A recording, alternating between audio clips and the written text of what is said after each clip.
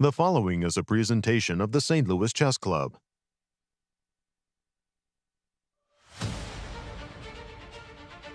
They've passed the midway point at the Superbet Chess Classic Romania in Bucharest. A day that started with the potential to be a decisive round ended up settling into dynamic draws across the boards. Polish number one Jan-Krzysztof Duda had the chance to be the lone victor, missing a clear win against the reigning world champion who escaped with a draw. Three leaders are nursing a half-point lead. Who will break away from the tightly packed field? Day 6 of amazing chess coming up next.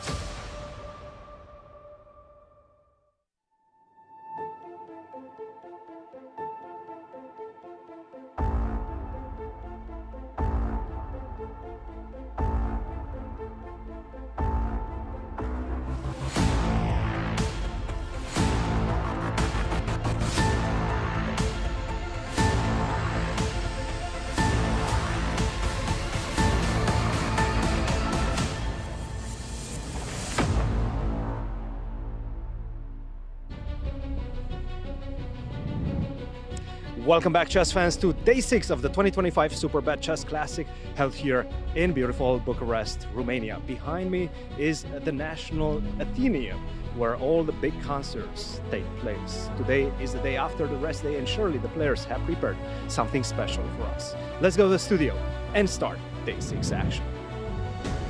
So far at the Romanian Classic in Bucharest, no clear leader has emerged. There are 4 more rounds to go, as Day 6 of Fighting Chess starts right now.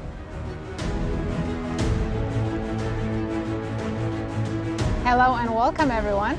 I'm your host, Nazi Paikidze, and I'm here with my brilliant co-hosts, Grandmasters Yasser Seirawan and Peter Svidler. Brilliant, love it.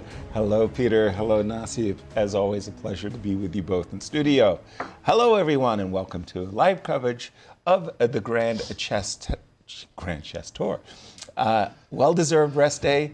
We've all come back into studio with a great deal of energy. Let's hope the players can match us. Nazi, do the honors. Standings after 5 rounds of fighting chess. We have 3 players leading the event at the moment. That's Fabiano, Caruana, Maxime, Vachier-Lagrave, and Praggnanandhaa. Then only half point behind are 4 players: Alireza, Firouzja, Levon, Aronian, Wesley, and Bogdan-Daniel, Deac. It's amazing to see our world champion Gukesh languishing at the bottom there. The format for the Superbet Chess Classic. It's a 10-player round-robin event with classical time control. We've got 90 minutes for first 40 moves, 30 minutes for the rest of the game, and 30-second increment from move 1. We know there are 9 rounds of play. Tell us about the remaining schedule. Let's have a look. Today players are playing round 6, only 4 more rounds to go. But on Friday, if players are still tied for first, we will see playoffs. We may have to inquire about those playoffs. And Peter, you have some statistics to share. Absolutely, and today's statistics come as usual from Ben Underwood, but this is something I asked him to cook up. I was wondering, because the Grand Chess Tour is clearly the premier circuit of chess tournaments in the world these days, it's arguably stronger than anything apart from the candidates. I wanted to see how it compares in terms of percentages of wins for white and black compared to other games between very strong players. The cutoff we chose is 2700, so what you will see is 2 graphs: win percentage for players with white and later with black, in GCT in light blue, and in games between 2700 plus players in dark blue. And as you will see, GCT, and this will be borne out by the second graph as well, players with white do better in the GCT than in games between strong players overall. I don't know how to explain it. I was just curious how it compares, because GCT, while being what it is, a tournament where absolute best plays absolute best, is a relatively small sample, and I wanted to see how it compares overall. So as you see, there is a bit of a bump in 2021, post-pandemic perhaps, but not easy to explain. But a more interesting part is the black graph. This is the same graph, but with results for the black players. And this is why I was talking about the dominance of white in the GCT, because you will see that starting from 2023, black is actually doing quite well in general population, so to speak, in games between 2,700 players. I suspect it may have something to do with the fact that these games more and more feature the younger generation, which no longer really plays for equality with the black pieces. They are playing to get sharp games. And in 2023, it almost hit 20%, which is a very, very high number for wins with black. But in the GCT, the trend is opposite. Right. White is almost not losing games at all. It's below 5% last year. So it's interesting to try and discuss why that is, but just these numbers on their own I thought were quite interesting, and thanks to Ben for providing us with this data. This was perhaps a slightly dry segment, but for more fun segments, we go to our Bucharest studio with Grandmasters Anastasiya Karlovich and Cristian Chirila. Thank you, Peter, and welcome back, chess fans, to the second half of the 2025 Superbet Chess Classic here in Bucharest, Romania. What a thrilling first half we had with so many decisive results, and today I'm sure will be no different because the players had a lot of time to rest, to re-energize, and maybe analyze new things as well. Anastasiya, what were you doing during the rest day? Of course, I was resting, but actually on the elevator yesterday, I managed to meet some players, including Maxime Vachier-Lagrave, and he told me that he's finally feeling better, which are good news, I think, for everyone. And he asked me, like, I think it's time now for me to go to gym. But I told him, you know, actually, gym is closed in the hotel, and it's not going to be open until we leave. So he was a bit disappointed. So he decided to go for a walk, and I think he will be more. At least he promised to be more energized as before. He's doing very well, you know. In this tournament, he tied for the first place. He managed to be the world champion during this tournament, and I think he is in a good shape right now, especially if he feels better. And you know, Maxime is here not just to play some games. He managed to win this tournament in 2022.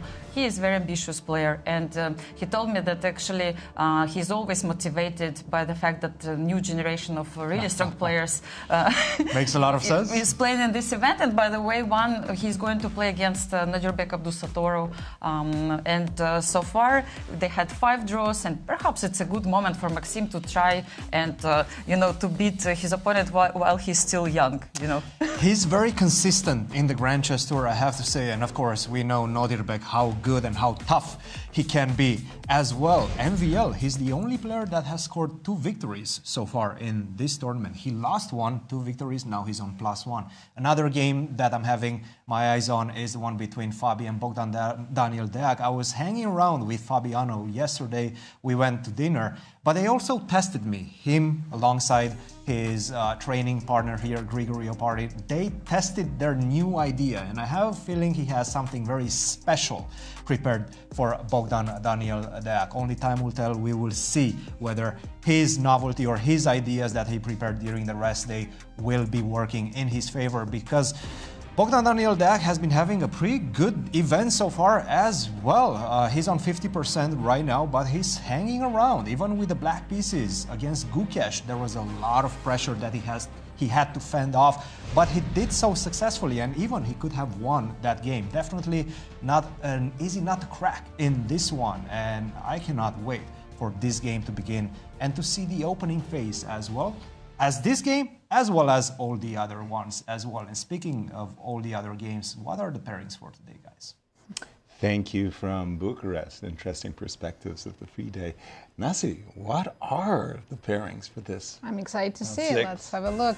Jan-Krzysztof Duda is playing one of the tournament leaders, Praggnanandhaa. Great. All-American matchup between Wesley and Levon Aronian. Then 2 young superstars, Alireza Firouzja against Gukesh. Fabiano Caruana is playing Bogdan, and MVL against Nodirbek. None of our tournament leaders are playing against one another. What are they fighting for? They're fighting for a lot of money and Grand Chess Tour points. Total prize fund is $350,000. First place gets $100,000, second place $65,000, third $48,000. Just big prizes for everybody. Thank you, Superbet. And the top 4 of the Grand Chess Tour go on to play the playoffs later this year in Sao Paulo, Brazil. As we go to the Grand Hotel in Bucharest, the players will likely be getting wanded through, you know, security. Yeah, I think they're arriving now. Yeah. And we'll have a lot of special guests today making ceremonial first moves. Yeah, I noticed that there's a trend with the Romanian goalkeepers, and their opening first moves are D3 and E3. That probably could explain some of the percentages, Peter, that we're seeing. We could. Yeah, I don't think we could actually run that data successfully. I don't think anybody keeps an accurate record of what first moves are being made by what celebrities. But there's been a preponderance of people making very short moves on move one. I don't think I've ever seen this much D3 and E3s. Also a lot of knight C3s. Knight C3s, yeah, that stole the show yesterday. That's just people hankering for Alexander Morozevich to come back to the elite circuit. Exactly. Exactly. And our key matchup today will be Fabi against Bogdan, because we expect Fabi to put a lot of pressure. But also for me, Jan-Krzysztof Duda against Prague. 1 point separates those two players. We'll just listen to the public announcement. So we have some special guests for the ceremonial first move today, and it is my pleasure to introduce a world-class Romanian kickboxer who came here to make a move just in chess. Benny Adegui is a close friend of ours, the Superbet Foundation ambassador. He will make the first move at the table, Alireza, Firouzja, Gukesh. So, yes, Benny, Karog. He's a professional kickboxer. And Benjamin. I'm not going to take a shot at his last name. He looks fit, Peter. I'm glad he's playing chess. Also large. Yes. Whoa! Nice. Went with the classic. Thank you very much. Wow, look at those cameras. He must be very popular. Yeah. A jucat aseară un meci important de fotbal în play-off-ul Superligii, dar este astăzi alături de noi, deși sportiv îi începe antrenamentul echipei. He is the coach of one of the most important Romanian football teams. Had a match last night, an important match in Romanian League playoff, and he has a training starting soon in football, but he is also a chess player. He takes chess classes. So it is my pleasure to welcome the Croatian football coach, Željko Kopić. He's a football coach of one of Bucharest's football teams. Caruana, Bogdan-Daniel, Deac. And I think I was hearing that they had a game yesterday. Yeah, they played a game. Hopefully not tomorrow, because making a coach of a team do this prior to the game may be disruptive to the schedule. But after the game is okay. Now that was a very impressive. Dinamo Bucharest and Steaua Bucharest, I think, are the two biggest clubs in the country. My dormant memory of European club competitions is suddenly came to the fore. Not something I thought about for years and years. Will make a move at the table of Wesley against Levon Aronian. He's the vice president of Superbet Foundation, Gabriel George Petrescu. Without the support of Superbet Foundation, so we are glad to have people representing this amazing group. In English? C4. Whoa. Yeah, C3. I was afraid. Mulțumim Fundația întregul sprijin acolo. Și știți bine, este un obiectiv principal al activităților Fundației Superbet, acela de a susține tinerii șachiști. So we We're have also going to have a very young chess fan and a chess player making the next move. Victor Bojica, Victor are 7 ani. There he is.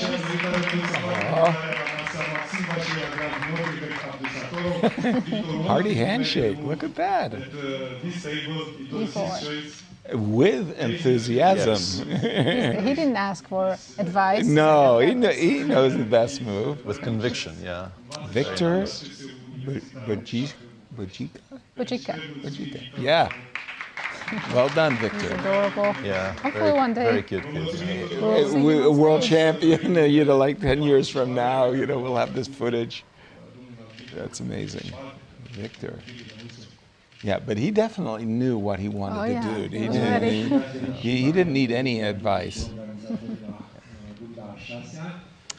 And again, we have a three-way tie at the top. So we'll be following our tournament leaders most regularly, Duda and Prague. Interestingly, Fabi, Deac, and MBL. with the entire field separated by 1 point, Right. and three people tied for first, 3 people tied for last, and 4 people tied in the middle. There's only one board on which people are playing somebody who's on the same number of points as them. Wesley and Levon. Yeah. The American Derby features the only 2 players on the same score today, which Exactly. These 2 players, Wesley and Levon. Again, for me, that match between Duda and Prague is a marquee matchup because Duda, in his last 2 rounds, rounds 4 and rounds 5, you really saw from his body language that he was annoyed and so forth and so on. Frustrated, yeah. Yes, frustrated, excellent word. He can bounce back today with a victory over Prague and take down one of the tournament leaders while simultaneously doing himself a big favor. And we have the English. C4, E7, E6, that came quickly. Yeah. We have 2 C4s, and actually I think one of the guests who was doing a ceremonial move actually guessed C4 correctly. I think it was played on Wesley's board. And turned out to be the move Wesley wanted to make. When I watch these opening ceremonial first moves. And I get an early impression of what Cristian was talking about in the opening segment, because Fabi is doing something very quirky. He's playing kind of a mixture of Vienna / central opening, which you don't see very often at all at this level. No. Maybe this is where we start, because this is very unusual. This is very and unusual. already provides us with content by move 4, which is also... And Daniel kind of surprised as well. And he's saying to himself, wait a minute, I'm playing one of the most theoretically prepared players ever? I quickly checked. There's only 11 games in the database of Queen A4. Yeah, this is quite something. And of course, the engine says this is borderline unplayable. And already gives Black a certain edge. So just to get our viewers updated on how we got here, the Queen on A4 you see on your screen, you normally, central opening proper is of course doing it on move 2 and 3.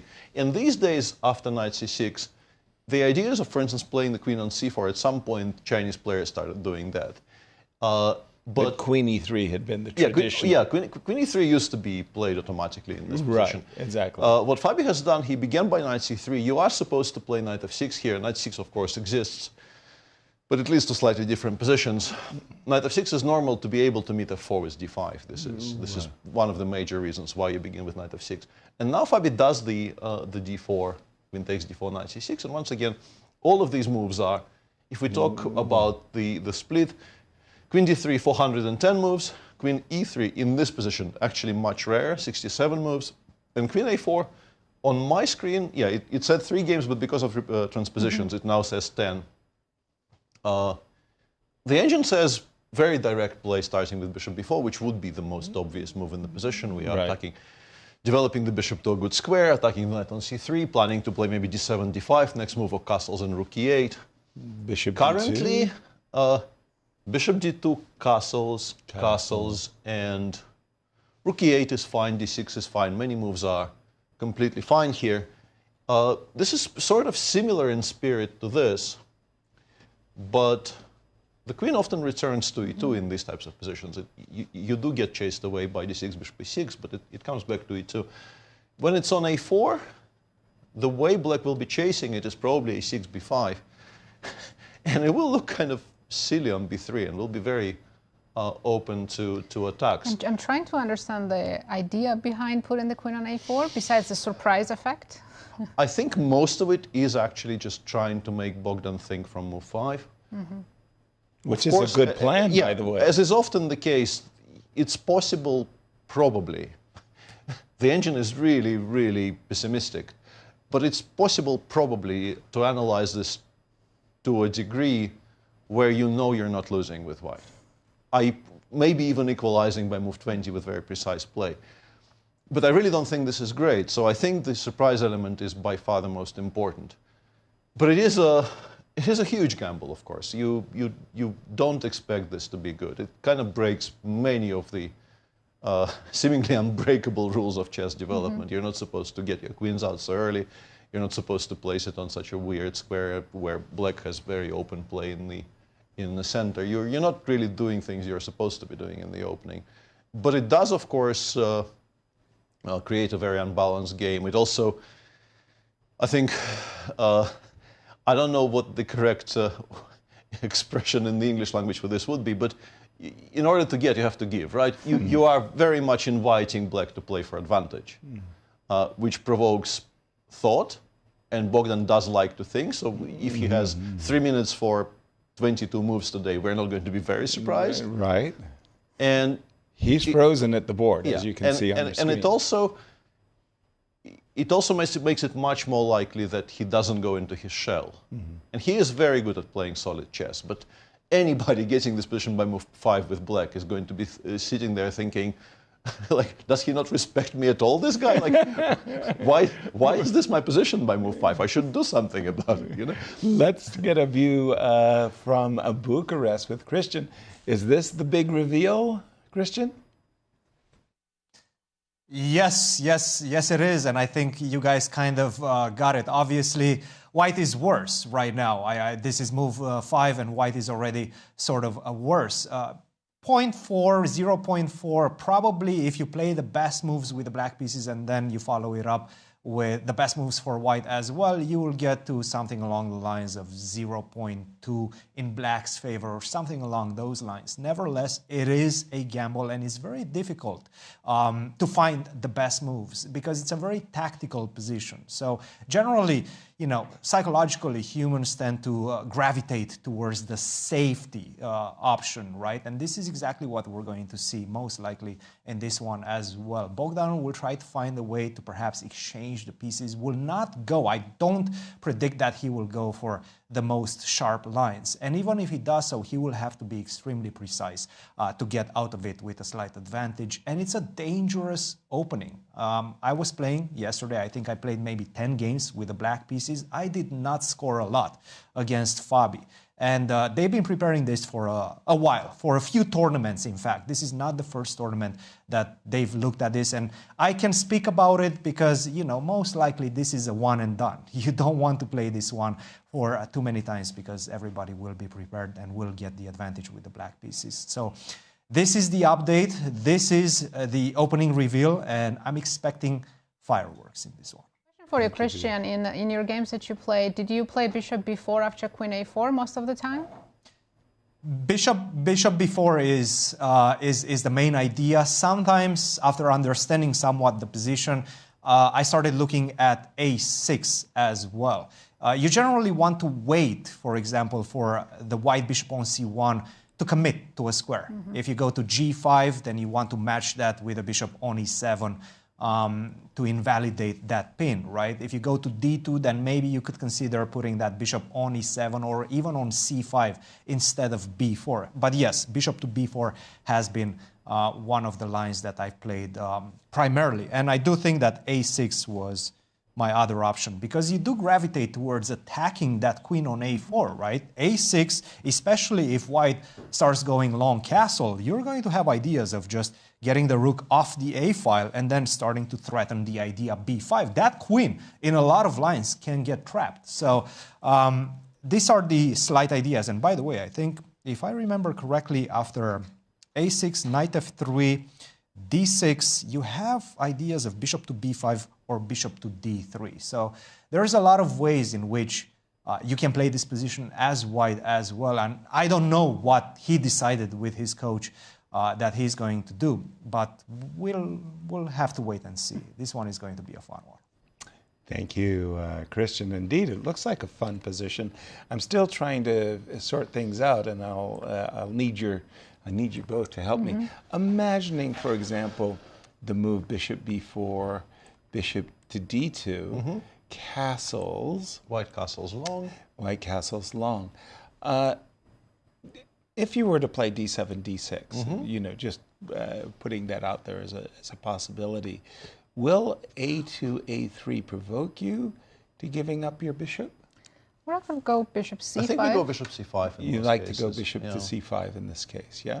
And I'm going to borrow a page from the center game where they go c3 and g4, g5. How? F3, the engine says, now you're in trouble. Now I'm in trouble. Because of ideas.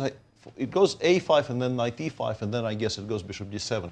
It says you have no tempi to lose here. You have to play as forcefully as possible. It plays bishop g5. Bishop g5. First. But it dislikes this as well. It's not as if this is great. But it really feels you have no time to play f3, specifically because of this idea of a5, and if bishop g5 now, you get h6, knight e5, and the queen actually starts looking very silly. Panic. c6, b5, bishop e6 will actually win it, right? Sort of. So we are already in a lot of trouble. Like the ideas White is being suggested to play here are just unattractive. So d7, d6, f3, way too slow. Nazi. Should I be playing bishop b5? Should I be bishop g5 is bishop g. No, a3 needs to be included to kick the bishop away from b4. So it's bishop a3, c5, bishop c5, okay. Bishop g5, h6, bishop h4. And now I'm not worried about the peshki. Not much. I don't quite know why. I guess maybe knight d5. Okay. Yeah. So that was why we played h6, right? Okay. And bishop now h2. Sorry, bishop h4. And now knight e5, knight f3. I'm not sure why I'm not playing knight d5, by the way, but I think g5 probably will be okay. Okay. Knight e5. What did you say? Knight f3. Knight f3. Okay. Thank you. But then black can play knight g6 or bishop d7 followed by knight g6. Black is comfortable, which is unsurprising, and this is what Cristian as well told us. Knight h5 here, I guess. Yeah, I mean, we're used to these positions with the queen on d2, Yeah. not on a4. Which would be an improvement. This increasingly is looking like one and done. I mean, I thought,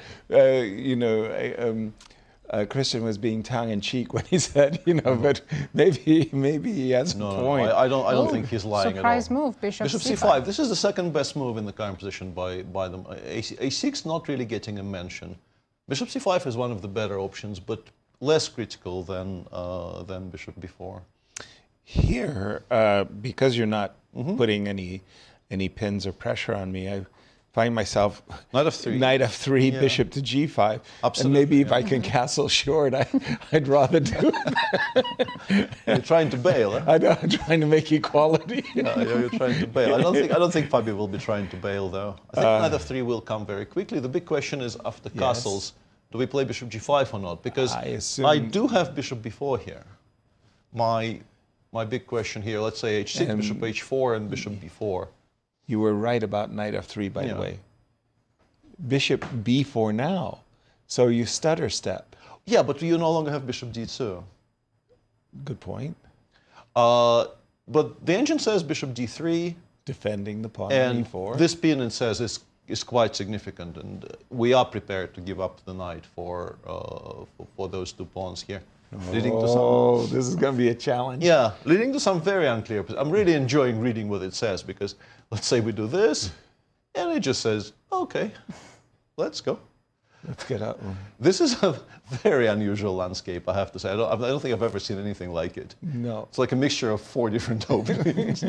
From a Joko piano. Yeah. But I'm enjoying it from the white c5, side, frankly. It's because now the queen is sort of where it's supposed to be. We will trade on d5 and it will swing over to h4. This is actually the main line here. Why shouldn't White be enjoying this? It's quite. He's got a lot of knight g6. Knight g6 is the only move that doesn't resign. Wow. We're already doing quite well. So yeah, bishop c5, knight f3. You can maybe postpone castling for now. You can play d7, d6 here if you want, but gives White additional options. As we mentioned, bishop b5 might be playable in some positions. You can still play bishop g5. Although here, of course, if we want, we can go h6, g5, and here you cannot sacrifice anything. There is no king on g. That's right. This I like more for black. Allowing knight g5 to justify a queen on a4. Not great. No, but this is going to be a fun game. One thing I will say is that Bogdan is doing, I think, the right thing in not trying to figure out what's going on for like 35 minutes. Yeah. You just spend some time adjusting, like forming an opinion of sorts, but he spent like 10 minutes on bishop c5. Right. I think this is good. Right. Because you're just not going to be able to actually solve the position, so to speak, on move 5. Right. And there will be a lot of problems along the way. You will need all the time you have. So not tanking on move 5, I very much endorse.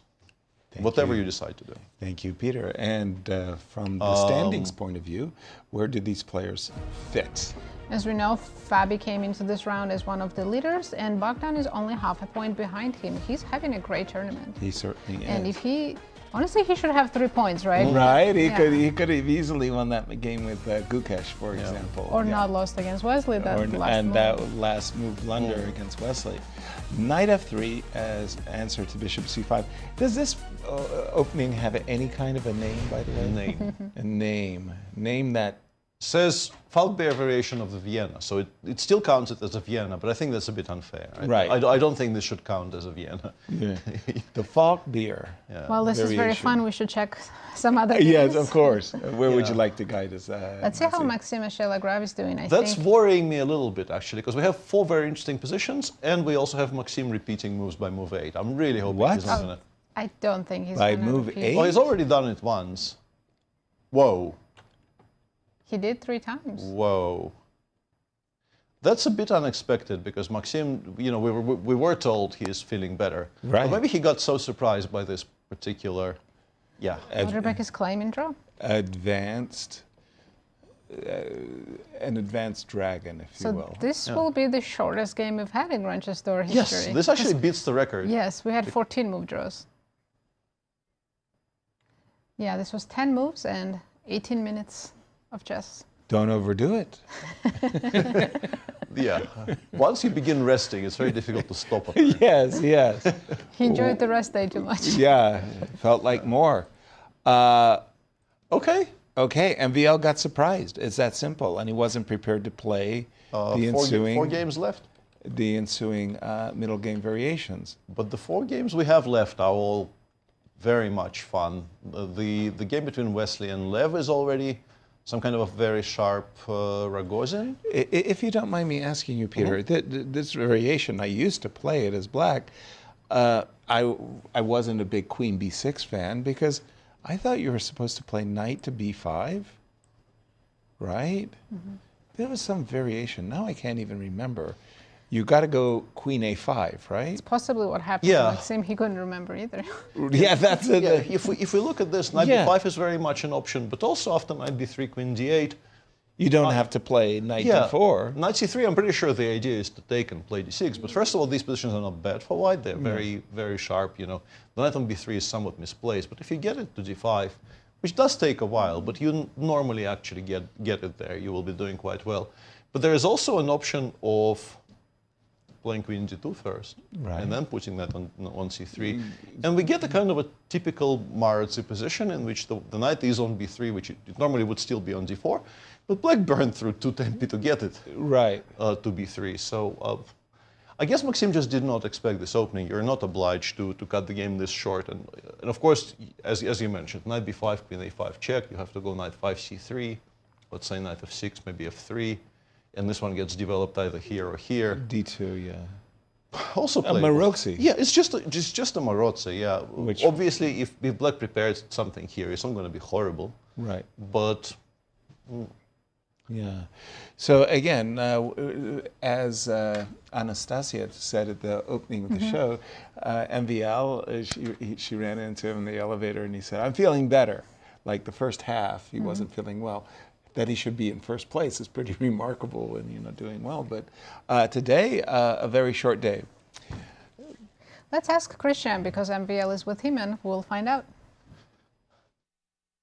Maxime, obviously quite a surprise that you finished so fast. You came into the studio, you said you felt a little bit bad yesterday. What's the story and how did you come to the conclusion that probably the best is to just repeat?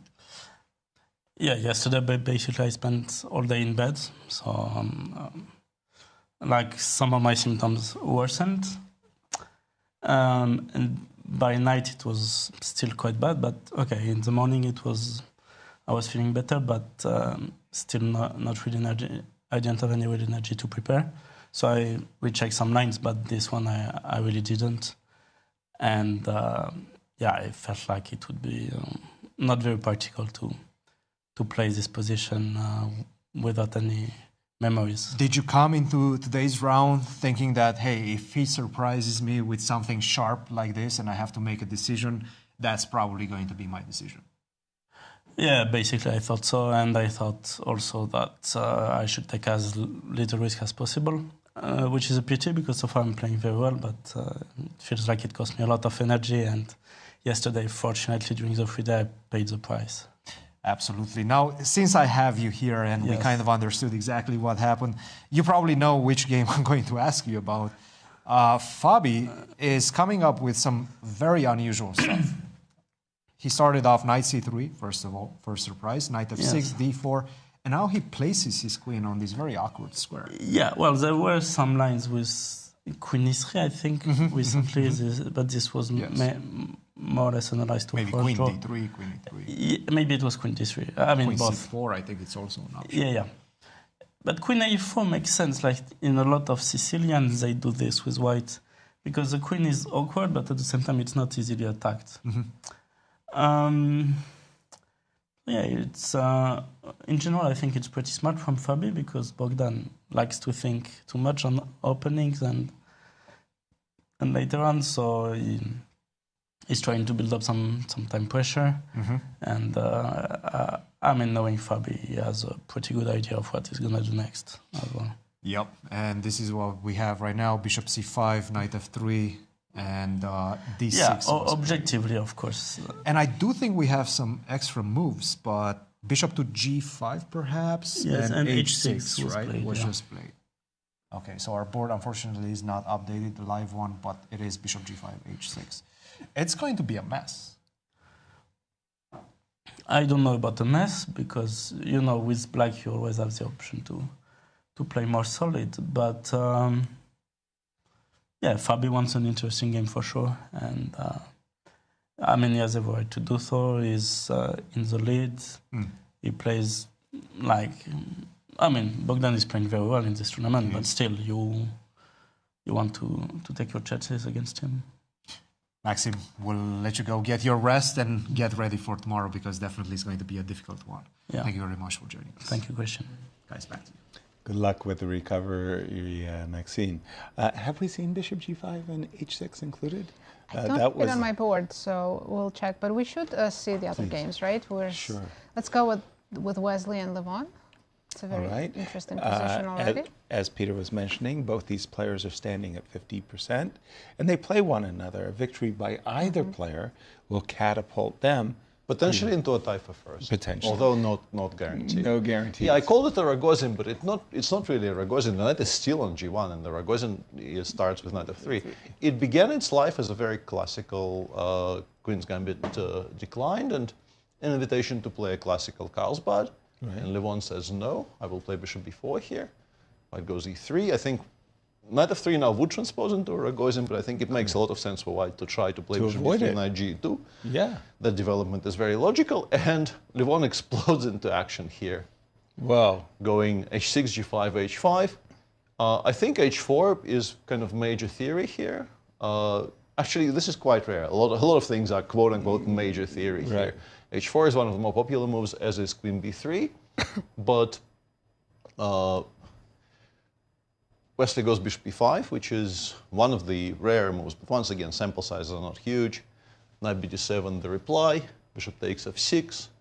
Doing it when black cannot recapture with the knight is quite smart, because now this will cost you a piece. So you have to either include bishop takes e3 or take with the queen.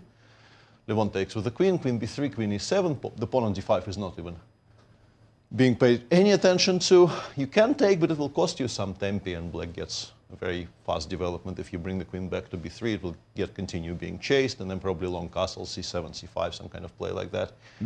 Wesley instead throws in h2, h4. Useful. Provokes gh, and then plays a3. Now black kind of has to take on c3, because you are not giving up on d5 with the bishop hanging. You do need to be able to immediately attack the queen without trading any more pieces. So bishop takes e3, very logical. Queen takes e3. And now knight f8.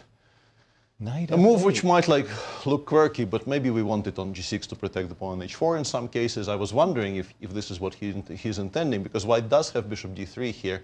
But yeah, this is what I was trying to figure out. We can and probably will do this, because it appears to be working out. Bishop f7, we have queen f7, queen takes f3.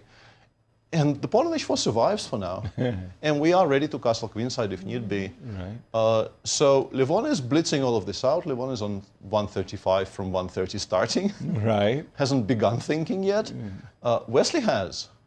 This has come as at least a bit of a surprise for Wesley. If you don't mind me asking, bishop b5 check? Bishop b5 check, you'll have to play bishop d7. Right, because c6 I wanted to take it, and I'll take on d7? Yeah, you'll take on... Here I think we are giving up on h4. We will play knight g6, rook will drop somewhere back, and we will castle queenside, go king b8, h5, h4. Seems healthy-ish. I was including knight f3 instead of rook h4. Okay, makes sense. Maybe knight... We're still castling as a matter of urgency. You take with the knight. Knight e5 didn't disturb Knight you. e5, we are kind of okay with it. I guess rook comes out by h6. I don't think we're getting mated. I understand your... yeah, rook c1. It looks vaguely threatening, but we can start chasing these pieces away. Yeah. I think it's better for white to also cast alongside instead of rook c1. Probably. Right? Yeah, I mean, you can probably. maybe make an argument for staying on f1. And in positions like... Let me find the suitable one here. Let's say we take on h4, black goes rook h6. I could make an argument for something like g3, king f1, king g2 would not be completely unreasonable, but I get the feeling maybe it goes queen. Actually, I'm not going on. not going queenside just yet. Right. So seems like an interesting bit of prep by Levon. The engine gives white a slight edge, Okay. but not a large one. I'm expecting that these two players have played each other a ton of games. Tell us how they match up. Let's have a look at their lifetime classical games. Wow. 5-5. And 24 draws. That's as even, Steven, as it gets. Wow. Okay. They'll probably add another draw to this. Well, wait a minute. According That's just to my Peter, early prediction. We've got a little bit of a chaotic, and why this game is so important. They're Nazi. currently only half point behind the leaders, sharing fourth. So win is, of course, big for both of them, but even just maintaining where they are is still okay. When I think about their fortunes in terms of getting here, Wesley has to be a little bit happy because, or feeling that he was lucky in the sense he got a gift from Bogdan. Otherwise, Gifts from Alireza as well. And against Alireza too. Levon, he might be feeling like he got shortchanged out of his 2.5. We'll keep an eye on this one, and Let's check Alireza. Yes. Now, again, for those of you joining us late, the sensation of the Grand Chess Tour Bucharest is really that the world champion Gukesh Struggling is so far. Really, that's an excellent word. He really is struggling. Why? What has gone wrong, Peter? It is, from the outside, we can only speculate what's happening. He's been extremely solid for the past, I want to say, 1.5 years, maybe 2 years, producing very, very solid results in all of his classical tournaments. I mean, some of them you can't describe as solid when he begins like 8 out of 8 in the Olympiad on board 1. This is not solid. This is something else altogether. Spectacular, yeah. Spectacular would be closer to the truth there. Yeah. But yeah, I've not seen him play this shakily in quite some time, maybe ever, frankly. And yeah, I don't really want to speculate as to why this kind of psychoanalysis from large distances. Fair enough. Take us through the current position. But the position is Gioco extremely exciting today. They began as many games these days begin. It's a Gioco piano. Black went d3, a6. Playing an early a6 like this these days is maybe not as fashionable as it used to be in our youth, because very often the pawn actually goes to a5. But I guess people are just expecting white to play bishop g5 whenever it's available, and then maybe it's better on a6. And this is what happened here. Bishop g5 was played quickly. White played knight bg2 and a4. Actually, a collection of moves which, let's say, this position is actually quite rare already. This particular move order, despite seemingly being the height of fashion, is not a very popular one. I guess because white generally tends to wait for black to maybe castle before playing bishop g5. Knight bd2, bishop a7, and in particular this idea of meeting a4 with knight e7. I've been kind of curious about this myself. I think I did something similar once recently, but it's not very popular, this idea of not playing h6, g5 and playing for the idea of swinging knight over to g6 and then playing h6 and unpinning yourself this way. One way of dealing with it that has been established over the years is waiting for the knight to appear on g6 and then immediately attacking it with knight h4, which seems playable here. But instead, Alireza picks up the gauntlet instantly, takes on f6, and interestingly doesn't play knight h4 here, which at first blush seems incredibly logical, but I guess black is in time to play c6 and d5. And if black is in time to play, let's say we play, I don't know, bishop a2, black plays d5, we probably now need to stop knight g4, knight f4, so our choices are either improving the black structure by taking and then playing queen, let's say queen h6, which is not bad actually, because queen g7 is a very annoying threat and the black center is under pressure still. Or you could play g2, g3 and keep everything in flux. This looks sensible, and instead Alireza just kind of castles into what will be quite serious counterplay on the king side. And h5 is a signal that Gukesh is also, you know, he came to play today. Rook e1. It's interesting to me that the engine actually likes this for white, because my first impression was this has to be kind of decent for black. We have play along the g file. We can also reasonably safely try to castle queenside with queen e7, bishop d7, and we go. Bishop a7. The king, as we've seen already in this tournament, what was that game where the king was... We had a game this tournament with very similar themes, where the king was kind of... You can put it on f8 and keep it on f8. Yeah. But the engine says, I don't believe in your play necessarily. I want to play knight f1, knight e3. I don't think you have enough on the g file to scare me. And the bishop on a7 is currently locked out efficiently enough that we're just completely fine. My initial instinct here is to prefer black. What would be yours? Agreed. I mean, white has done nothing wrong. That is true, but queen e7, rook g8, knight f4, easy attack. h4, knight f4. Yeah. Easy attack. When my opponent plays bishop g4 against me, I'm reluctant to play h3. You want that hook. Yeah. And you know, unless queen b3 comes, you know, you can easily imagine that black doesn't have to do much. He goes queen e7, bishop to d7. Even in some cases throws in b4, I guess, to disincentivize. Yeah, castle long, right. But then, or even the immediate knight f1 apparently is playable. We do want knight e3, knight d5. It's not knight e3, knight f5. Okay, cool. Let's go. I don't know. Rook g8. Choose a move. Oh boy. Bishop e6. Top line. Knight f4. But now decisions become a bit awkward. Yeah, if we castle, actually completely fine for black. Yeah, bishop f1. Well, I mean, knight f4. Okay, now we can start on the queen side, right? Yeah, it includes g3, or we can d6, d5 is actually a threat, which is why it includes g3. So on b4 you play d5. Before d5 is fine for black, yeah, but g3 apparently is much better for white. Much better for white. Rook dg1, just king dg8, just king h1. It is not worried about knight h3, just plays... I have a feeling I might convince it this is something. You know, if I continue... one or two more moves. Yeah, because like the way it reacts to it... No. I mean, I'd be scared terrified a great deal here with white, but yeah. the engine never is. The engine just says, I will play rook g1, rook g3, and kick you out. You are not giving me any kind of a mate here whatsoever.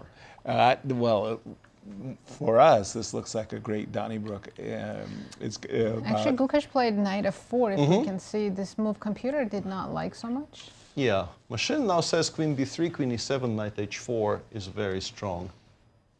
Sort of preventing the bishop from being developed from c8, and also preparing to play g3, maybe even knight df3 to follow, kicking these pieces away.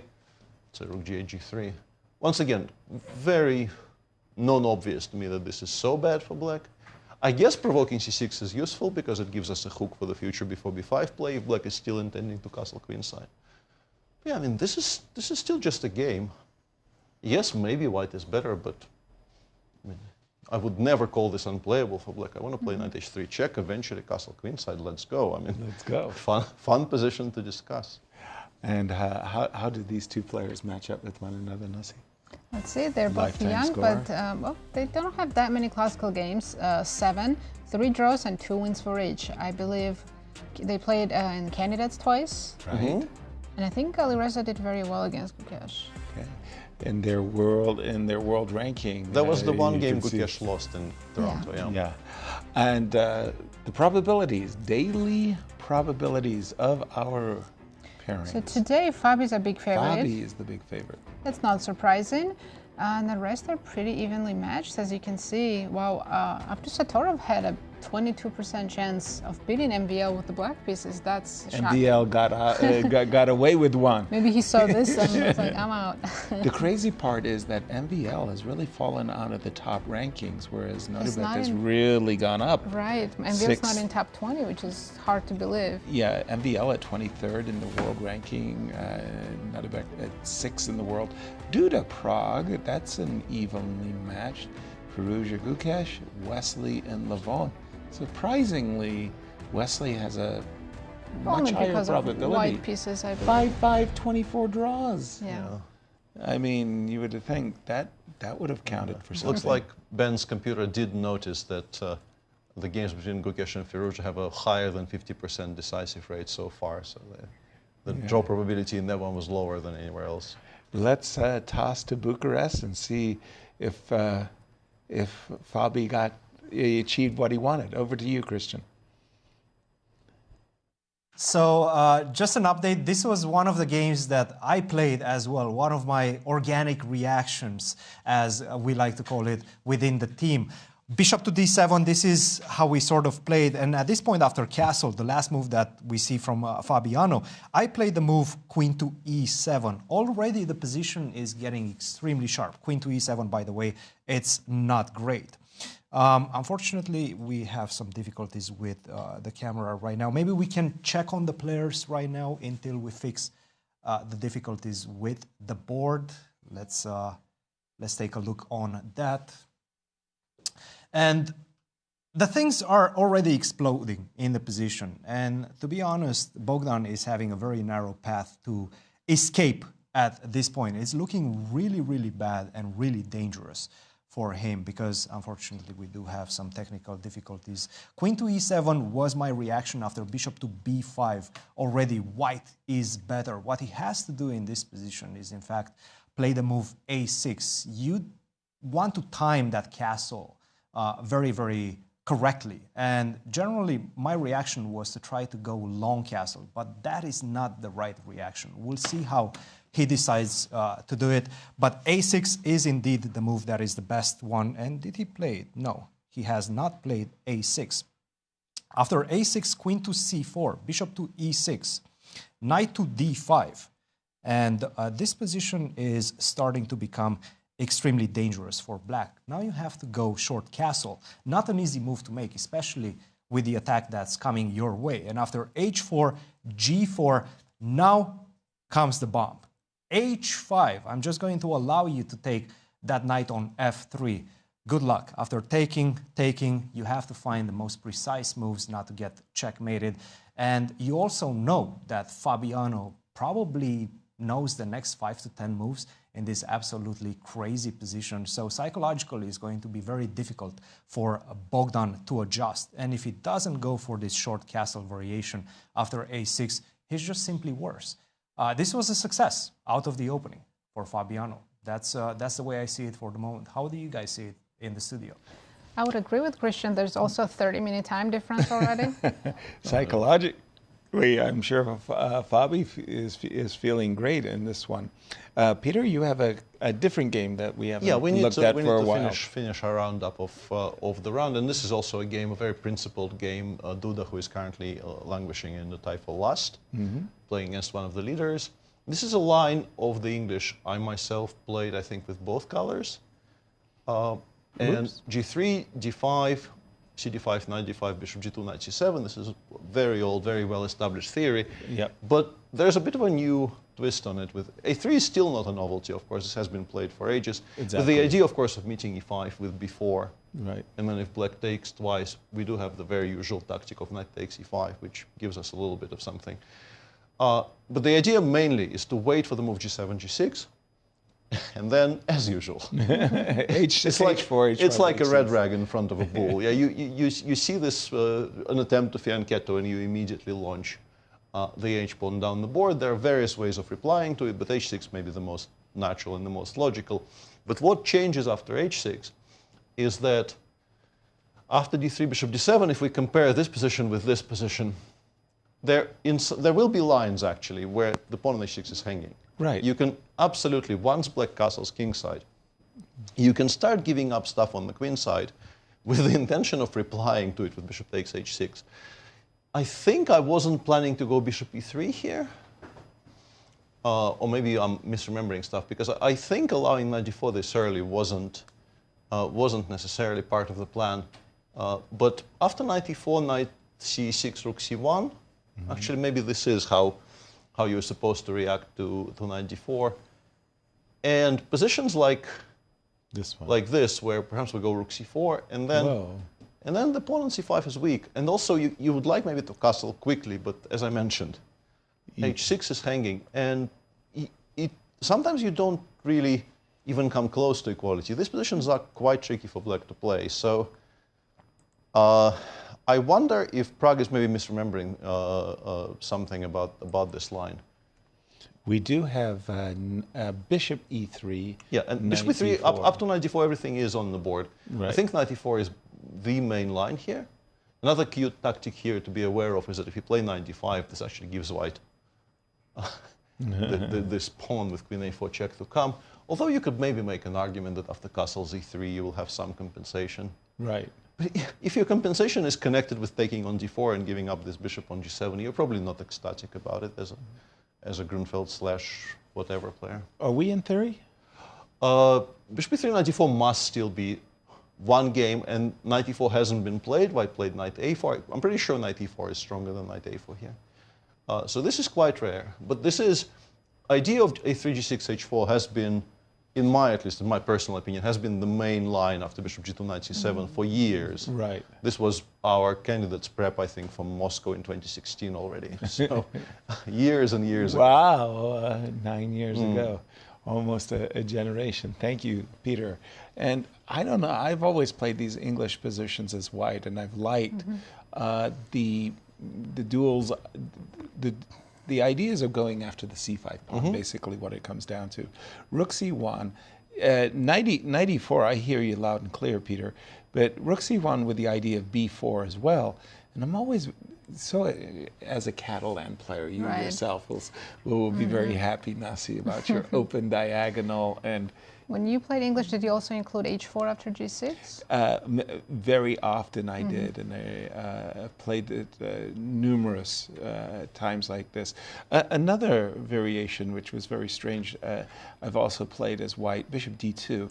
Don't ask me why. There are lines associated with both b4 as well as queen c1 and getting in that knight e4 or knight a4 just on time.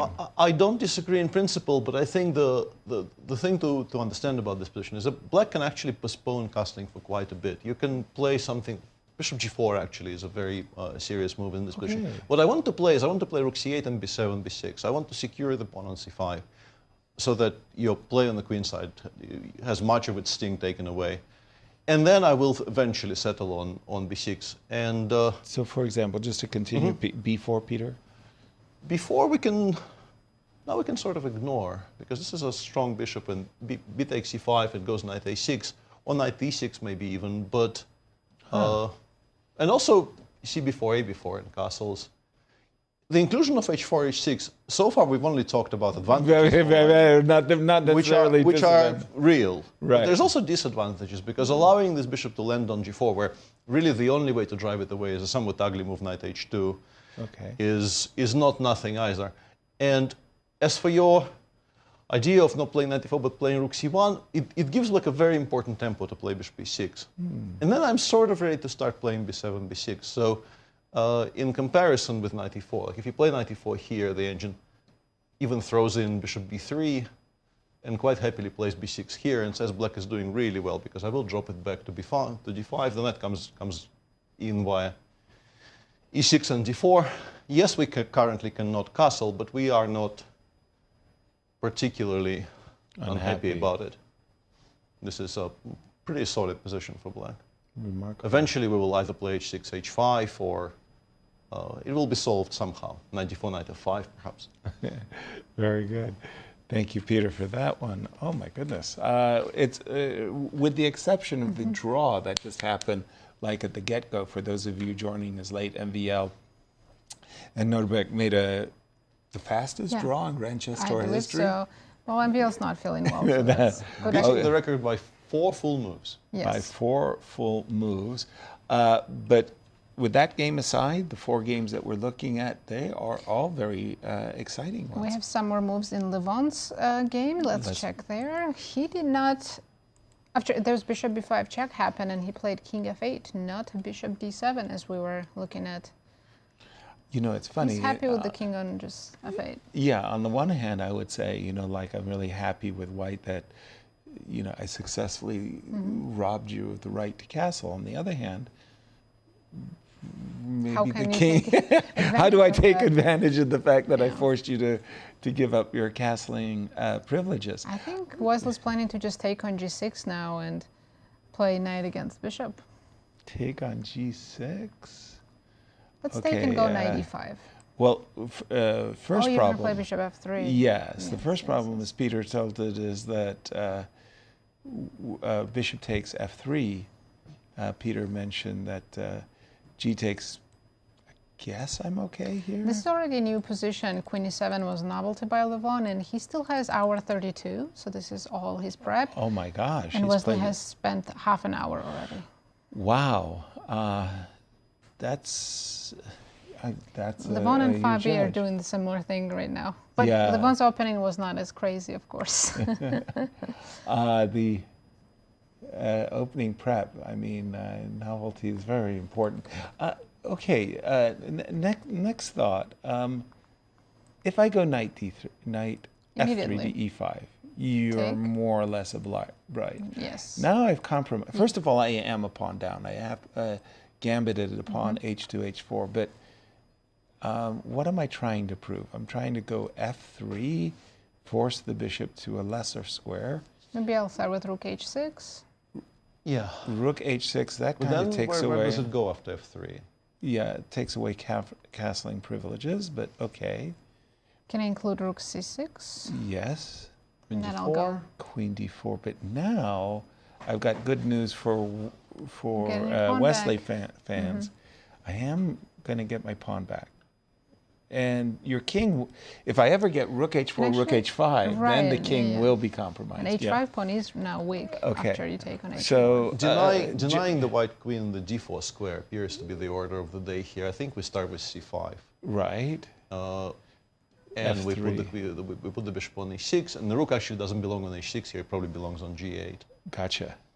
And I mean, this is still very, very sharp, but the engine is insistent that black is better. Just that's it. Just black better, yeah. I mean, black has more pawns to begin with. And I guess the point after c5, I guess the point is if you castle queenside after rook g8, you have issues with the pawn on g2, but you also might come under some pressure on the queenside. I can play rook c8 and then play, I don't know, d4 or c4, b5, a5. And the king on f8, as mentioned, we mentioned it in a different game, but as mentioned, it seems safe. It's quite safe in some positions, this being, I guess, one of them. But pursue the position, rook d2. Just to give me a sense. Rook g3, rook d8, d4. It says you can't actually get to the pawn on h4. I'm also probably threatening h4, h3, and rook takes f3. It's funny because I was thinking, you know, I wanted to play f4 and king b1. Yeah, but the rook on e3, pawn on e3 is... This makes it very difficult. Yes. This is actually just much worse for white now. Gotcha. Castles is a mistake. f4 is stronger, provoking bishop g4, and now this is no longer on the menu, but neither is castling, which is a drawback. So let's say f5, rook g8, e6, all very logical. Black can take... This is extremely cold-blooded. We need this square for the king, so we are allowing castles with check on move 25. I just want to put this on the board. I'm very much in favor of long castlings with check. But white hasn't equalized. e6 is hanging and there's no real attack. Although, yeah, reading the screen is going to give me a heart attack here. King takes f7, And king e6, it says. Let's go towards safety. King e6. Yeah, safety is over there, apparently, not over here. Was king g8 bad here? Yeah, just tell me why king g8 was bad so I can... Well, it's not bad, but white kind of equalizes after bishop g6, rook f8. Regrettably for you, you have to take with the queen, giving up the e5 square for the queen, and you start seeing the outlines of white becoming okay. Gotcha. Because this is just such a gorgeous piece which cannot really be challenged. True that.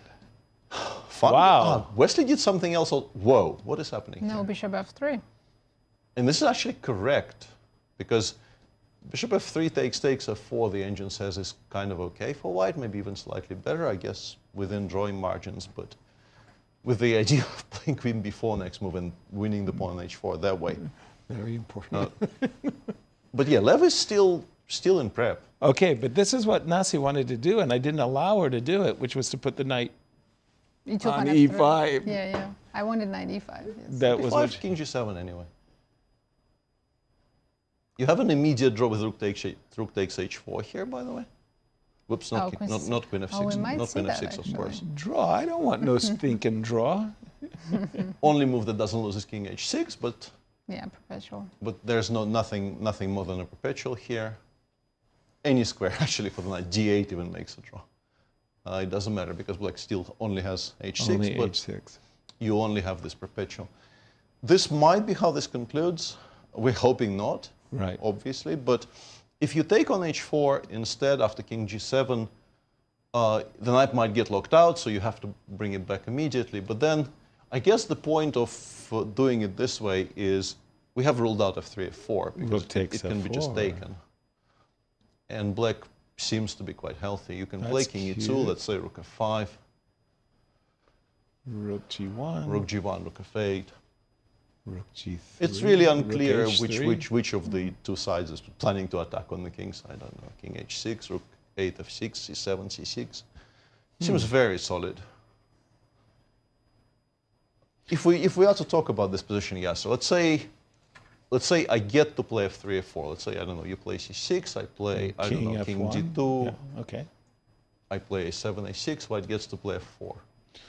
Do we like white, or do we still think it's not a lot?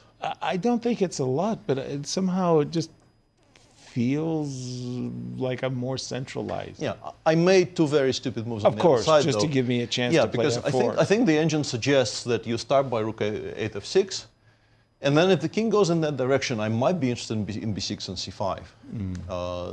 The engine does think that playing without counterplay is not great, so why not create some? Right. And this is why I went a6, c6, just to tell it not to look for counterplay. Right. And then yes, if white gets everything, if you do get to play f4 unopposed, maybe you have a tiny bit of something. Or even e3, e4 on a very, very good day. All right. Well, we'll definitely keep an eye on this. Coming into each broadcast, we're always curious about the probabilities of who's going to win the tournament. And let's get to it. Gukesh was our big favorite. Pre-tournament he was, yes. Only on 15,000 tournament simulations.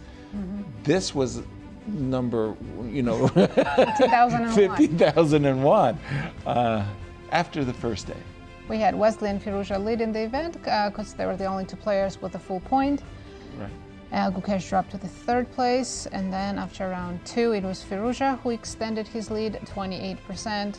Keep an eye on Fabi because he's about to make his Big debut. Yes, and Abdusattorov big drop because that's the round he lost. Right. Fabi at 27, Prag 25.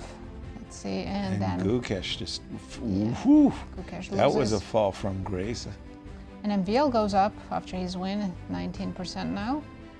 To round 4, let's see round 5. Nothing really changed. All Right, the it was games all were draws. draws, but usually Yeah. that favors the leaders, right? Absolutely. The people Yeah. who had few chances now have even fewer. Right. Do that down to below 1%. Sorry for that. If you don't mind giving us that very, very last graph, because I would put some money on Nodirbek. I mean, somehow that guy is dangerous. I Yeah. mean, Yeah, he I made a don't draw. disagree. He shouldn't be below 1%. Exactly, Definitely. exactly. That just doesn't fit. Aronian at 5%? Again, he's at 2.5. He's at 50%. He's a half a point off. I wouldn't have expected him to have just that lower percentage. Okay, well, there we go. For that one, where would you like to take us? Nazi? Well, Deac is still thinking. He's in big tank. It's 130 against 46. Unqualified success. Yeah, that's... Triumph, I would even say. Yes. Of very targeted prep. We actually have no moves on any boards. They're Well, all Rook C1 on Duda's board. On Duda's board had appeared. And just for those joining us, essentially we have a Vienna opening by Fabi. At 21st century chess, let's just say the Vienna is not popular. However, combining it with the Falk beer variation of putting our queen on A4, I never heard these opening names either. Queen A4, we're having a mixture of center game, these early D4, Scandinavian kind of positions. But reverse colors. But with reverse colors. Bishop C5, knight F3, D7, D6, bishop G5, H6, bishop H4, G5. So we've compromised. We forced black to compromise. Bishop D7, castles, and what Cristian was saying is he's doing some training games with Fabi. He had essayed Queen E7 and A6 and got himself in a bad spot. I think he was saying that black needs to play A6 here. A7, After A6. castles. Oops, sorry. Castles, A7, A6. And then was he playing? Queen C4, bishop E6. Queen C4. Bishop E6. Knight D5. And in this position, castles apparently is by far the best move for black. Which is a hard move. But you can sort of believe because it's becoming a bit stuck in the center. Exactly. And now he said there is a bomb. Yeah. There's a hidden bomb in the position. H2, H4, of course, under no circumstances can black allow HG5. So you play G4, you're expecting the knight to go, and then we're going to come up with something clever. No. I thought it was going to be knight G5. Right, that was the, because he kind of warned us that, and I was 100% with you as well. That, all three of us. Yeah, knight G5. But no, the idea here, H5, first of all, there's no H5 for you, but it kind of introduces a real test. Bishop H4 is going to force you to maybe take. I'm assuming the answer is that we're going to take. And thanks to now the open G file, black's king is not going to be.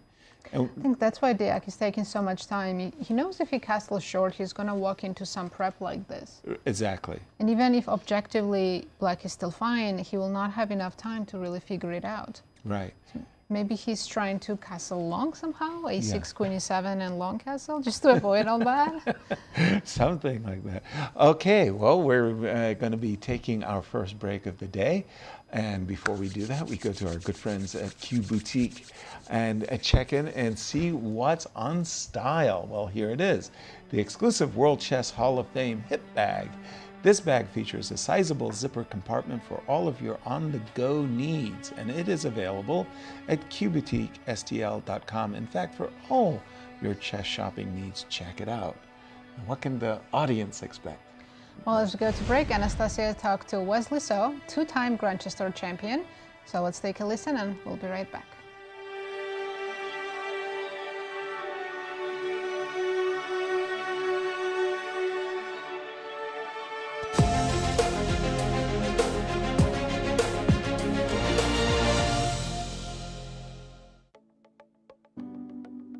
Wesley, welcome back to Bucharest, welcome back to Grand Chess Tour. How does it feel to come back here, and what memories do you have from the previous events? Well, it feels great. It feels wonderful to be back in Romania. It's such a great country with such great people. We have some friends here, and I'm very grateful to Superbet, obviously, to Sasha and Augusta Dragic for having me over. I think this is my 4th year playing Bucharest. It feels great, and it's one tournament that I always look forward to playing again every year. Yeah, what was your best performance in the city before, and like the best memories as well? Well, I think my best performance was in 2022, I believe, when I tied for first, and I very nearly won the tournament on tiebreak. Like I had 5.5 out of 9. Yeah, my most memorable time in Romania was in 2019 when it was the first one, I believe, and we were playing in this wonderful big resort, and there was a separate tournament just for the locals. And I remember everyone was just very happy to have this big tournament back then. And we're also happy to have you back in Grand Chess Tour. It's your first tournament this season, and like, what are your expectations, hopes? What is your shape? How do you feel about your chess right now? Well, first of all, I'm very grateful that Grand Chess Tour have me this year, considering I finished 4th last year. Yeah, I'm hoping to bounce back from my performance from last year, try to get a bit of more of energy. Also, this year, Grand Chess Tour is going to have finals in a new continent in South America. So that's going to be very exciting. Absolutely. Brazil, I mean, have you thought about it? Have you ever been there? No, there are only a few continents in the world I haven't been to, like Australia is one, or South America. I'm motivated to do my best to have a chance to qualify for that one. And I watched some of the games in Poland. It's also been very exciting. And I hope to learn from my mistakes and also other players' mistakes to try to do better. Now that you mentioned Poland, like whose play was the most impressive for you? Well, obviously, Fedosip beating everyone in the blitz section. You know, also Firouzja not doing very well. Usually he does very well in speed events. And the fact that MBL is so consistent in speed chess. Yeah, it was an epic tournament. I was a bit surprised Magnus wasn't there, but he'll be in other tournaments. Exactly, and you know, it's the 10th anniversary of Grand Chess Tour. The tour was changing. You were at the very beginning, from the very beginning, right? So how do you feel the tour has changed, and what do you feel about yourself? How did you change as a player? Yeah, I got a bit older compared to the first time I played. And also now the Grand Chess Tour is constantly trying to expand, trying to go to new continents. As we see now, we have South America, trying to go to different countries and different places. And it's great for chess players like me. Like, we lost some tournaments, but we gained new ones. So it's very exciting to have all these new places. Exciting to have new players also. I mean, it's a bit tough when you're 30s and then you have very strong teenagers coming who just come out of nowhere pretty much. Basically, you have a new young player every couple years now. So it's important for me to keep my level of motivation high and also to keep my physical and mental strength high. Yeah, you mentioned the new players, but who were your toughest opponents over the years in Grand Chess Tour? Well, obviously Magnus, Fabiano, those two have always been. And well, now it's a bit of relief that Magnus is not a full tour player of the Grand Chess Tour because he has his own tournaments. But Fabiano plays every year. And now if we have the new guys like Gukesh or Nodirbek or Praggnanandhaa, who are also very strong, very powerful players who play a new kind of chess, one that I've not been totally used to yet. As a chess player, as a top chess player, what are the challenges you have these days that you didn't have before? Like, how do you feel? What are the biggest challenges? Well, just the biggest challenges I feel are just the constantly changing nature of the game, but also of how the game is organized. Because now you have so many different formats and so many time controls. You don't know exactly whether you should focus on fast time controls or slow time controls. Or also now you have Chess 960 becoming very popular. Exactly, so many different formats. So happy to have you here, Wesley, and I wish you all the best of luck for the tournament. Thank you so much.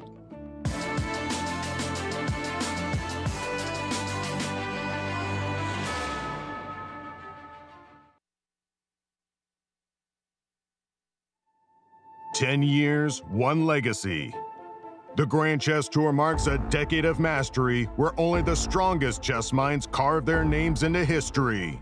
Each piece has its role, like soldiers in a grand army, with commanders to lead them into the tour's 10th year and a prize fund of $1.6 million. The Grand Chess Tour starts in Warsaw with the Superbet Rapid and Blitz Poland, immediately followed by the Superbet Chess Classic Romania in Bucharest, then off to Zagreb for the Super United Rapid and Blitz Croatia, followed by back-to-back events in St. Louis, Missouri with the St. Louis Rapid and Blitz and the Sinkfield Cup. And the culmination of the grand finale in the city of Sao Paulo, Brazil, will determine the 2025 Grand Chess Tour champion. Fight with every ounce of strength for victory. This isn't just a moment. This is history.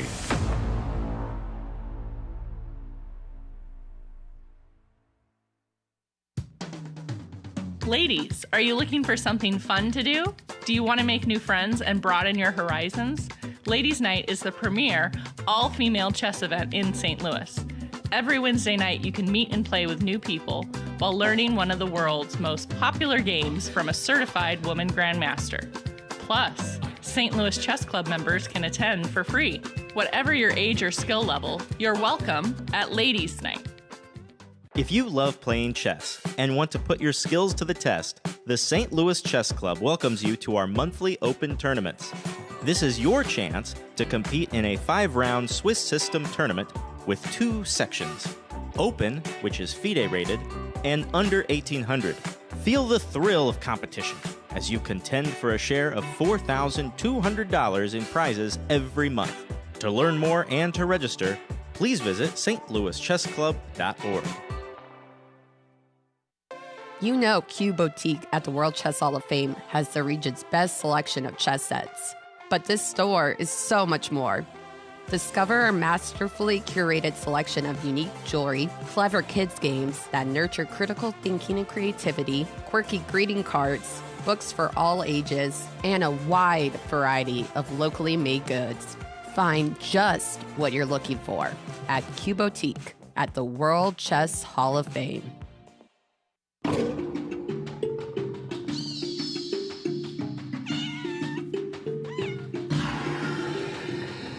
We just had our grand opening of Paws and Pawns Exploring Animal Chess Sets. This show contains over 50 chess sets, sculptures, photographs, and other artwork exploring the connection between chess and the natural world. We have sets and boards that date from the late 19th century all the way up to the present. You get to see a little bit of how artists have reinterpreted familiar chess pieces using the imagery of the animal world. The World Chess Hall of Fame's collection has over 800 chess sets, and as we were going through this collection, I noticed so many different ways that people integrated animals into these artistic chess sets. And it just seemed a natural fit to make a whole show of it. We reached out to some really wonderful lenders, including from Chess Collectors International and some great artists. And we even reached out to local artist Justin King to create a giant T-Rex especially for this exhibit. At the opening, people really enjoyed seeing their favorite animal in the show, whether it was something in the Cats vs. Dogs chess set section or the set that we have from the local artist Sophie Bender. And that is a wood-burn chess set that has different animals engraved on each square. We also have really wonderful, elaborate chess sets from the artist Laura Sturtz. One has kind of creepy, crawly creatures, chess bugs. And then we have another one that looks at the beauty of sea life, and so there are manatees, walruses, and other things. If you'd like to learn more about this exhibition, you can go to the World Chess Hall of Fame's website at worldchesshof.org or check out our social media channels. Mark your calendar. The 2025 Strategy Across the Board Gala is Saturday, August 16th at the Chase Park Plaza Hotel. Enjoy fine dining and world-class entertainment, all while helping to support chess education, cultural exhibits, and public programming at the St. Louis Chess Club and World Chess Hall of Fame. To learn more and to purchase tickets and sponsorships, please visit stlouischessclub.org.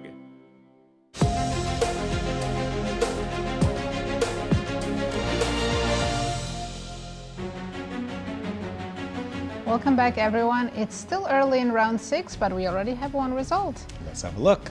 That was a game between MVL and Nodirbek that ended in a quick draw. Maxime Vachier-Lagrave is not feeling very well. We wish him a speedy recovery. But the other games, exciting fights going on. Absolutely, and we've been remarkably pleased for Fabiano. His preparation has paid dividends, Peter. Oh yeah, we had a very interesting, not a conversation necessarily, but Cristian told us about the history of this position specifically, and the way Black is supposed to play here, that is strictly speaking, the best, is extremely risky. A6 is a logical move because you do want to play b7, b5. It's a massive threat. A threat strong enough to force white to actually react to it immediately by moving the queen away from poor squares. And we keep on repeating this line because it is very spectacular. h4 is a normal move, but here the knight just stays on f3, and white says, would you like to be a piece up for a lot of compensation? But I think currently the most important bit of this game is over there next to the board, not on the board, next to the board. White is a full hour up on the clock. This is move 10. Not even 10 full moves. Black made 9. And Bogdan is almost down to below half an hour. Fabi is still clearly very much in his prep. He's had training games from this position, as we were told by Cristian. So Fabi will continue blitzing for a while yet. And Bogdan, it's admirable what he's doing. He is actually playing in a very principled fashion. He went for h6, g5, although he wasn't obliged to. There were ways for Black to keep things on a more even keel. But he is burning through a lot of time. And even though pretty much in every single game he played in this tournament, and also in Warsaw, we keep on talking about how well he plays on a minute. Which is true. Today, I think he will have another occasion to show us. Yeah, he'll be and challenged. Yeah, there you have him. He seems to be thinking very, very deeply. Yeah, that pose, eyes closed, head on hands. I've done this in my life. It doesn't normally mean you're enjoying your position. No. Although not necessarily even that. I think it's just somebody who is very, very deep in thought. Fun to watch. On the topics of things that are fun to watch, the game between Wesley and Levon after 95. 95 has been played during the break. And Levon clearly spent some time trying to figure out if he can play bishop f5 here. King g7, as we mentioned, allows rook takes h4 with an immediate draw.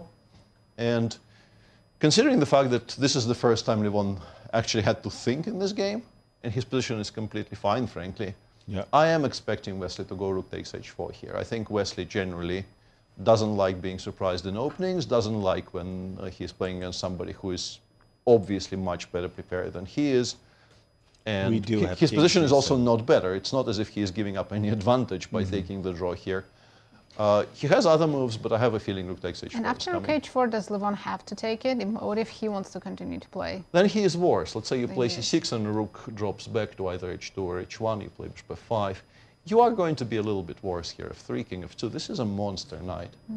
Restoring material balance here is important. And then it's not horrible, but you are subjecting yourself to a somewhat uncomfortable defense for no particular reason. I can easily see ideas of e4, the queen on the long diagonal suddenly has a... I think Black can probably play for some kind of a c5 break, or perhaps provoke before and then play a5 and distract white from achieving a lot in the center.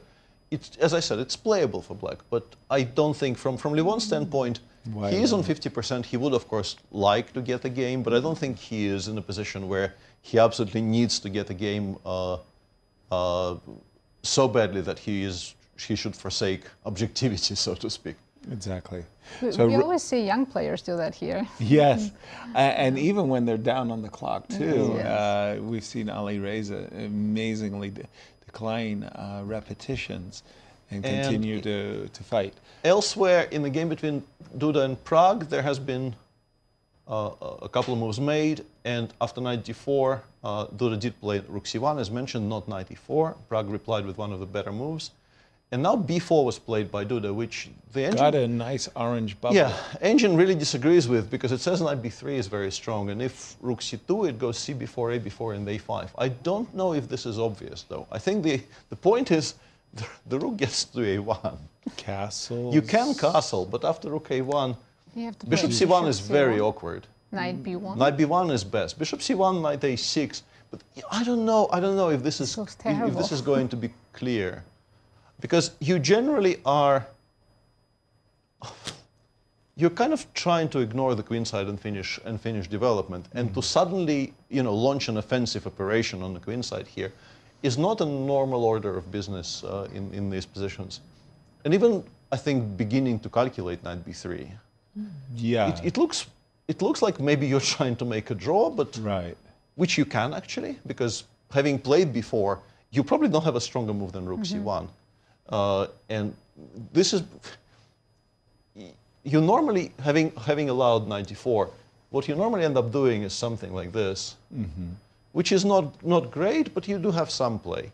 But if you imagine white already having a pawn on b4 here, this happens so fast. Yeah, careful. Which is why I'm surprised by this choice. It has a tactical quote-unquote refutation, but even if it didn't, it has a strategic. I don't know what it does.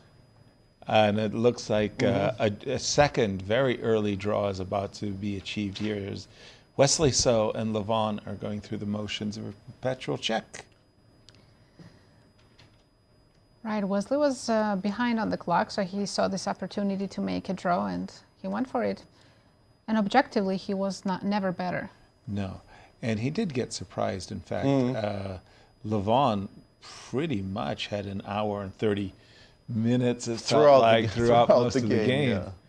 I mean, very nice bit of prep by Lev. Yeah. Actually, this has turned out to be the round of preparation, whether it's Levon's. But I am now a little bit fearful.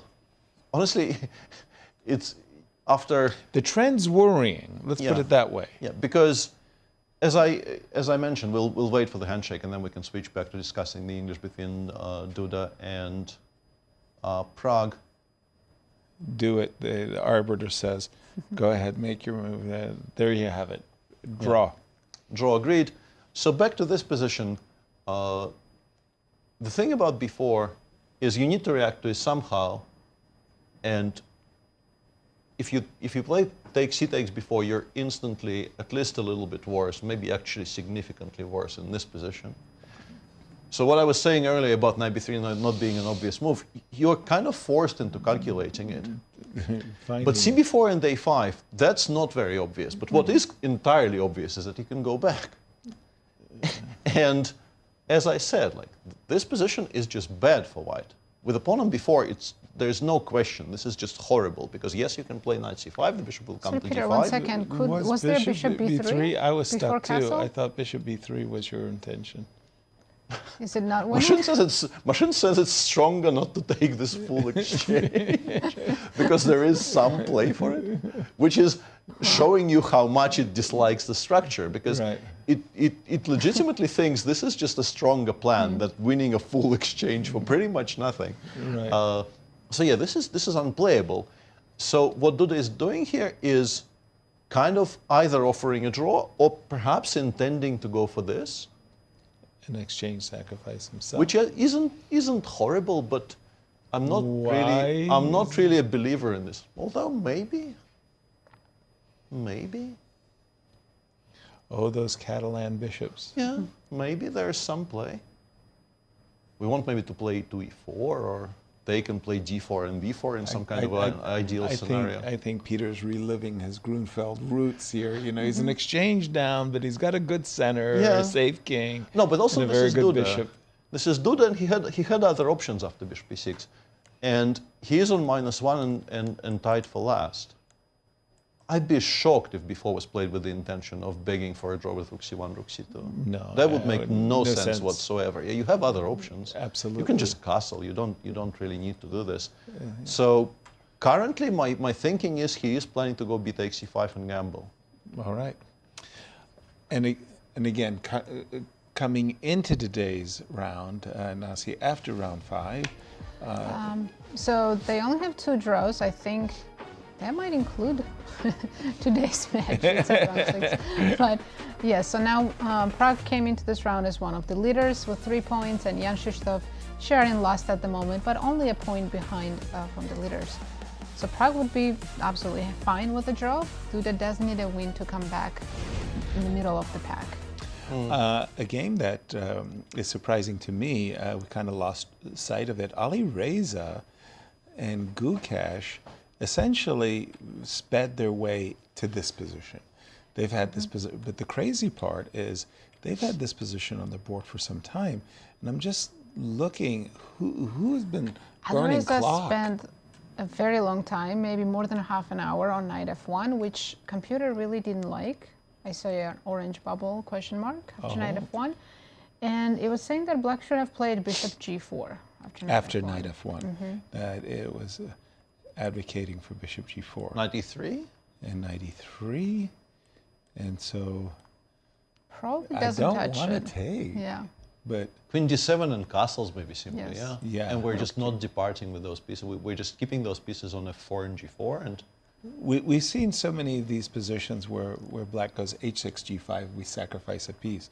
When we see the move h3, we're sacrificing a piece right away. Immediately taking that. Okay, but that did not happen. We did not have bishop g5. What we had instead Gukesh played c6. Was a c6, knight e3, and we pause. We pause. Now, maybe after c6, Gukesh is planning to play d5, but with the king on e8, it's such a difficult move to make. Right. Yeah, no, I would be it has to be very finely calibrated, or you know, your center might blow up. And still play bishop g4. Bishop g4. Then it's like, why did you not start with bishop g4? Exactly. Again, first blush, a couple of those positions that we saw in the past. Peter was playing bishop f1, g3. He was trying to get in the move g3. I'm looking at that knight on f4, and I'm just thinking to myself, I just don't want to live with that knight. I do want to push it away. But okay, for Gukesh, is he going to go long, or is he going to play like Levon, king f8, and just hang on the king side? Well, after playing c6, I think he might just play king f8. Yeah, because if you want to castle, why move the c-pawn, right? Right. Because then b4, b5 becomes so much easier for white to do. Okay, c7, c6. Actually, d5 is computer suggestion. It's crazy, but it's very. I would d5, be loath. Yeah, first reaction is we take with the knight takes e5, d5. No, pawn takes? Yeah, knight d5. Oh, you just sacrifice it? Okay. Then take on e5? d5 looks like you have to play bishop e6, question right? mark. And I wanted to go ef6. But I guess maybe knight f4 holds everything. Knight f4 here might be very strong. Because I was kind of getting excited about this position. How many pawns do we have? 3, but if f6 doesn't survive, black might even castle kingside. And then the bishop on a7 is looking that's going to be a monster. That is going to be an absolute monster. And he's played d5. By the way, d5, that is an really the most contentious move. But okay, we're going to pause our analysis, throw it to Bucharest with Cristian with Wesley So.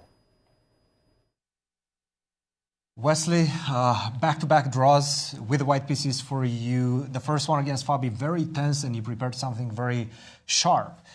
This one, did he surprise you? What was the story of this game? Yeah, for sure. Well, first of all, it's been a really tough tournament for me. I mean, I'm at 50%, which I can't really complain, but obviously I would love to be in +1, but obviously my play has a lot to be improved also. Well, yeah, Levon plays many openings, but of course I didn't expect this one, obviously.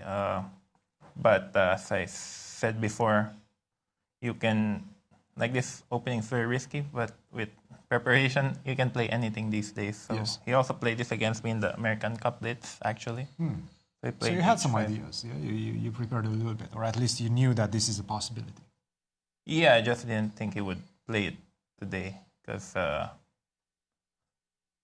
well, the thing also, Levon is one of the best prepared players in the planet, so kind of hard to get anything going in the opening.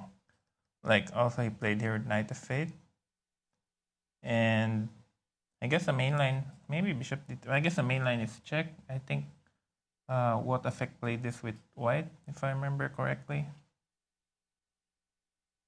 But I guess Levon said he analyzed this, and if you let the computer run long enough, it just gives zeros. So I guess this would have ended in a draw in any case. But I thought white was a little better here, but it's probably not much at the end of the day. So yeah, I don't know. I thought bishop e5 was a good move. I guess the main line is h4. But obviously, I mean, Levon would probably come well prepared. It very much depends if you've looked at it. Yeah. Soon, yes? Yeah. Recently.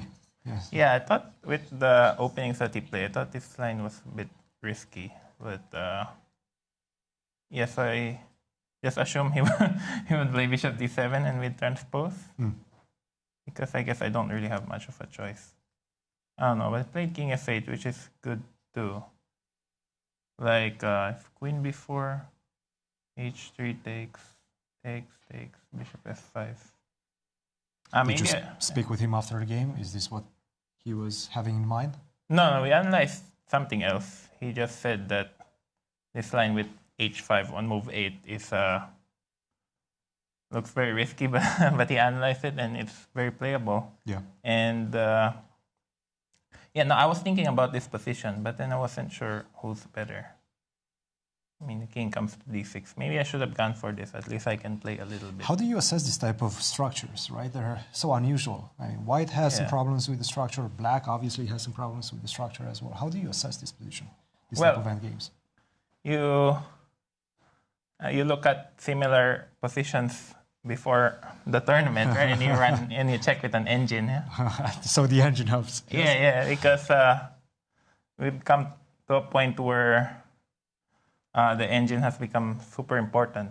Like you would think positions which are better for you are actually worse. So unfortunately, we've become very dependent on computers. So you look at similar positions. But I wanted to go for this. At least I get to play a little bit. But queen b4. But then, I guess I should have gone for this. But when you decided to go bishop d3. Yeah. Now things are sort of speeding up, right, in terms of forcefulness of the moves. Yeah, I thought if I could just get this pawn on h4 comfortably, I thought I could be, I thought at least I could play. But, the thing is also I was worried if I just go like here.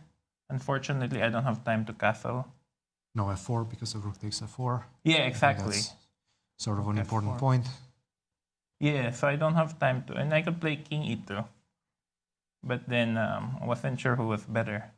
Okay, let's see if you go something like this, try to put the rook on g3. Yeah, I guess it's just equal, but becomes a bit dangerous, right? With the rook swinging on c6 and like I don't want to look like a fool to play on, and it turns out I'm much worse. But I guess I could have played this. Maybe I should have played a little bit, but then. I guess Levon mentioned bishop f5, but I have many moves. Like I have this, and rook takes h4, and he can't. Oh, that's nice. Yeah. So actually I was thinking about this too, but it's very slow. Oh, maybe I could have gone for this. Like if c6 takes. Well, the difference is that obviously here the rook is hanging on a8. So you can take on h8 and take both of the rooks. That's nice. Yeah, so I was thinking about queen b3. Like I was going to play it. Then he could go like rook. But then again, I wasn't sure if I was worse or better. Yeah, I should have played queen b3. You do have a very beautiful knight. That's probably the mark of this position. e5 takes, rook c8, rook h4, rook d8. But you're sort of starting to understand, especially after this line that you just showed, that you don't make the best moves. You might be getting into some danger territory, right? As white. H3. Rook d8 is coming, h3. There's a lot of pitfalls for you as well. Yeah, at the same time, I wanted to play on, but I wasn't sure if I was better or worse. So that's always a problem. I have to check with an engine. But I mean, maybe I should have played queen b3 just to risk it. Because the other day, Firouzja played for a win against me, but he was actually worse. So, but sometimes you gotta risk it. So maybe I should have played on, but I didn't. And then just a draw after that. Yeah, maybe queen b3. Since I have you here and you finished quite early, could I ask you about, sure, let's start with Gukesh. I think you came here and you asked about this idea that he just uncorked with h5. It's unusual. Yeah, right? I've never seen it before. What do you think it is? Do you think it's some residual World Championship preparation? Or? Yeah, probably. Yeah, you're probably right. Probably it's an idea because I think the Indian kids, they have really deep preparation, like also sidelines, very, very unusual lines that they prepared. Like Praggnanandhaa also has many ideas. Arjun also, every guy has many weird ideas. Because normally you play castle, then you play king h8. But I guess white is better here. Like I've looked at similar positions. Rook e1, knight f1, I guess white's slightly better. So I've never seen h5 before. Yeah, I'm sure you're right. It's preparation, right? Because we've had some recent talks about the engines and how they influence our play. You as a top player, how do you generally prepare nowadays? Do you try to stick with your repertoire? Do you try to find new ideas? Fabiano often says that you can pretty much play anything nowadays with the help of the engine and still. Yeah, Hikaru does it too. Yeah, like he has this bad openings with black, but he analyzes. Yeah, he analyzes deeply, like with d5, c5, d4, d5, c4, c5. What's your take on that style? Huh? What's your take on that style? Or also he plays this Ruy Lopez with bishop c5 or with knight e7, which is really bad, but yeah, I guess nowadays it's really good. So. Yeah, I think you have to be, if you want to be one of the best in the world, you have to be able to play everything, and you have to know it very deeply. There's no other way to success, unfortunately. As some people say, chess has become a research game. I think also you need to be very updated with recent games. I try to analyze my opponents' games and try to learn from them, learn from their style. At the same time, there has to be a balance because you can't just press the space bar all day long. It gets a bit depressing after a while, right? Also, it doesn't improve your play. Exactly. So, like you can get an advantage and then make a couple blunders and then just lose. So there has to be a balance, I believe. Like I know Magnus doesn't like working with an engine because it ruins his game. So maybe he has some other people feeding ideas to him. And lastly, I do want to ask you about this interesting game as well. Yeah. Fabi versus Bogdan. And, Fabi has a pretty significant time advantage right now. Have you ever seen this idea with Queen a4? Queen d4, knight c6, queen to a4. Well, they usually go queen d3. Like the Bob played this a few times. Yes. But I guess people know how to react to it, right? Equalize already with. It has been analyzed. Was it the d5 or something? Yeah, I think d5 equalizes. And then I guess the Deac knows this. So then, the Bob played it a few times. So that's why queen a4. Well, again, as you said, you can make bad openings work nowadays with the preparation. But I think it's a very good choice against Bogdan because Fabi is going for the time attack. The time attack, yes. Yeah. The famous time attack. Which is Bogdan's worst weakness right now. And now he's down an hour. He better start moving. Also, our time control in the Grand Chessor is much shorter than in the past. Like 2 years ago, I think we had longer time. I think we had an hour 40, if I remember correctly. I'm sure it was longer, 3 years ago, and also 2 years ago. I think you're right. 90 plus 30, 90 minutes disappears very quickly if you don't manage your time well. And now he's only barely gotten out of move 10, and he's only got 22 minutes. So I won't be surprised if he loses on time. Yeah. Got it. So actually, it's a very good opening choice against Bogdan because very aggressive, but also risky.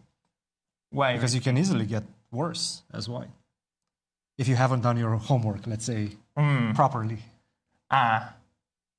Yeah, but you need risk to win the tournament, which is something I need to learn.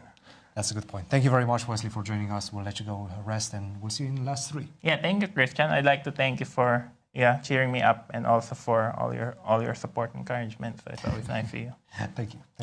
Nice back to you. How do you do it, Cristian? How do you bring cheer into their lives?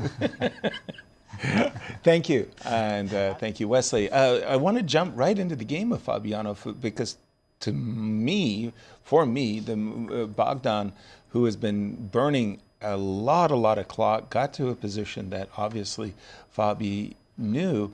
And when we saw the move Bishop E6, Peter, we were exclusively looking at knight D5. No, that was in a different position, though. Uh-huh. That was with the king on E8 and the pawn on A6. That's not the same position. Okay. And Bishop E6 is the first move that the engine actually kind of criticizes. It says there's no need to chase the queen away yet. You can play rook E8 and wait for white to do something. E4, E5 seems logical, but then it goes knight G4 and it becomes very sharp. Well, I mean, it already is very sharp, but it gets even sharper. Maybe you can make an argument for that. Bishop E6 was clearly the first move that Fabi didn't know, because that was the time where he finally began thinking. The choices are queen D3 or queen E2. They seem similar, but they are somewhat different. Queen D3 allows knight B4, knight takes A2, for instance, which you might have to consider. Because I'd consider it. Yeah, because it's a pawn. It's bad, but you do have to figure out why it loses. Machine says, irrelevant, I will just now start giving mate on the king side, which I am fully prepared to believe, but you do have to weigh it properly. In the end, Fabi went with queen E2, and rook E8 just now played by Bogdan. Apologies, why isn't knight D5 like the go-to move? After Bishop E6 here, you mean? Yeah. Because you want to play H4, don't you? Don't you want to... It's a slightly different position. I think the fact that black saved on A7, A6 might be relevant. These are very tempo-orientated situations where like every single move is very important. If you play H4 now, after G4, H5 is still best. But the fact that the rook is on E8 apparently gives black a massive advantage in comparison. And you're playing B5 anyway. Apparently you don't need the pawn on A6 to play B5. Honestly, I don't understand why this is so good, but we're opening some files and we're now generating some counterplay on the queen side. And I guess it's important that the rook is on the open file. Okay. All of these things are... I am giving a rough outline. I have no idea what's going on, and you need a lot of time to figure these things out. Queen E2 and rook E8. Yeah. Bogdan is down to 21 minutes. This is move 12. White has a variety of things to consider. So we had asked Ben, our statistician, to come up with. We posed the question of a deep think. when did the players go into a deep think in the game? Yes. And we picked a random number of 10 minutes. So this shows who's best prepared, maybe. So you Yeah, can see I think that's the graph. Wesley doesn't think till move 16. Essentially. Aronian, Prague, 13, 14 moves, Duda, and you can see, well, Gukesh, wow, that's surprising actually. You did expect the world champion to come in with something closer to the Levon Aronian status. Well, you could argue that his opponents come with surprises. He's getting surprised early. All the time. Daniel, Deac, he likes thinking to begin with, so it doesn't matter. Right. But after today's round, I think Deac will be on move 4, 5, right? 5, yeah. It'll come way down. No, these are averages, so it will go down, but because he's already on 8, it will not go down as spectacularly as, let's say, Wesley's would. Maybe Levon's stat will go up because he played virtually the whole game. You didn't give us... Okay, it's a very tense position that we can return to this for a second. There's a number of things you can do which are very different in spirit. For instance, a very normal move here would be queen d2 with the intention of finally reintroducing, or introducing, not reintroducing, and getting some off more the pieces file. in the game and creating ideas of h4. I was worried about bishop b4, but the engine isn't. Bishop d3 is playable, and maybe even knight takes g5 here is playable. The machine goes knight h5 and let's say knight d5, knight e7, and play kind of comes down a little bit. It's just so funny that after 12 moves, queen finally returns where it was supposed to be. From move 1 or 2. You could put it there in a much easier fashion, for sure. But as opposed to this, the engine keeps on insisting on this move knight f3, d2, which I think is completely unplayable unless you know it exists. And Fabi, I think, is on his own. If he goes knight d2 here, I will be kind of shocked, because I don't think your mind works that way. Like, it's a decent enough piece. It's not really threatened. Why would you want to, I don't know, are we trying to transfer it over to b3 where it does nothing? Maybe you're playing h4 are without... we preparing f3? Are we sidestepping h4, g4? G4? Right. Difficult move for me. Interesting idea, which I saw briefly on my screen, but it has since disappeared. That was the bomb. Yeah, but seems like black can actually take and play knight d7 here. with a very sharp position. White goes queen d2, black instantly goes king g7, rook h8, but despite white being a full piece down, there is definitely some compensation. But once you have to start making moves like bishop g2... Bishop g2 is not a natural move. You are probably not in love with the whole concept. No. Even though f4, f5, f6 is coming, and it is black to move now, one pawn for a piece, minus 0.30. This is playable. Wow. But I don't think, once again, I don't think you are drawn to it as a player with white pieces. Look at f4, f5. What does black do? Yeah, but there's like maybe knight e5, c4. The engine goes queen e7, f4, rook takes h1, rook takes rook takes h1, and rook h8, preparing to return a piece in some way, but be okay after it. Yeah, Fabi has options. He probably should, and of course e4, e5 is something that needs to be calculated. Rook e8 was played with, I think, with a specific aim of stopping it or discouraging it at least. Bishop f5, bishop g4, all of these moves need to be calculated, but it is playable. Bishop g4, h4 is maybe bad. Bishop f5 might be stronger, preserving the option of playing g5, g4. But we have, like, there's, I don't know, e5 connected with knight a4 is once again not how a human mind thinks. I don't think this is very likely. This is still a messy position. The engine now starts liking it for white, but my major concern, once again, is 20 minutes for 28 moves. More than the position. The position is still a very, very unclear fight in which the quote-unquote objective evaluation is kind of irrelevant. People will be making mistakes here. Both players will be... It's very difficult to play this precisely. All right, thank you, Peter. We have a little bit of a surprise for you, Yasser. Please. We'll see on the screen right now. Are we stumping the commentator? We have... What's this? What is this? I've trapped a lot of queens in my day. Favorite quotes that he said that we all love. And we begin. How to interpret that one? Okay. Man, they're swinging for the fences when they cross swords. I think I mixed my metaphors on that one. Sorry about that. This one appears fake. I didn't say that. I'm sure I did not say I'm not going to read that, but... I love it. I think you meant something else, but more twists and turns than a crooked path. That one I remember. I think I borrowed that from Michael Tal. I like to lead my opponents down a crooked path where there's only one way out.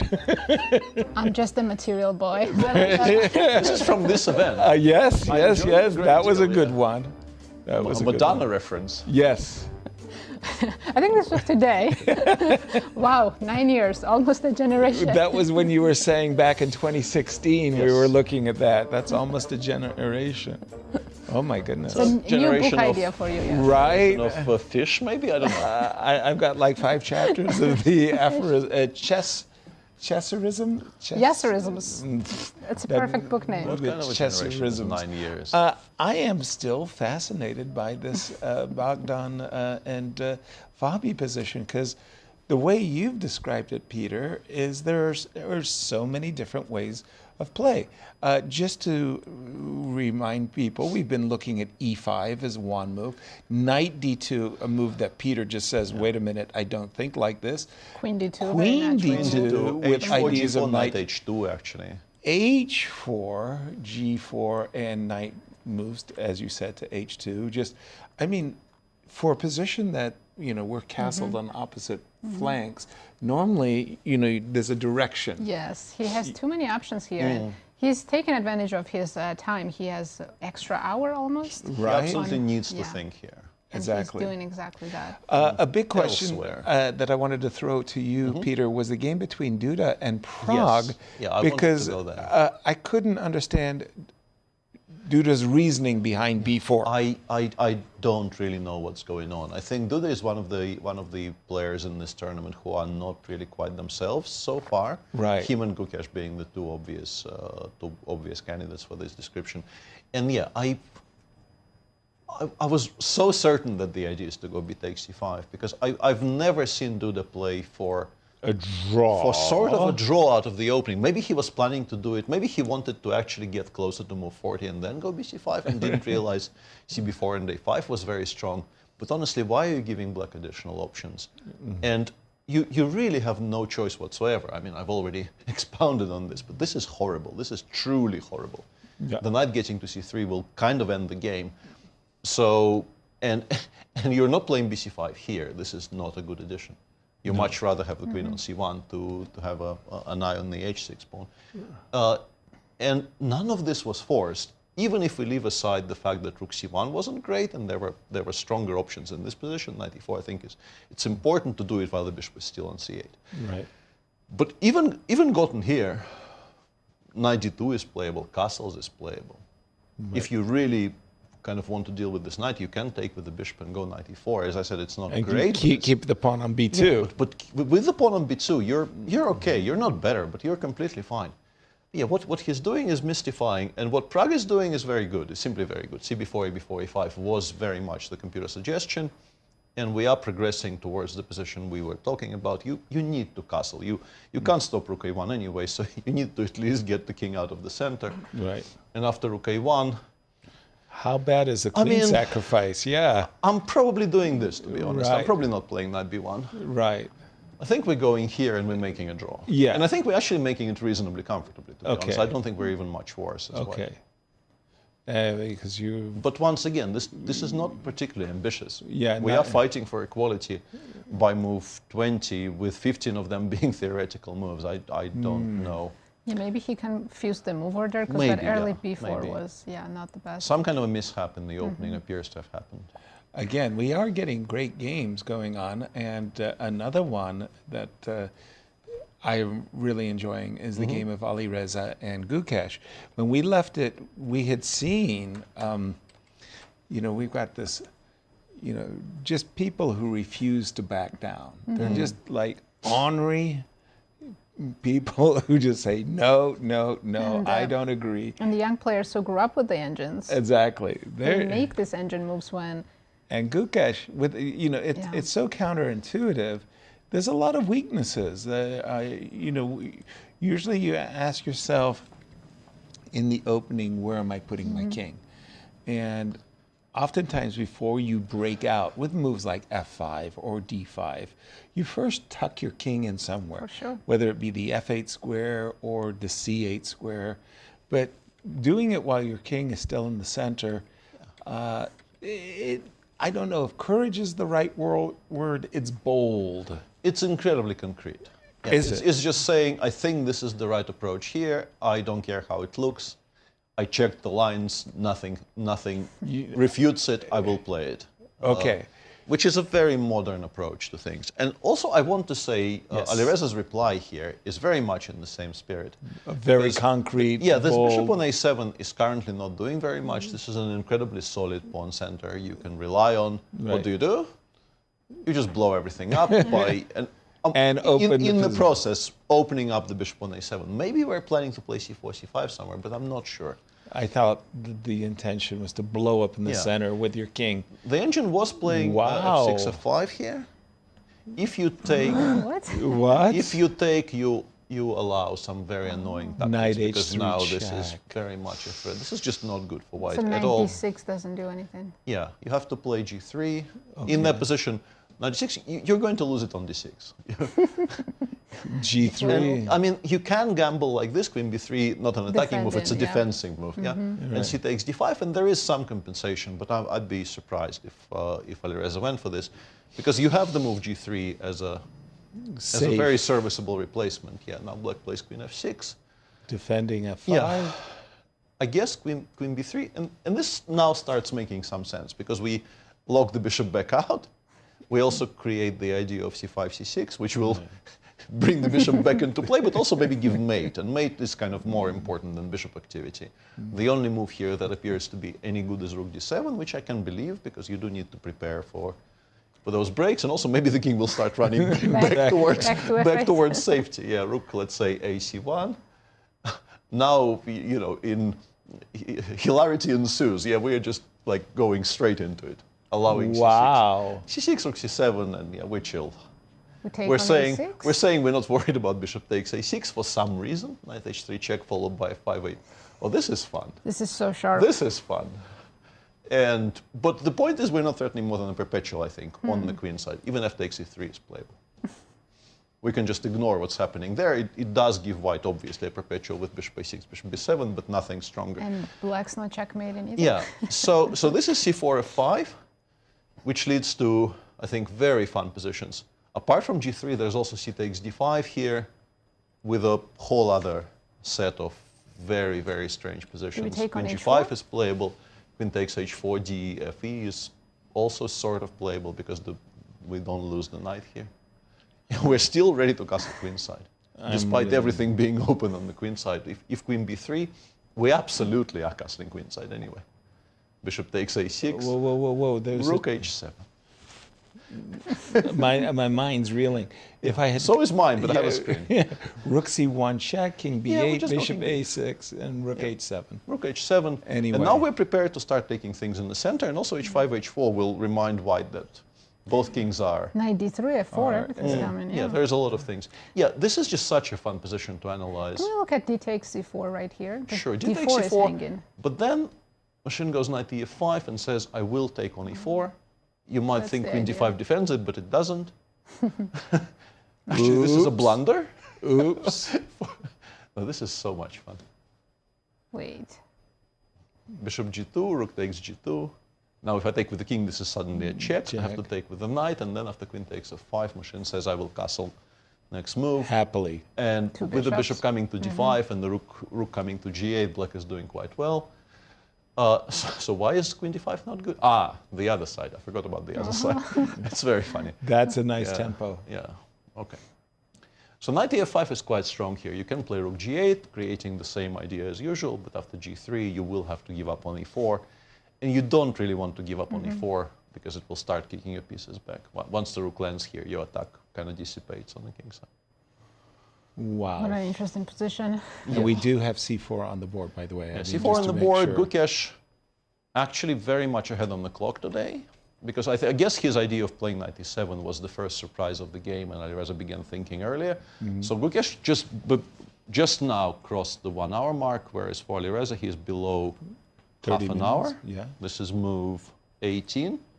Will probably be quite a sharp time trouble in this one as well. And once again, Peter, to be clear, f6, f5 is the computer's recommended. Seems to be the best move by a margin. And the second best move? Second best, I think, is d takes c4. Is e takes d4, and going into that position with knight f5. Yeah. Or maybe rook g8. Rook g8 is also playable, g3, and then d takes c4. And you meet knight f5 with knight g6. But this is not particularly ambitious. You are sort of, I think this is more trying to play for equality with black. And I mean, fun could also continue. Queen There's h5, this here. Knight g6 loses to queen h7. The best move is king f8, and this somehow ends up being a draw. Dang. as is often the case these days, this ends up being a draw. Now this is a position we could very easily spend half an hour just kicking things about, but wow. I think the next move by Gukesh will be a very good indication of what's to follow. Probably going to take a lot of time. He has a lot of time. Most critical moment, probably. He should think, actually, yeah. Wow. Super sharp positions. We have had 2 short draws, but we think that Prague is doing more than okay. That in fact he has the initiative.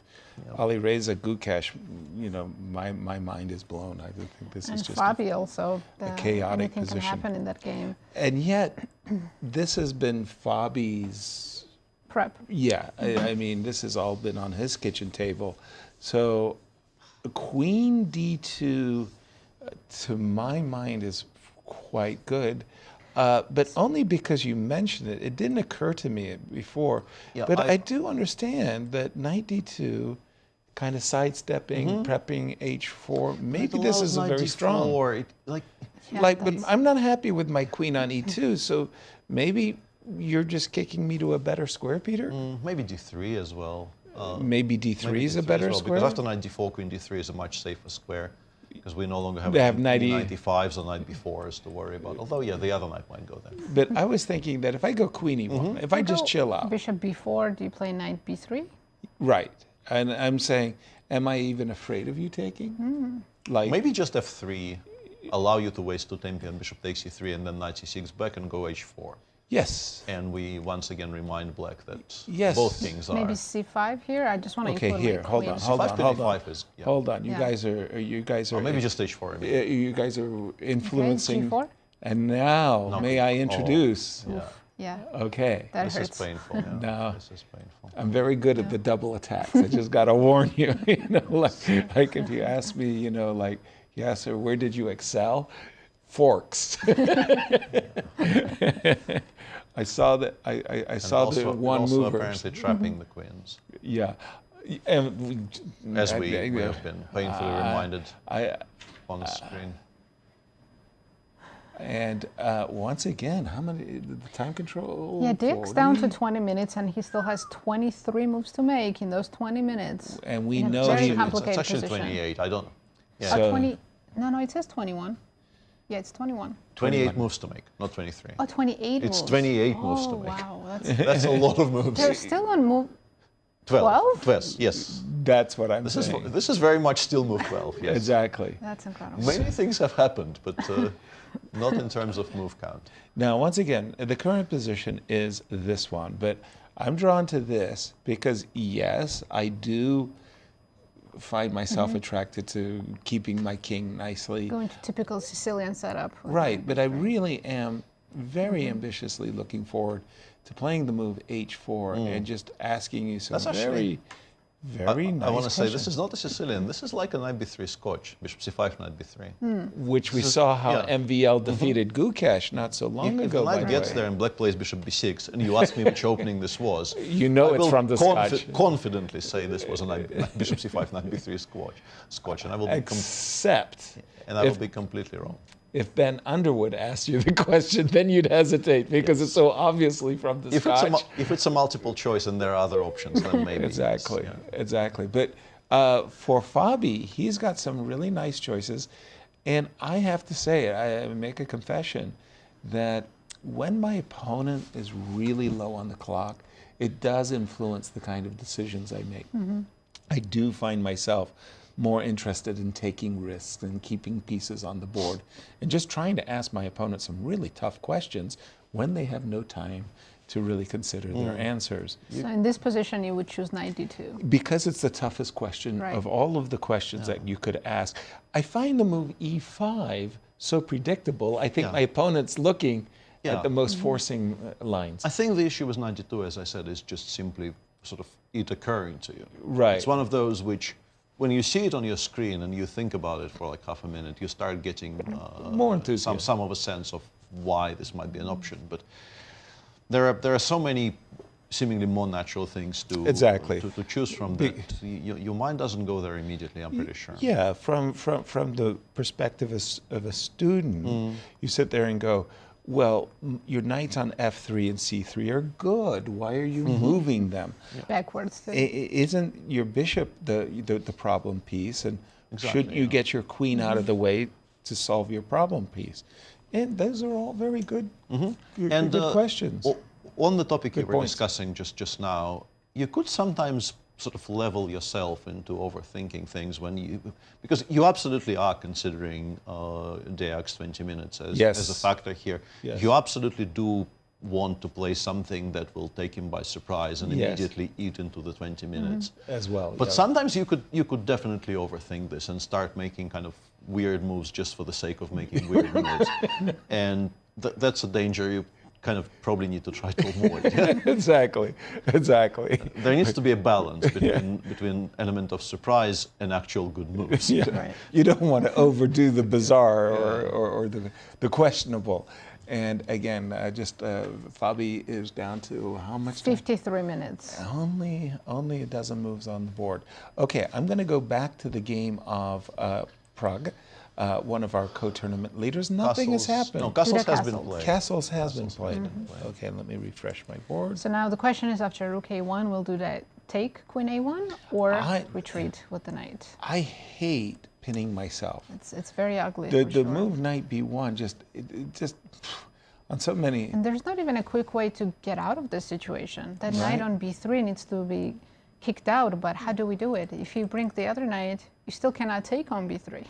Right. So let's say, well, hold on. Am I plan worried for about white, bishop I think, b6? the plan for white Well, is that d2 rook, might be. d4 rook b2 probably is what we're trying to achieve. Again, d4 rook b2 is the plan. d4. Let's say if black castles here, we are probably playing d3, No d4. bishop b6, that doesn't do anything? It suddenly crossed my mind that bishop b6 might be a b6, threat. yeah. Black has to move But the thing is, probably. knight d5 is very strong. We're never really getting any of these things comfortably because after knight d5, it's just so awkward. True. It's not even bad necessarily, but it's very, very awkward. In this position after knight d5, bishop d2 is by far the best move. Black can throw in queen b6 as well. And you have to start giving up material. The machine says the only real move here is d3, d4. Once again, we need to create this threat. But it's you can and should take this pawn. And now white goes like queen c1 and claims that because the king is still on e8 and you can't, well, you can castle, but white is, oops, sorry, not bishop takes h6, of course. We can throw in rook b1 and bishop takes h6. No. But white probably does make a draw here. You do get the feeling that this will end up, let's say queen b4 is more or less the only real move here. We can take, play rook b2, take on b7. We are going to make a draw here with white, but none of this is fun. Right. I'm not really claiming that queen takes a1 is fun, but it's easier. I think it's easier, yeah, I think it's easier. We want to play rook b1. We want to play rook b1. The engine says knight d5 is strong, but in response to knight d5, you can even, if you want, check and check, and What's you the do get very, material now? you do get very Two decent pieces for the compensation. queen? It's only 2 pieces for the queen, but black has a kind of a tricky choice. You either play this position, where let's say we go knight h2, bishop b4, knight f3, b7 is hanging. This is really truly horrible. I think it's believable white is not even necessarily worse here. I am prepared to entertain this idea. Or you go king d7, and white plays bishop b6, and then white plays d3, d4, and starts threatening knight e5 check. And I'm not happy. Yeah, like I'm not happy at all. We are sort of parrying these threats, but we also have this bishop on a1 which has no moves, and we might lose it if it gets to b3. No, this is a mess. This actually, and it's even objectively because of how horrible the queen on b8 is. It's even objectively. We have an extra queen, but we can't use it. Yeah, but The queen is checkmated. The engine just returns it and says we have a bishop pair, but we're not going to win this endgame. That is hilarious. So, yeah, maybe not knight d5, but if you castle and allow rook b1, once again, I get the feeling this should be holdable. So we can keep the b pawn alive. Well, we sort of can. It goes bishop takes c3, tries to play rook c3, knight d5, but white has bishop b6 here. That's a cute intermezzo. Honestly, I think this is probably That's very a close to complete quality. very good move. Yeah. Yeah. I think this just holds. Which means that the previous play, as is often the case, it's very difficult to completely derail your game by move 15 with white. Duda kind of tried, but if he composes himself and defends properly from here, he took on a1. Yeah, that was very much expected. I really didn't think he'll play knight b1. Right. I have to say that position where the queen was on b8. I hope we see that. That was like a Nezhmadinov, queen sacrifice for 2 minor pieces award. Both knight d5 and knight b5 kind of provoke it very seriously here. So just to repeat what Peter said, from the current position, you want to exploit the fact that this bishop is attacking the rook. The only problem is that when you win the rook, and you start looking at the resulting position, you start, asking yourself, was this from the law of unintended consequence? Bishop to b6, and so you're a little bit afraid of the discovered attack, so you move the queen. If Prague is also a material boy, exactly. You might go for this, and then you realize your queen, extra queen, doesn't have any moves. Right, and then you start to think, wait a minute. The bishop is getting stuck. Just a second, my bishop is stuck. I don't want to face the consequences of knight e5 check, so I have to play f6. And then you're asking yourself, who signed up for this? White has the best minor pieces they could possibly have. I know. So on a lot of levels, you suddenly start saying to yourself, no, I don't. Time to give the queen back. Right. I don't want to do this. Yeah. I'm just going to castle. What's my problem? I have a queen for a rook and a minor piece. Yes, you do. But then White's pieces are actually very decent. The rook on b1. By the way, don't forget there's this bishop b6. And a very important move that Peter had been mentioning on a knight. We can still comes have to the Catalan e4. bishop on g2. And long-term great bishop. I see this as a 3-result game, despite the very minor material deficit from White. Well, we have a move in Gukesh's game, and let's go. King f8, a very surprising move. We did not expect that in this position. Right, I expected King f8 followed by d5. But here we go, King f8. And now, from White's point of view, White wants the sender to burst, but he's also would like to tickle the knight. Get rid of it, like g3. Like go away. Rook g8. G3. Not going away. Well, you're being G3 and obstinate. G6 is good. The two moves the engine currently likes the best for This is White good. are Queen D2 and Queen B3. Queen B3. Queen B3 is extremely concrete, allowing Bishop takes D4 even, but trying to bring the A1 rook into play. Queen B3 is seemingly very strong. Queen D2. Queen D2 I understand better from a human perspective. With knight the f5, he also wants. ideas of knight f5. Yeah. Hold on, but I apologize. G3, rook knight G6. G8. No, knight G6. Oh, sorry, knight. Sorry, I misheard. Knight G6 is the best move. Okay. Still good for White, but engine says somewhat manageable for Black. You are prepared to meet knight H5 with Queen D7. You are kind of trying to stabilize. Queen D7. Yeah, you can play Bishop H3 here. Oops, sorry, not G4, of course. Yeah, G3, knight And G6, even this knight game H5. is still so early, only 18 moves, and Alireza has 26 minutes for next 22 moves. Yeah. This is still a very, very messy position. The engine prefers it for White after Queen G4, but yeah, I don't know if live in-game you actually know what's going on. I think you basically approach it move by move. I mean, it's an interesting position. You understand that if it goes your way, you will be doing quite well. But whether it should go your way, I don't think you know here with either color. Right. But just to return to the engine suggestion, Queen B3 is just incredibly concrete. We are trying to, one of the threats we're creating, I think, is C takes D5, knight takes D5, bishop C4. Okay. Really going after the central control. I like the Peshki. Yeah, bishop takes D4, rook A1. I think this is actually rook A1 is a mistake because Queen B4 check just wins on the spot. No, C takes D, or? You cannot play Queen E7 because you lose a full piece. Oh, fork. And I'm good at those. Yeah, and if you play King G8, then after C takes D5, your position just collapses. Bishop takes E3, D takes E6. Yeah, there's no tactics with Bishop takes F2. There is no real checks, and we just win here. Best move appears to be Rook G8. We throw in G2, G3 as usual, not blundering Knight H3. Right. Rook G5, perhaps. But then we can go King H1. Now the knight is hanging. You have to play Knight G6, and we can simply take. And FG, you kind of trapped your own rook. That's cute. Meaning you have to take with the rook, and then we start collecting. That's nice. There's no real attack. We won one. We might even take on B7 next. And the bishop goes. The bishop goes all the way back. We can go Rook AC1. This is still not hanging because of Queen B4 check. White king looks completely safe now. Bishop G2 perhaps coming into attack on E4. This is close to winning for White. I think the issue is kind of seeing and appreciating Queen B3 as an option, because calculating from there is, I think, manageable. Thank you, Peter. As we prepare for a break, one of our features that we're coming up with is Stump the Commentators, pardon me, don't want to get ahead of ourselves there.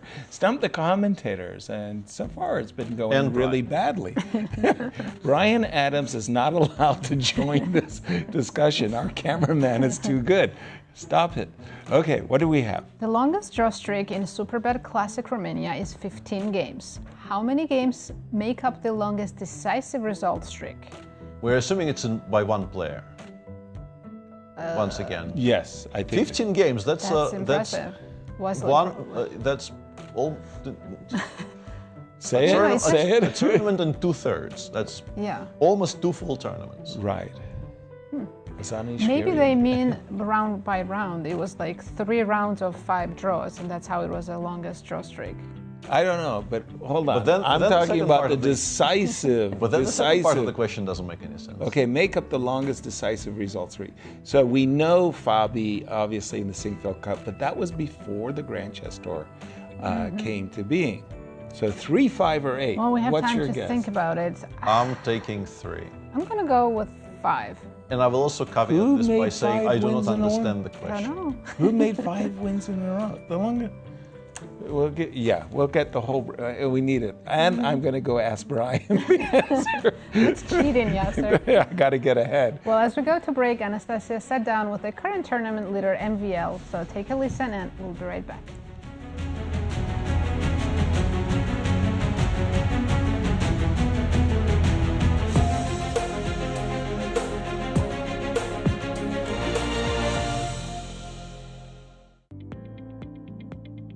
Maxime, welcome back to Bucharest. You won this tournament in 2022, if I'm not mistaken, and then showed really like stable performance, like with 50%. And so, what are your memories from those events? And like, tell us something also off the board and on the board.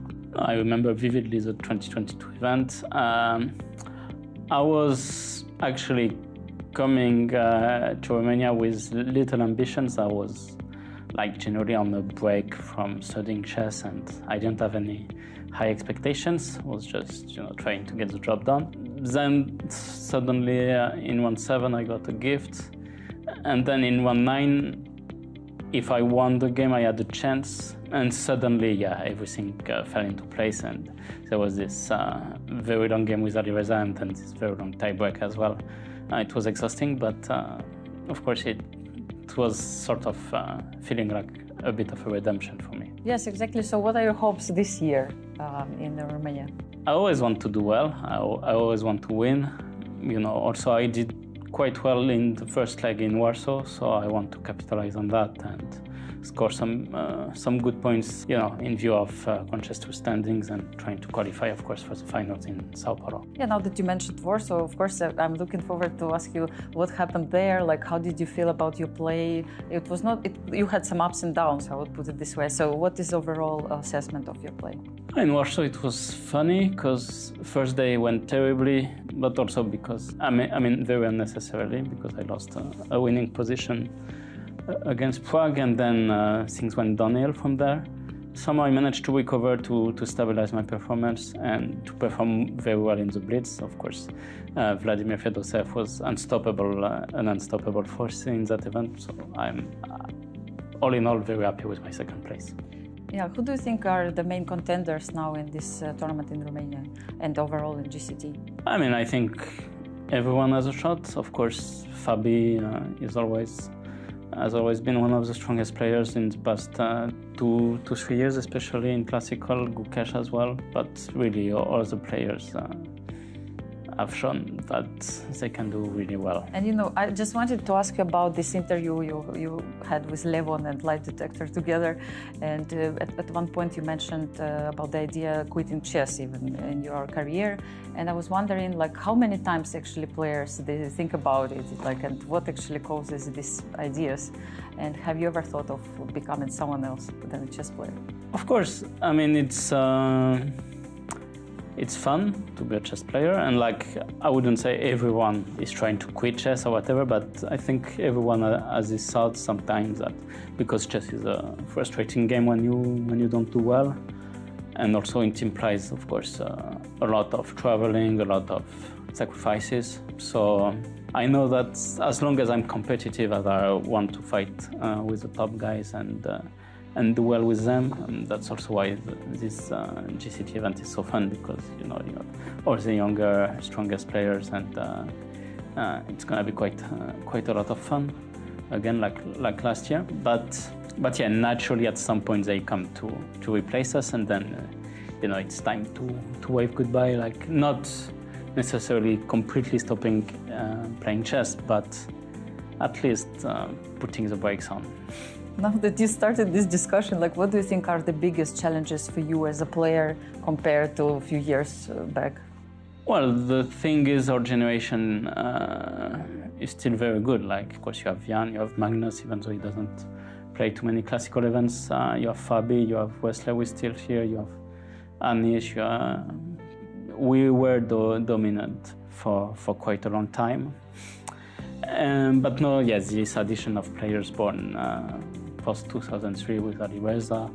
You have Arjun, who is not here, but you have Gukesh, of course, world champion. You have Prag, of course. You have Nodirbek. And you have some younger guys also who are yet to make it to Grand Chess Tour, but who have very good chances as well. So, this new generation, you have Vincent Kamer as well. So, many guys, and we know it's a matter of time before I get replaced, but I'm trying to extend that period a bit, like Levon is doing, like Vichy was doing, of course, to an even bigger extent. Do you still feel that maybe some great results are ahead of you? I think so. If I didn't believe in myself, if I didn't believe in my abilities, there would be no point. And for instance, I finished second in Warsaw. I feel good about it. Of course, I always prefer to win, but I'll definitely try to do that. Yeah, last question. What's something about the chess players and their life that people don't realize? I'm not sure, because now things are much more open to the public in general. They get the BTS, they get a bit more what's going on. Also, there was this series Queen's Gambit that was more accurate in depicting the atmosphere of chess tournaments. So, of course, we always have our private garden or whatever, but in general, we live a normal life as well outside the chess scene. So, thank you so much for this interview, Maxime, and I wish you all the best of luck in the tournament. Thank you.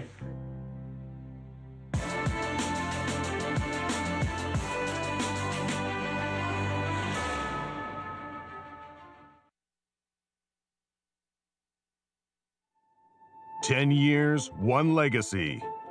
The Grand Chess Tour marks a decade of mastery where only the strongest chess minds carve their names into history. Each piece has its role, like soldiers in a grand army, with commanders to lead them into the tour's 10th year and a prize fund of $1.6 million. The Grand Chess Tour starts in Warsaw with the Superbet Rapid and Blitz Poland, immediately followed by the Superbet Chess Classic Romania in Bucharest, then off to Zagreb for the Super United Rapid and Blitz Croatia, followed by back-to-back events in St. Louis, Missouri with the St. Louis Rapid and Blitz and the Sinkfield Cup. And the culmination of the grand finale in the city of Sao Paulo, Brazil, will determine the 2025 Grand Chess Tour champion.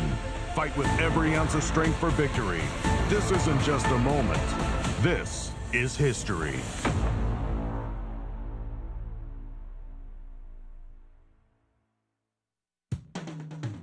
Ladies, are you looking for something fun to do? Do you want to make new friends and broaden your horizons? Ladies' Night is the premier all-female chess event in St. Louis.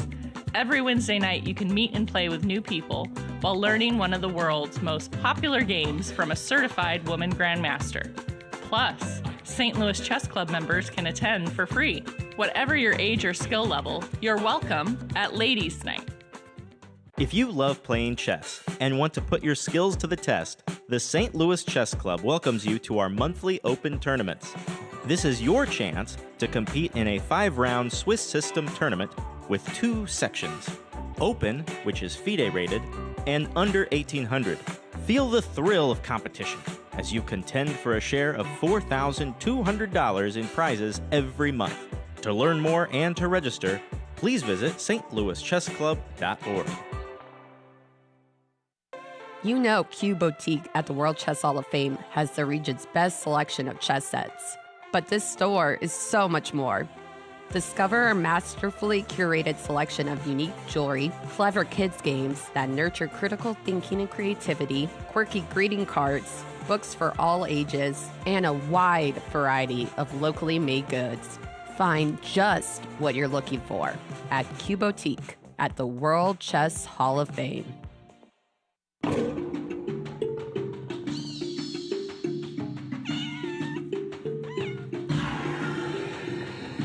We just had our grand opening of Paws and Pawns Exploring Animal Chess Sets. This show contains over 50 chess sets, sculptures, photographs, and other artwork exploring the connection between chess and the natural world. We have sets and boards that date from the late 19th century all the way up to the present. You get to see a little bit of how artists have reinterpreted familiar chess pieces using the imagery of the animal world. The World Chess Hall of Fame's collection has over 800 chess sets, and as we were going through this collection, I noticed so many different ways that people integrated animals into these artistic chess sets. And it just seemed a natural fit to make a whole show of it. We reached out to some really wonderful lenders, including from Chess Collectors International and some great artists. And we even reached out to local artist Justin King to create a giant T-Rex especially for this exhibit. At the opening, people really enjoyed seeing their favorite animal in the show, whether it was something in the cats versus dogs chess set section or the set that we have from the local artist Sophie Bender. And that is a wood-burn chess set that has different animals engraved on each square. We also have really wonderful, elaborate chess sets from the artist Laura Sturtz. One has kind of creepy crawly creatures, chess bugs. And then we have another one that looks at the beauty of sea life, and so there are manatees, walruses, and other things. If you'd like to learn more about this exhibition, you can go to the World Chess Hall of Fame's website at worldchesshof.org or check out our social media channels.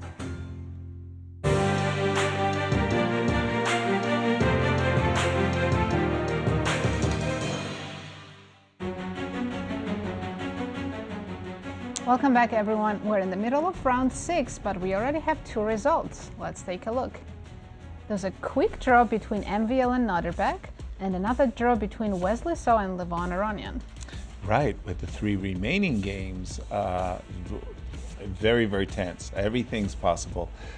Stump the commentators. Let's find out the I'm answer. going to go with 5 just because that seems like the middle ground. Right, but 8 is the most outrageous, so that's probably the correct one. Also, we need to know what this means. We'll explain the answer as soon as we get. There are no words there. You got to choose. You got A, B, or C. Come on, come on. I took quick. A. You're before we went on break. I'm already fully locked This is in. fantastic. I spoke with Brian. Brian, no. Well, Bravo. 3 You games understood ended- everything, Peter. It said 3 games ended decisively in a row in round 7 of 3 2022. games So, ended so decisively. this is not one in player, a row. It is one round. Different question. And I guess we even know the order of games ending in that round. So those games ended before the 2 draws that happened in that round. Okay. Okay. Very good. Then that question stumped us. kind of. They did stump us, yeah. Somebody And- who's being stumped, by the way, is Fabiano. Apologies for leading very you nice away from segue. stump Very the nice commentators, because I did poorly in that, and I wanted to forget about how poorly I did. I think this is the first one I won. Proving there is no. Why is Fabi taking so long, Peter?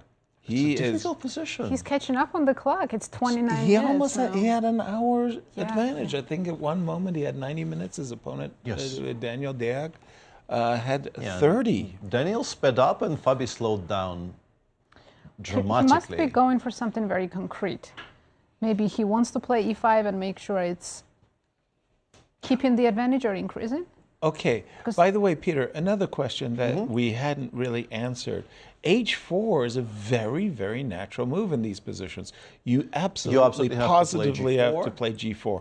And we haven't looked at it at any kind of breadth or depth. We looked at knight H2. G5 very briefly. Knight H2, or interestingly, there is another option here. You can make this very nice geometric move. Ooh, okay. I didn't even consider that. Let's well, it looks like you blunder a piece to knight D4. Knight D4. But then after queen G2, G5, and queen takes it. Hello. Bishop takes E5 actually first.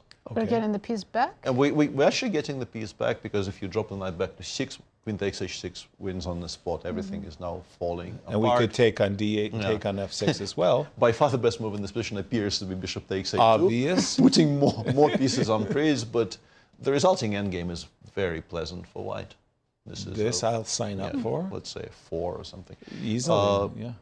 So knight E5 is available, but black, of course, will do something else. For instance, what seems logical is going for this position with a sharp position with unclear chances. You would like to play f4 here, but check. It loses a pawn to bishop f4, bishop e3 check. But even this, I'm kind of thinking that black's king is more vulnerable than white's. Yes, but F3? these are good pieces now because it's very difficult to challenge them. F3 we kind of ignore for now. King b1, so I can go finally f4. Probably b5?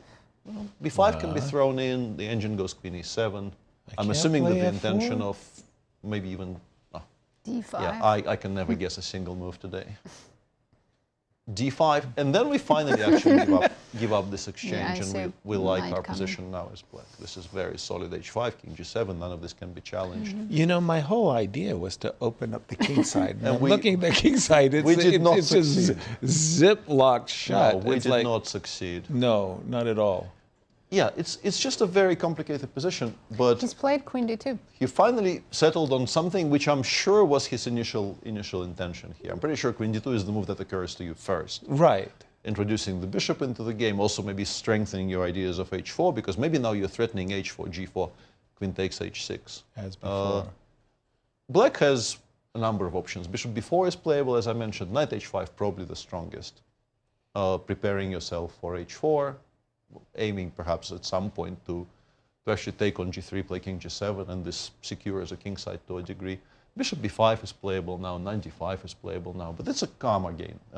If knight h5 happens, it's going to become a more controlled position for both of them. But it's going to be a very fun time trouble. We're expecting a lot of errors when the players are going to be the stress of a ticking clock. By the way, queen d2, I could hear 1,000 cheers from around the world. Coaches were saying, yes, yes.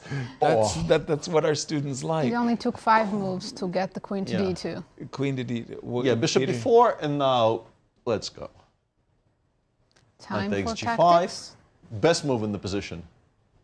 Bishop takes a2. Never touch the knight on g5. And then, never touch the knight on c3. And then the engine, and I do have to preface it by saying this is not a very strong engine. It goes deep very, very slowly, but the best moves in this position are h2, h4, and f2, f3, ignoring absolutely everything. f2, f3. In particular, f2, f3 I like. That's my vote too. I think we're just preparing to go knight h3. We want the pawn on e4 to be secured. Exactly. And bishop takes e3. We're quite happily taking with the pawn to be able. With the pawn. Well, we need to play queen takes g5. We can't disconnect from the g5 square. Can we check why h takes g is just bad? Yeah, let's actually ask the engine about this. Yeah, for our viewers, we know, we understand. The fun thing is there is no mate, but there is a bishop on a2 we can trap. No, I don't believe that. We were focused on the mate. Yeah, no mate, no mate. We're not playing for the mate. Obviously. But we're using the queen on g5 here to kind of tie black down and offer all these exchanges. Like if you play knight h7, we will quite happily take on g8 and play king b2, and we're much better. This is maybe clear. Winning. Yeah, the bishop's very open position. This looks. So this is so much fun. How about taking on g5 without bishop a2? Because then you can't trap my bishop. hg5. This just straight up loses apparently, because now I go queen h6, knight h7. Bishop h4, you have to play f6, I go knight d5, and if you take... This feels easy. Now bishop d3 is threatened, you can play knight e5, knight f7, but then after both queen h5 and queen g6, bishop d3 coming in. And we're not, the issue for black is, you're not even up a lot of material. It's a piece for 2 pawns with a very, very straightforward, intuitive attack for white. The funny thing about this position is you ended up with a stranded bishop on b4. Yeah. Previously, you ended up with a stranded bishop on a2. Very much so, yeah. So from the starting position, can we do that all again? Knight takes g5, bishop takes c3. I just wanted to mention that bishop d3 now is playable. Fabi isn't obliged to go in. You can go bishop d3, white is now, well, h4 is a threat, knight takes g5 probably is an improved threat as well with the bishop on d3, so you probably go knight h5. And now we can throw in a3, bishop a5, and play h4. Takes, g4. Takes. And you, it keeps on kind of trying to make me do a speed take. Because the second best line on the screen is this. I'm like, I mean, come on. Stop doing this to me. Like, just giving a full piece. We can take on h6 anyway, but it forces you to put a knight on seemingly a decent square. And as black, it doesn't take on d4. It plays queen f6 and says we are much rather do that. Fabi has played bishop But d3. Fabi has played bishop no d3. knight g5, yes. Is he hanging his a pawn? I don't think he cares. I don't think he cares, and I don't think black should care either. Now d6, d5 is by far the best option according to the machine. This is very logical, though. You do want to create immediate counterplay in the center. For white, you kind of have to play e5. If you play h4, knight takes e4 is playable, and d4 is also playable. Hg5, we're, of course, by this point, ignoring anything that happens on the queen side. This is a mess. Yeah, dc3, queen f4. If we get here, we will discuss this position, because once again, I don't really trust what my screen is saying here on depth 20. This is a kind of a position where it could actually be lying to me for a while yet. So if this becomes relevant, then we can go much more in depth. And knight g4 does seem to be the only move here. So d5, you're supposed to play e5, and black has a choice between d5, d4, and knight h5. Knight h5 runs into h4. Crazy.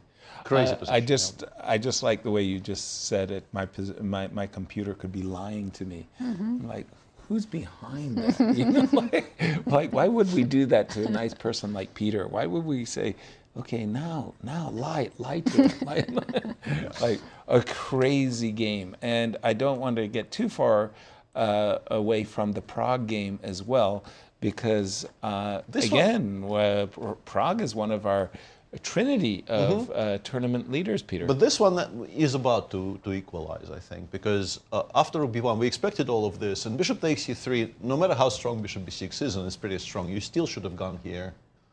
Rook takes e3 needs to be played, knight d5, and rook b3? Rook b3 only move, and now rook c8.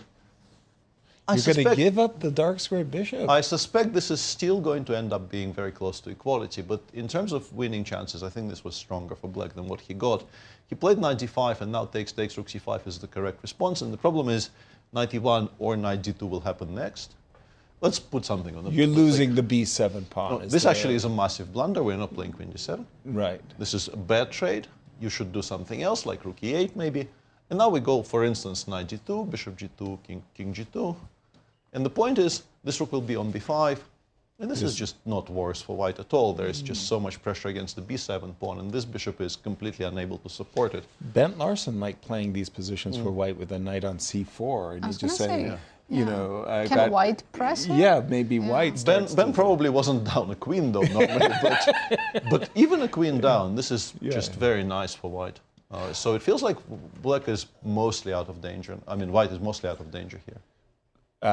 Good, and then Gukesh, after this move, queen b3. He's in deep think. Alireza did find queen b3. He's spending a lot of time on the clock. Just, I think we're going to have two of the games coming down to players just playing a lot of moves with no time on the clock. He still has a lot of time. He's only down to 31 minutes against Alireza's 15. Okay.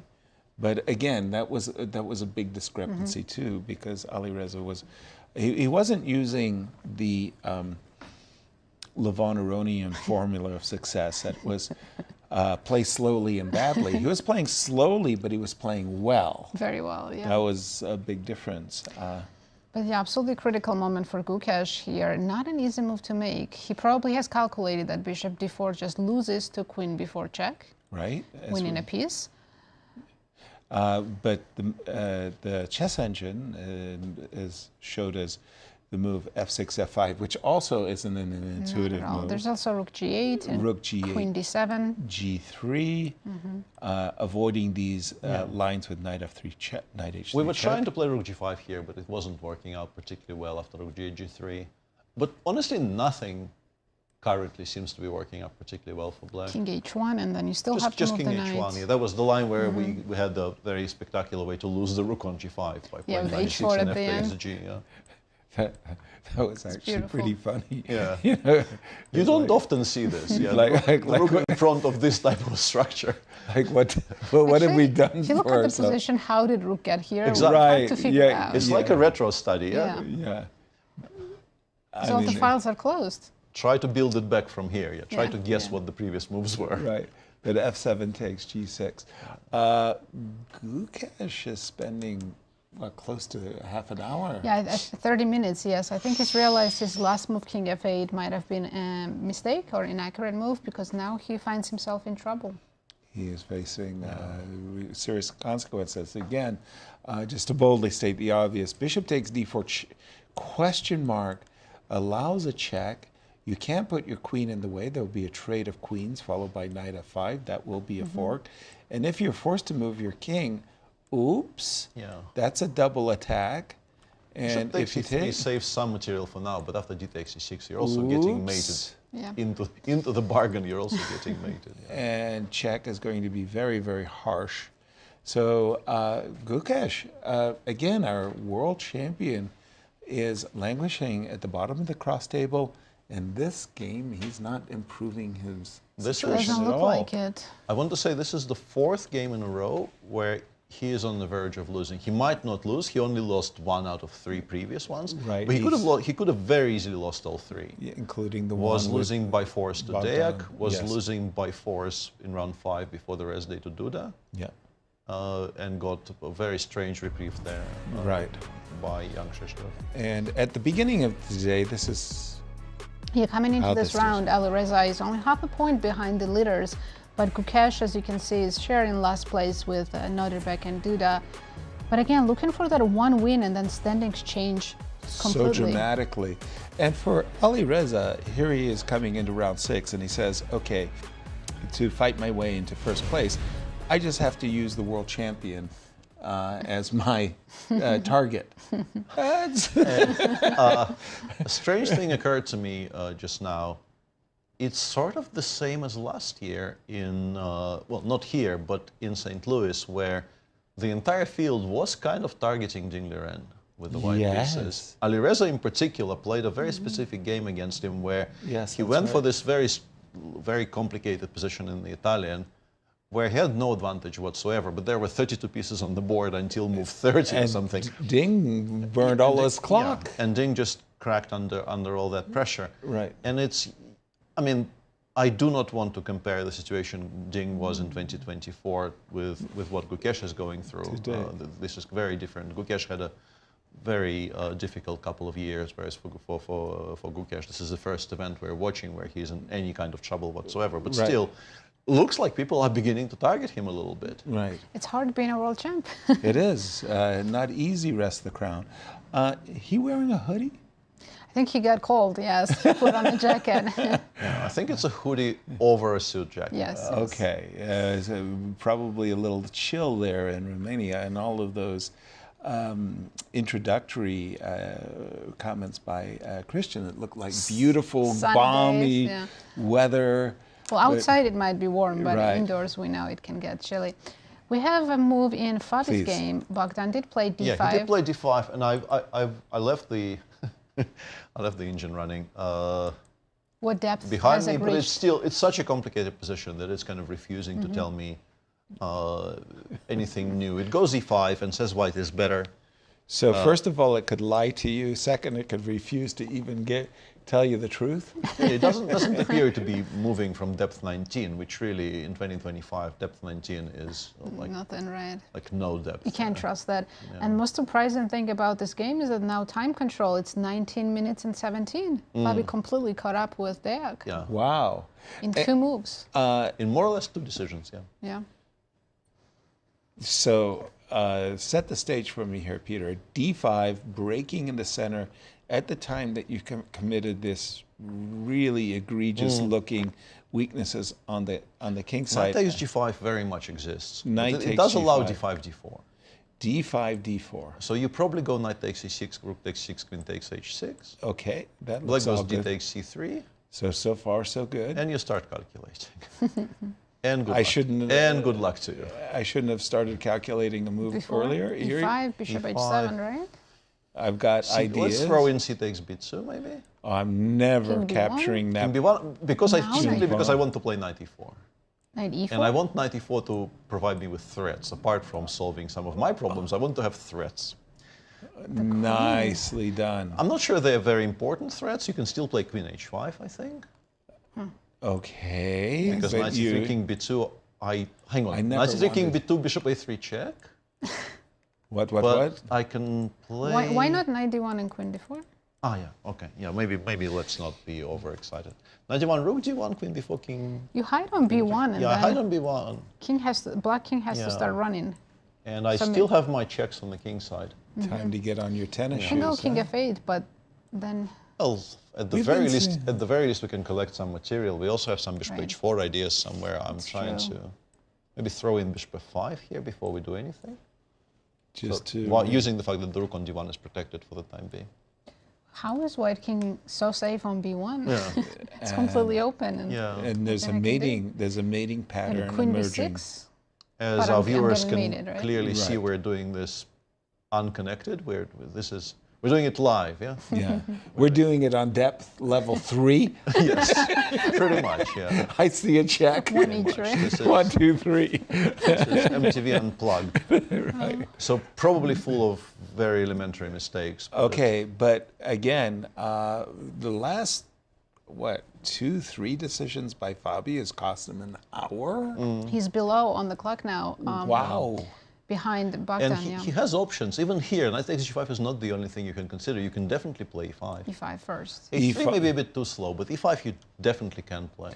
3-5, knight h5, though, you can't take on g5 anymore. Not anymore, Yeah. but you can stabilize. I think the engine goes e5, knight h5, bishop b5. Although I don't know how much you'll like this if you're in Yeah. Fabi's shoes. It feels a bit slow.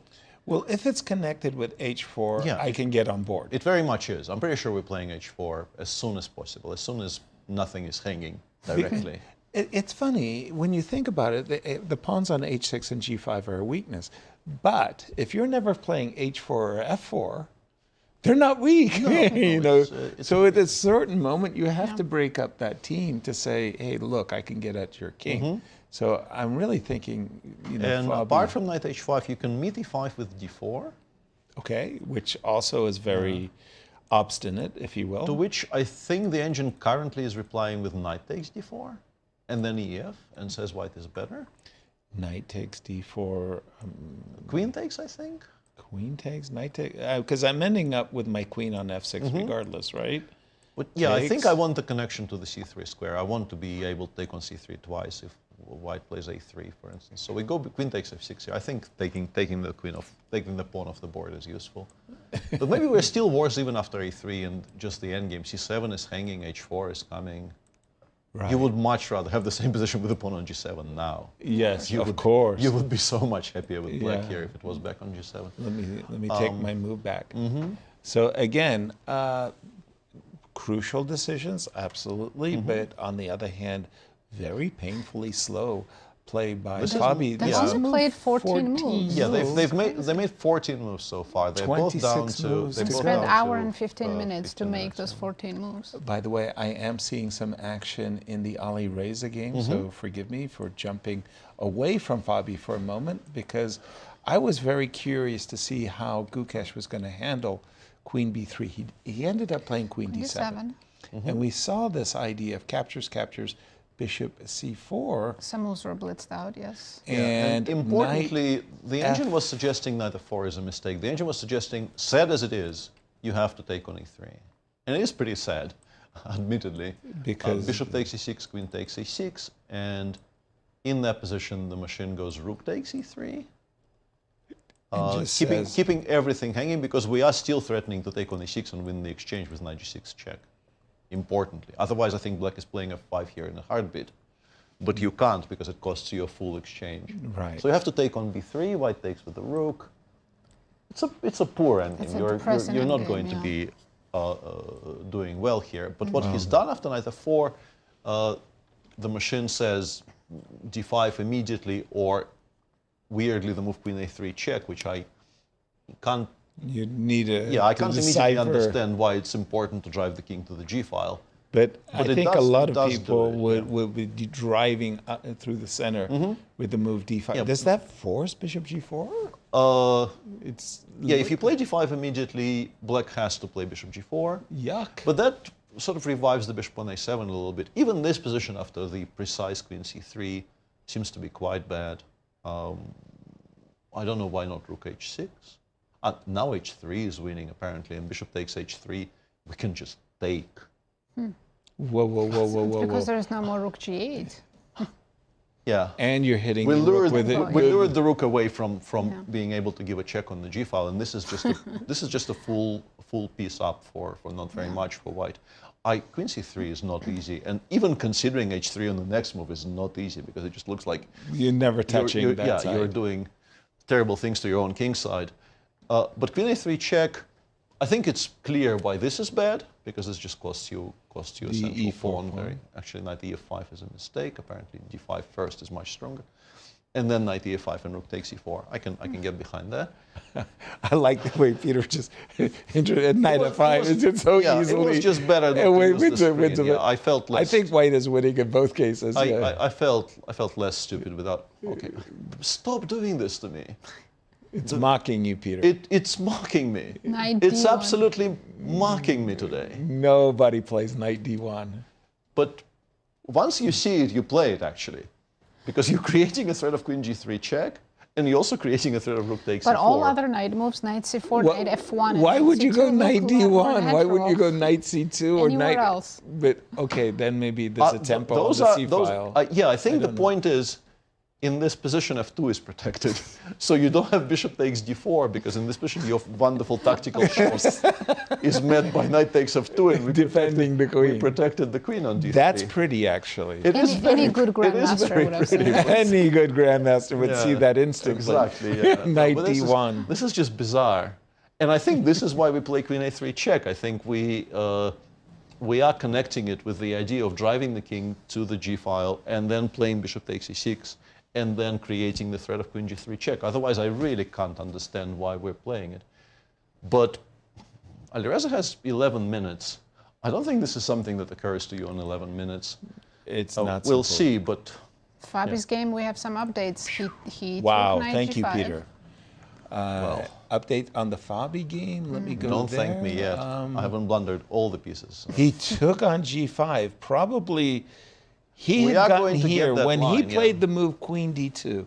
I'll bet you dollars to donuts he was calculating That from this afar. position from Yeah. that far. And he's followed it up with queen takes g.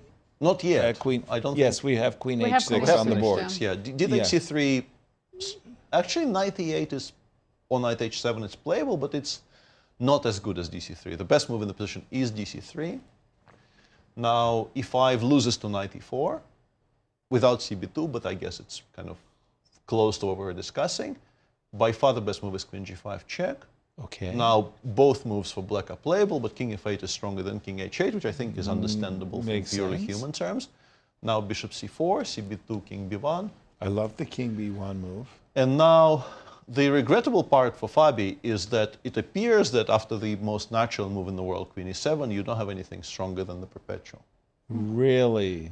You can do... I Wow. think if we get here, Fabi is much more likely to do this than to get a draw. Exactly. But he's not, strictly speaking, he's not better after bishop e7, because there's no counterplay as well. If you But give do black I a have tempo. to give up the light squared bishop so quickly, Peter? Well, f3? You can try with f3 immediately, but then after knight g8, you might not win this rook anymore.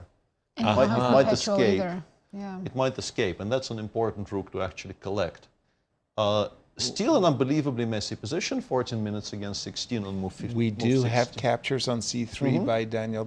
You know, it's crazy, but Deac seems to play better when he has no time. He's just honestly playing a very solid tournament. Right, and I am he's very finding impressed all with of him. these excellent moves with increments and so forth. But okay, we have this super double edge position in this position. And finally, I want to just check on Duda and Prague to make sure that, well, I mean, Not Prague much has just, changed. something happened. Prague got in Yeah, king, knight queen. e5 was chosen instead of knight to a more secure square. Queen e8 is a good move, and then queen Wow. e2. I think making sure that we get something for the b7 pawn is a good thing to do here. But We're going to give it a pause, and we're going to toss it to Cristian in Bucharest.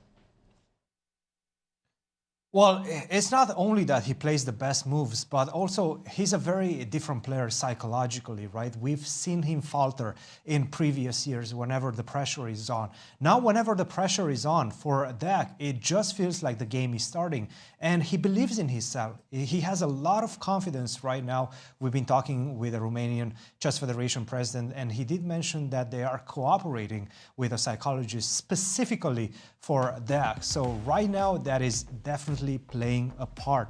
As you can see in this tournament, Peter, you said it very correctly. He's been having a very solid event. He's defeated Levon Aronian, perhaps the highest rated player that he ever defeated in classical chess. And right now, he's just showing incredible composure under fire. I mean, imagine being an hour down against Fabiano Caruana with that position and finding castle now d5 at the right moment. Sure, Fabiano could have had some more better timed knight takes g5 piece sacrifices, but he still made it very difficult for Fabi to find the best moves. Fabiano right now, less time, and the position is becoming dangerous for white as well. We have a fight on our hands, guys.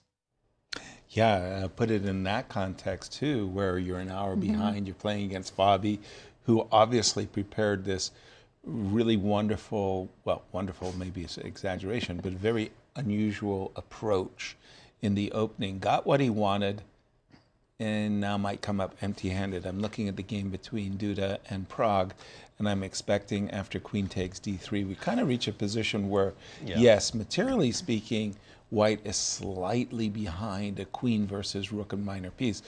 But these active rooks on the 7th rank, I think that game's for sure headed towards a draw. Yeah, this will be a draw. And I'll toss it to you, Peter, to... Actually, let's take a look at the decisive rounds in this tournament so far. Yeah, because we went +2, +2, +2. We had this wonderful 40%. We got spoiled. First 4 rounds, we had 40% of decisive rounds, and round 5, 0. This really isn't for lack of trying. Today is maybe the first day when we saw somebody legitimately not trying very hard. But yeah, that interview with MBL, I think, explained a great deal, because he sounded unwell. Yeah. He sounded unwell. And in that state, it's very difficult to play chess. Right. But once again, a fantastic fighting round. And by the way, Alireza left himself 7 minutes and did play queen a3 check. These guys are finding some very difficult things. Right. He is playing slowly, but he's playing extremely well. Now, here is just a remarkable find. King g8, the check forces you don't want to step into the g7 square. And then this extraordinary idea of taking... I don't know if that's what he means necessarily, because instead of bishop takes 6, there are other options. But if he actually finds this entire sequence... With knight d1? Yeah, with knight d1 included. That's not obvious, knight d1. No. Although, in a sense, in the moment you see queen g3, your eye is drawn. I mean, as opposed to knight d1, I think the most obvious move would be to go knight f5, because you just want your queen to come over, and then you go, well, bishop takes. What am I doing? He's got knight g6. So I want to move my knight, but I'm not going to put it on pre, right? Well, you do win it back, yeah. Oh, that's actually kind of cute. Hey, wait a minute, guys! I just made this remarkable discovery. Well, I think queen g3 check, bishop g4 was stronger. Okay, this would have been very promising, but I think the last move wasn't forced. For Gukesh as well, this is kind of a difficult choice, because... Just a second, what was stronger? Bishop g4. Bishop g4, I think. Queen g3. Bishop g4. Bishop g4. Take on f4. You take on take f4. On f4. Although this also looks very good still. This looks horrible. Maybe bishop d4. I thought I could take on d4 with something, but maybe bishop d4, bishop e5 is the idea. But even this, are you going to sacrifice? King isn't. Rook e5 wins. Question. Probably. Rook takes, queen g5 check. You do have king h7 though. I was very happy with king f8, knight g6 check. Right. King h7. That's pretty. Yeah, that was giving me a lot of joy, but it's not forced actually. You have to win. Thrills and chills. King h7. But hold on, you don't have bishop d3 checkmate yet. Queen g5. Queen g5, king h7, bishop d3 checkmate. Rook is not included. Rook g8 is coming next move though. Yeah, black might be fine here. Black might be completely fine. Black might be better. Well, better maybe is Whoa. Don't get too into... Wait a minute. I can't include my rook, right? H3. H3. But I have tempo moves, right? There's Which rook one? G8. Some rook to G8. Okay. Queen takes E5, I assume. Even queen here followed by bishop D3, Well, that, but okay. yeah.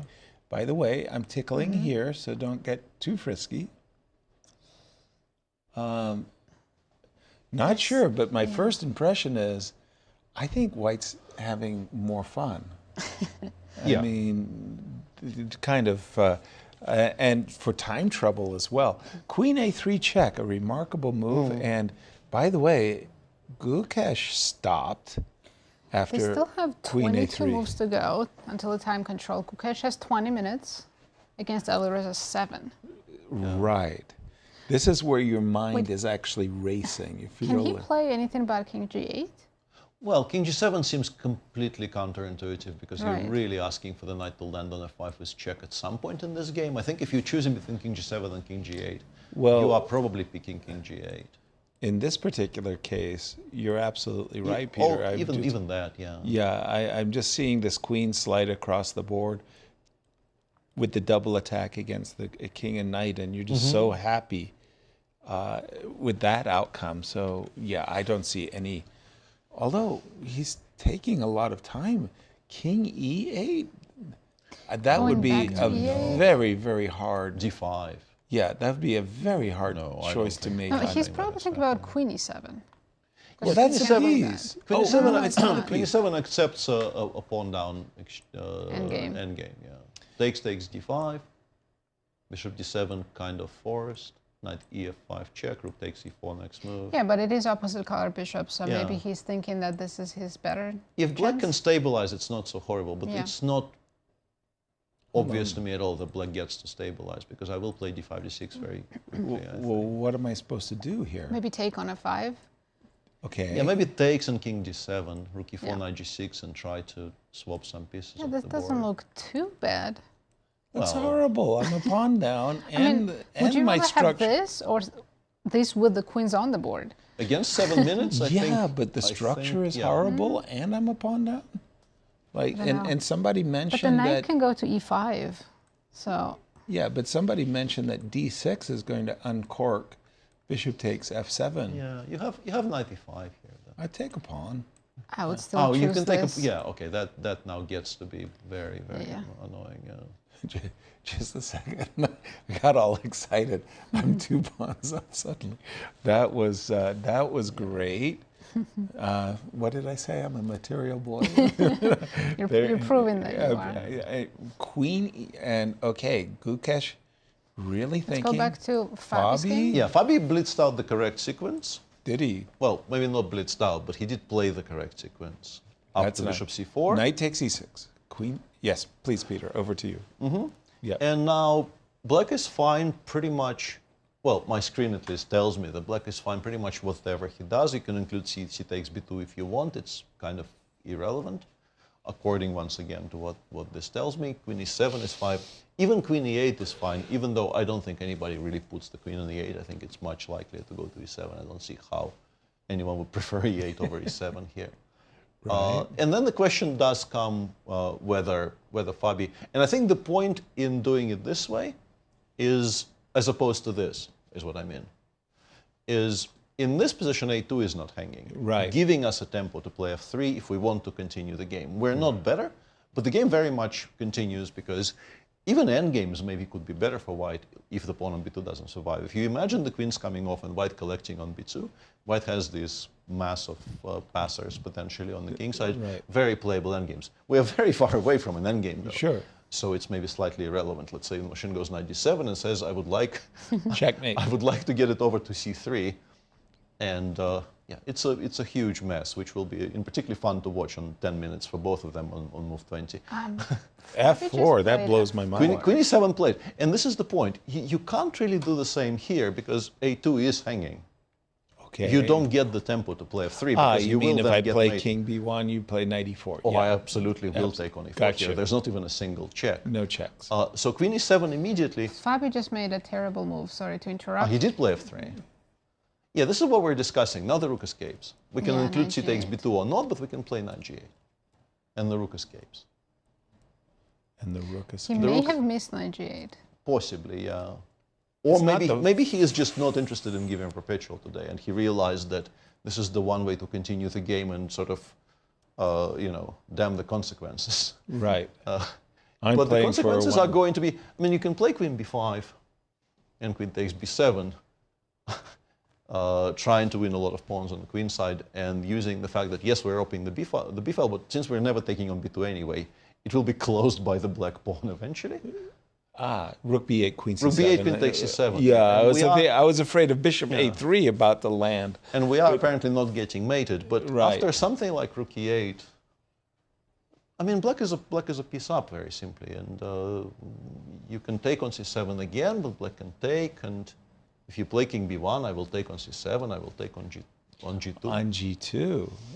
Okay, that's... You have drawing chances, but we are talking about white having drawing chances and nothing else at all, of course. Right. We're not going to be playing for a win unless black makes some kind of a massive mistake. You think he just missed knight g8? Knight g8. Knight d7 also exists, but knight d7 is much weaker. Knight g8 is the move to make, with or without the inclusion of c takes b2, which gives black a big advantage. Immediately seems to be a bit stronger. Peter, I know it's not the way you want to play it as white, but do you just say, okay, great, you played knight g8, I'm keeping queens, your king is terrible, c7 is hanging. Well, it takes and play rook g6. I mean, it's a pretty safe square on g6. Rook g6. Extra piece for black. I mean, it's a piece for currently one pawn. Yeah. We don't have any. One even. Yeah, we haven't taken on b2, that so doesn't it's one. sound like many. No, no. One. Well, this is now a straight up gamble. This is really us taking massive chances. If we're going to gamble, let's rook to d5. Rook d8. Put our pieces on. Yeah. Oh, rook d8. Yeah, the usual swapping conversation about went ahead trade kind of deals. Trade, exactly. Yeah, king g8 chosen by Gukesh, by the way. Just we're sticking with this, but just to remind our viewers that there's another very sharp game going on. I'll also update the viewers that Alireza is down to 3 minutes for next 20-something moves. Wow. Maybe go there for a second. Yeah, maybe we should. By all means. So. Knight g8 by Bogdan maybe. If he finds Bogdan knight g8, Fabi is not going to be very happy. So king g8. As for Alireza's game, bishop takes 6 is actually by far the best move in this position. d5 also gives you some advantage, but not massive. And your knight ef5 is third best. Third in class, yeah. Bishop f5. Oops. Third in class, that didn't sound... I mean, damned by faint praise. Queen g3 check. And now the line we were discussing is actually kind of okay for black because of this move rook e8. We are now prepared to take on d4 next move. If h3, we can go queen takes d4, apparently, with ideas of e4, e3 as well. This seems to be holding even. And the best line appears to be queen takes f6, very logical. And now you have to see rook h7, because of course you cannot allow queen g5 check without having some kind of a reply to it. But now it's difficult to protect d4. You have the beautiful option of takes, queen g6 check, but the problem is not this, but this. And that's closer We are to probably holding this with black. Now with such active pieces, we did have to get rid of a lot of material to get here, but we are probably holding this with black. Yeah, we should zoom in on the players. Alireza going down. Down to under 2. Wow. Again, playing very well, Alireza, but very, very slowly. Bishop takes e6, significant advantage for Alireza. Bishop takes e6, I think objectively probably winning. You would have to describe it as winning. But the clock is a huge factor. Yeah. Gukesh looks very composed, very calm. He always does. As does Alireza. I mean, I'd be sweating cannonballs. When you have 1 here minute for a on the moment. clock, your hands start to shake. Right. Not Alireza. This is where your knees are pumping and your heart is... spaghetti, how would you summarize this game so far? Well, Gukesh definitely came to play today. He is having a pretty rough tournament, and he did want a sharp game, and sharp game is what he got. He achieved it. he maybe overplayed his hand a little bit coming out of the opening, and now only really a severe time trouble is standing between Alireza and a massive, massive advantage as we're watching him make a decision on move 20. He's about to go knight f5. As we know, it's a good move, but it does give black decent chances to equalize if black plays precisely from there. Yeah, bishop takes e6 is not an easy move. How much time is he taking? He has 30 seconds left, and Alireza is shaking his head. Wow, we know bishop e6 is the best. We know d5 is the second best. We know third class is knight f5. And worst of all is not making any move.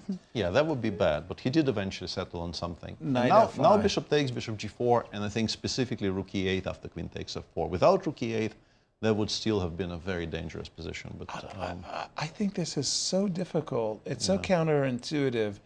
When you have initiative, Nasi, you're not thinking it's not about the only retreating. square, though. Knight c2 was also very strong. In fairness, it's still a not the only retreat, though. square. It's still a retreat, but the idea behind this retreat is twofold. You want to play check, and you want to play rook takes e4. And it just happens that is really good. Forward moves are just a lot easier to find in these types of positions because you want to play more forcefully, so to speak. And he left himself how many seconds? 17. He made a move with 17 seconds, yes. 17 seconds. Wow, so 17 minutes still, for Gukesh and 17 seconds. Bishop takes f5 strictly the only way to continue here, so I'm expecting it to be played pretty quickly. Queen g3. And now you can play king h7, but I think the critical one is bishop g4. King h7 and bishop g6 is, I think, maybe the second best. And now you have to find rook Looks e8. like you have to find rook e8. And then again... We have a result. And this is a draw, yeah. I'm guessing this was a draw between Duda and Prague. Yeah, they found a repetition. Easy game for Prague. Yeah, a bit of an escape for Jan-Krzysztof today. And b4 is one of those moves Duda will be asking himself, what was going on in my head? But rook e8, you were saying queen takes, rook h7. Yeah, you need to stop queen g5 check. I Well, mean, not stop, but have a good reply to it. You're still not stopping it, but you do have rook g7 now. It's easy to think from Alireza's perspective that he'd gotten here mentally in his mind and said, I'm winning. I'm winning. Because bishop takes d4, bishop takes f7 kind of ends the game on the spot pretty much. Precisely. That was what I wanted to show. You're up with a much better position. So this is a case of the overworked queen. The black queen has to defend f7, has to defend d4, so we get to sneak in this crafty little move, and we emerge a pawn to the good. Winning. But there is rook h7. Rook h7, calmly continuing to improve some of our pieces that are lagging behind. Defends f7, stops a queen g5 check as well, and reminds white of a salient question. How are you defending the pawn on d4? You're not playing rook to d1. You're not playing rook d1, yeah. And this was a very, very nice touch. Rook e4, queen g6. I'm winning. Well, you're better, not. but you're maybe not winning after queen d4. Queen takes b7 is playable here, but f2 is hanging, and I mean, honestly, in practical game, you are never playing this on 10 seconds. What? Inviting king? No. It's only because my screen told me queen takes b7 is playable that I'm even mentioning it. No. Knight g5, and again, those of you joining us late, 47 seconds for Alireza to make how many moves? 17 moves. Okay, he's going to be relying on his 30-second increment throughout. And thinking during Gukesh's move. And thinking. In a way, like, you can approach it if you're an optimistic kind of person. You can say to yourself, I have 9 minutes right now, right? Right. Because 17 moves is 8.5 minutes. And you have 47 seconds already. Presuming that you make them all. Yeah, but those are not 9 minutes. No. That's not how it works. No. You have to be extremely optimistic to think that way. In the other game, Deac is also going down on the clock. It's 2.5 minutes now, and he still hasn't played knight g8. I was thinking that Fabi was the one who was behind on the clock of this one. He's been taking about 10 minutes on this move, but if he sees knight g8, he's probably not worried about the time anymore. Bogdan is taking 10 minutes on this move. I think so, yes. Wow. What's happened? Well, everybody's gone into a tank. He's making sure knight g8 is as good as it looks. Also, I think trying to figure out if he needs to include c takes b2. That's, I think, definitely part of it. Trying to understand what is the better of the two options. Do you want to do it now or? But bishop takes e6, queen takes e6 makes you want to think I should postpone it, right? Yeah. And I must say that if I'm in Bogdan's shoes, the move I really am looking at is I want to play bishop a3. I'm begging you to take my bishop, so I can go check. But that, I think, once again allows white to make an immediate draw. Oh, he is reaching for the bishop. If he plays bishop a3, I suspect it's a draw offer. No, he's gone bishop d6. Bishop d6. Yeah, we need to take a look at this. That was the last move I would have considered. Bishop d6. Yeah, and this is not good at all. No. This is, I mean, it's not horrible, but it actually gives white a very decent position. I can take the rook. Go ahead, Peter. Yeah. Bishop takes 6 is fine. The engine even does it slower. It gives a check on h6 and throws in king c1, b1 for now, because black is really not unpinning themselves. Now it's time really to take on b2, because you don't have many moves. And white can cash in on e6. White can also throw in e6, e4, e5 here for some reason. Bishop takes e5, bishop takes e6, queen takes e6, and you can start including rook h1 in some positions, but still appears to be closer to a draw than anything else. But it's much sharper, and white is no longer risking anything. We are pretty much always going to have some kind of a bailout. So yeah, bishop d6 is a huge improvement for Fabi. He is no longer really running any particular risks. Right, but why am I including queen h6? Because knight g8 still exists? It still exists, say, in some positions. Okay, so I was asking... Let's actually take a look at bishop a3. Bishop a3, yeah, pretty much a draw offer. We can play king b1, queen b4 is not that great, but after bishop b2... Which, of course, was my intention. We do. You take your perpetual thing. It exists, but there's nothing better. Yeah, well played. Much as you would like to do something else, you can't really fool around when black already took on b2. So why wouldn't Deac go for this then? Maybe he thinks he's better? With bishop d6. But yeah, and he was better, just not with this move. So kind of his assessment probably was correct, but the decision he landed on is not optimal. Still 20 moves to go until the time control for these players. How much time does Bogdan Minute and a half. Minute and a half. Yeah, that's another thing. You are declining kind of a draw position with minute and a half left for... Yeah, I'm pretty sure he saw bishop a3. It's difficult not to see bishop a3 as one of the options. I believe he is much better. Well, first of all, I'm trying to understand what bishop accomplishes. Yeah, because you're not taking on almost any occasion, you're not taking this one. So you might even be encouraging bishop h4, bishop... Yeah. I can take the rook. You would take with the queen, I'm guessing, right? Okay, if I take the rook, can I just see queen this? Takes. And, okay, I'm a little bit worried about what's going on over here, so... Sorry to interrupt, but I see 2 question marks in Gukesh's game. He just made a big blunder, bishop b8. What happened there? But Alireza has 30 seconds to figure out why bishop b8 is losing. It loses to a bunch of things. We knew that the players are challenging themselves, but this one... Yeah, and Alireza instantly goes queen g3 check, one of the moves which is good. Knight g6, bishop b6 has been played. Yeah, that is very strong, because you're forcing black to take with the queen, and then you can simply play queen e3 and take on e4.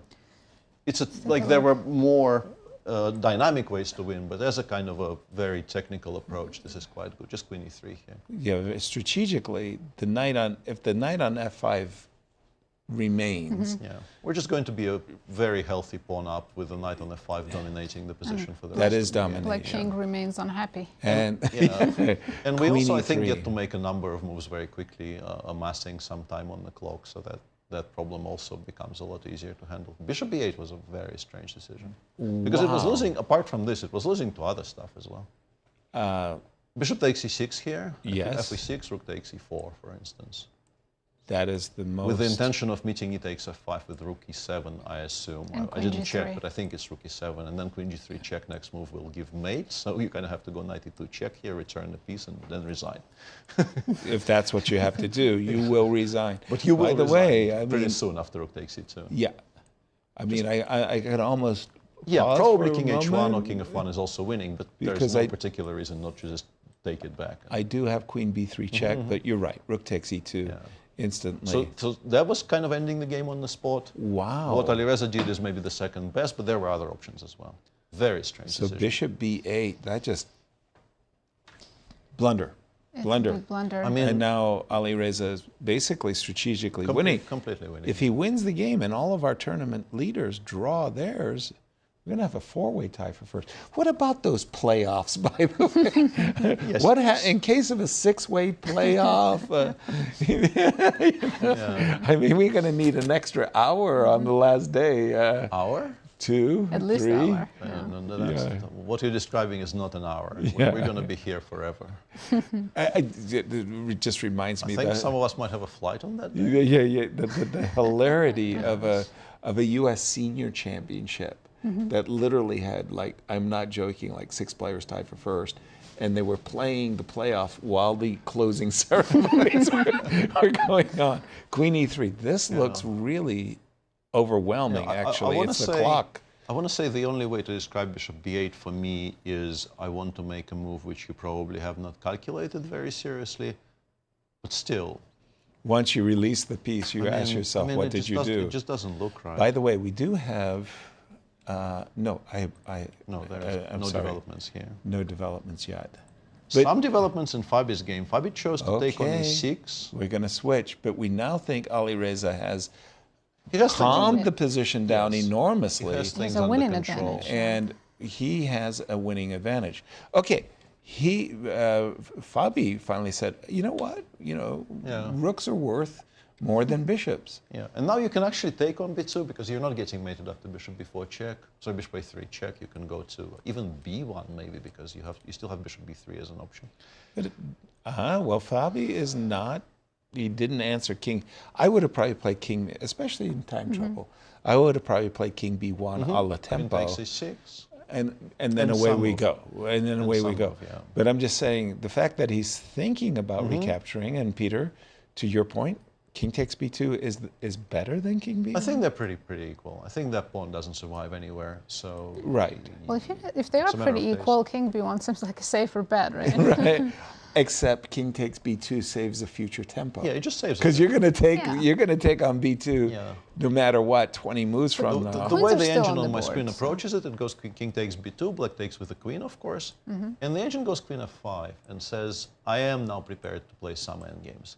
Queen It's f5. very regrettable. Like you do it with a heavy heart because you are ruining your kingside structure quite a bit if the queens come off in that fashion. But the h pawn has promise. But we still have 4 against 1 on the kingside. And that is a massive majority. Yeah, even if you do double def and double G, they will at some point start stomping towards the promised land. The promised land. Yeah. By the way, we don't have to switch, but Gukesh realized his mistake and went back with the bishop. Bishop a7. Yeah, it's late. It's a bit too late. Okay. Fabi down to 3 minutes and 50 seconds. 3 minutes. You know, the other thing that's crossing my mind is king b1, queen takes e6. I understand the ideas of queen f5, but if I'm trying to get, I don't know, keep queens on the board, let me put this on the board. King b1, queen takes e6. I don't like ruining my structure, you know. Queen b5. Queen b5, yeah. Without king takes b2, queen b5 is the best movie. I want to absolutely affirm you here. No, you can't go knight b4 and threaten mate on a2. That's too slow. I get to take your bishop with a check, and then I'll take the knight. In the meantime, do you really want to play rook b8? Definitely not. Like rook b8 and then maybe queen b3, right? If we want to offer a queen trade, exactly, we might as well offer it from a good square. Exactly, better, on my terms, right? But here I don't have to trade, right? I can go queen e7. No, you can play queen e7. Passive, but... Okay, and now it's a time to double my rooks. I don't know. Just to throw a move out there. This is a very strange position to evaluate. I really don't know what I think about it. Me either. So, I am confused. King B1. King B1 played, yeah. How much time did he spend on that move? I think he spent half his time. Yeah, maybe 2.5 minutes. Yeah, He didn't have much time to begin with, but. And by the way, we do have breaking news in the other game. Sorry, well, I'm switching he's back just and down forth. on the clock, but he is still completely in control. Yeah. And those are easy moves to make now. Yeah. So. Okay, he's gone with 97. I think this is what Gukesh was trying to provoke. It's not going to be great for him, but he provoked it's this maybe move. actually all of these things are the same. King G7, Queen takes H4, Queen G4, but we still have Rook E4. It leads to a very similar position it would have led to anyway. It's funny. It's like or H. no, Rook E4 defends the pawn on D4. It just. In every case, I am. It's not even hanging. Yeah, I am coming back. I'm returning with the knight. Knight F5 knight check. on F5 is so good. It actually is pretty much the same position, but by playing 97 check, we got the same position, but we are maybe 3 moves closer to the time control than we would have been. Which is smart, yeah. Which is good, yeah. So this is the current position. 97 check. Gukesh considering King G8, King G8 to G7 or to F8. Now, see, this is a terrible position, but you look across at the chess clock and you say, okay, what do I do? No, I don't think Alireza even needs that much time. Are we at all interested in King G7, Queen H4, Queen G4, Queen takes on Rook E4, trying to win many pawns Another instead pawn? of just the one we're up? Queen takes? Sure. Sorry, which Queen G4? After Queen G4, well, he you have wants to play Queen take. G4. If you keep the queens on, you're getting mated. Yeah. No, he was suggesting Queen takes G4 and then Rook Yeah, I E4. wonder why the engine doesn't do it the other way around. You're trying to win be another greedy. pawn. Yeah. What about Maybe. the greedy? First of all, I like it. Is there? There has to be something, but I don't quite see Knight what. F5, King F6. And That then doesn't work. No, but then after 93, I will actually collect like the entire king side. I Okay, can't King even take G6. D4. King G6. I wanted yeah. Yeah, King G6, but This I can 97 even. King G7 on the board. King G7 played, Queen takes H4 will also be played, Queen G4 will also be Instantly. played. All of these moves are locked in. You cannot give white an option of So keeping the moment of queens truth on. here. Rook Whether he E4 goes- or Queen takes G4. I didn't even think about just going after the G pawn, but Because you have enough, It is right? like Yes. actually very bad, but for what reason?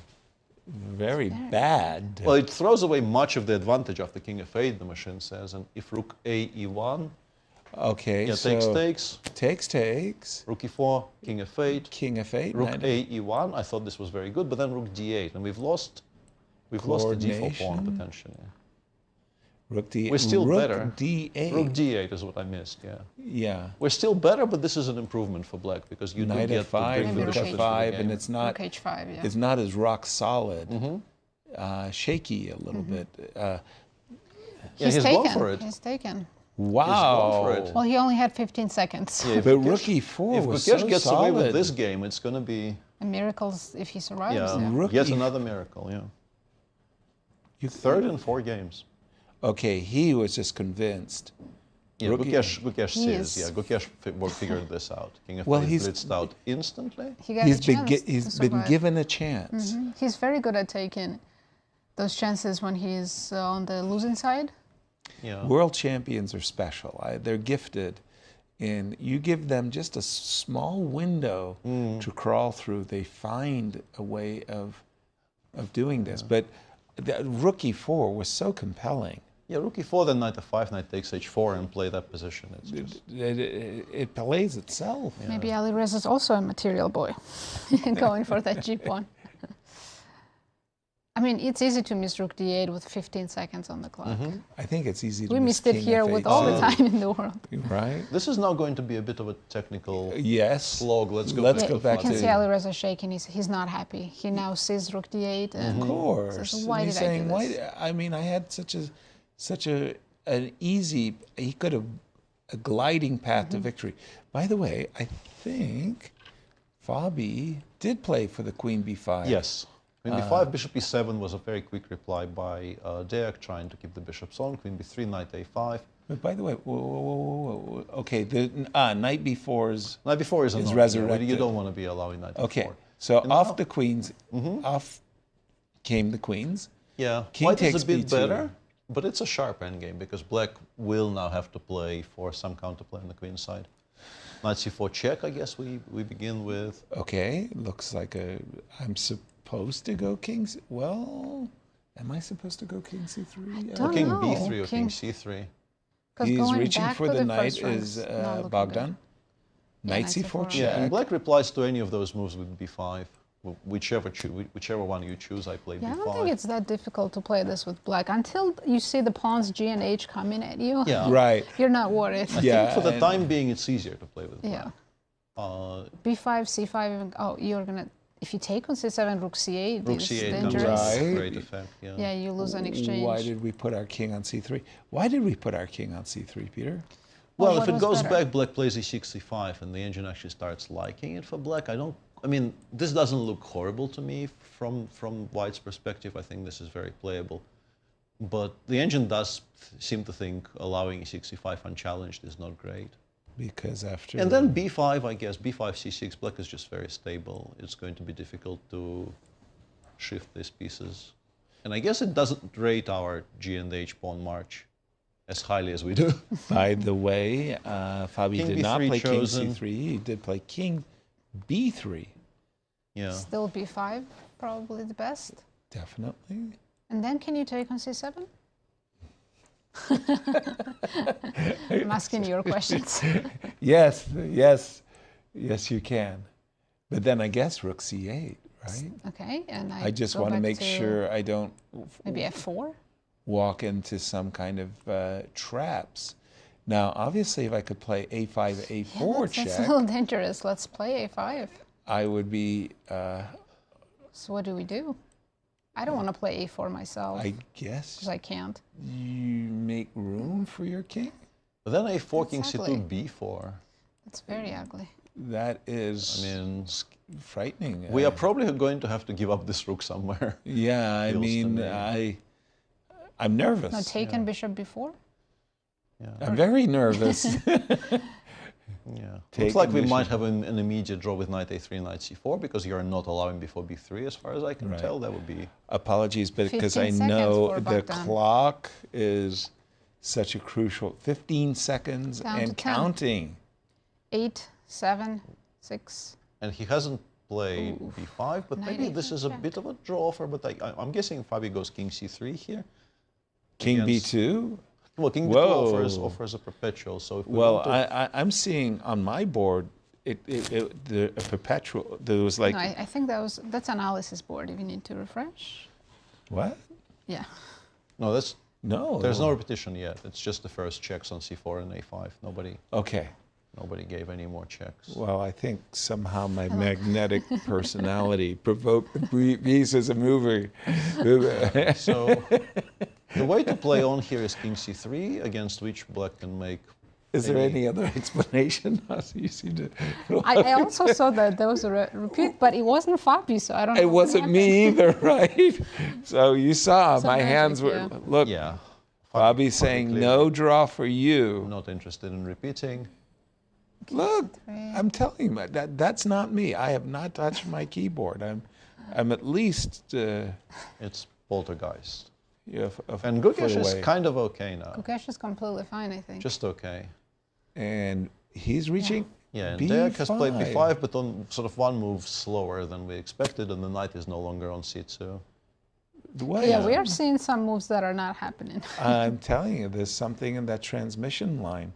Why wouldn't he play b5 against king b3? And maybe he panicked. He saw 15. Maybe he was worried about bishop takes c7. He honestly saw 8 seconds and maybe just was like, let's repeat once.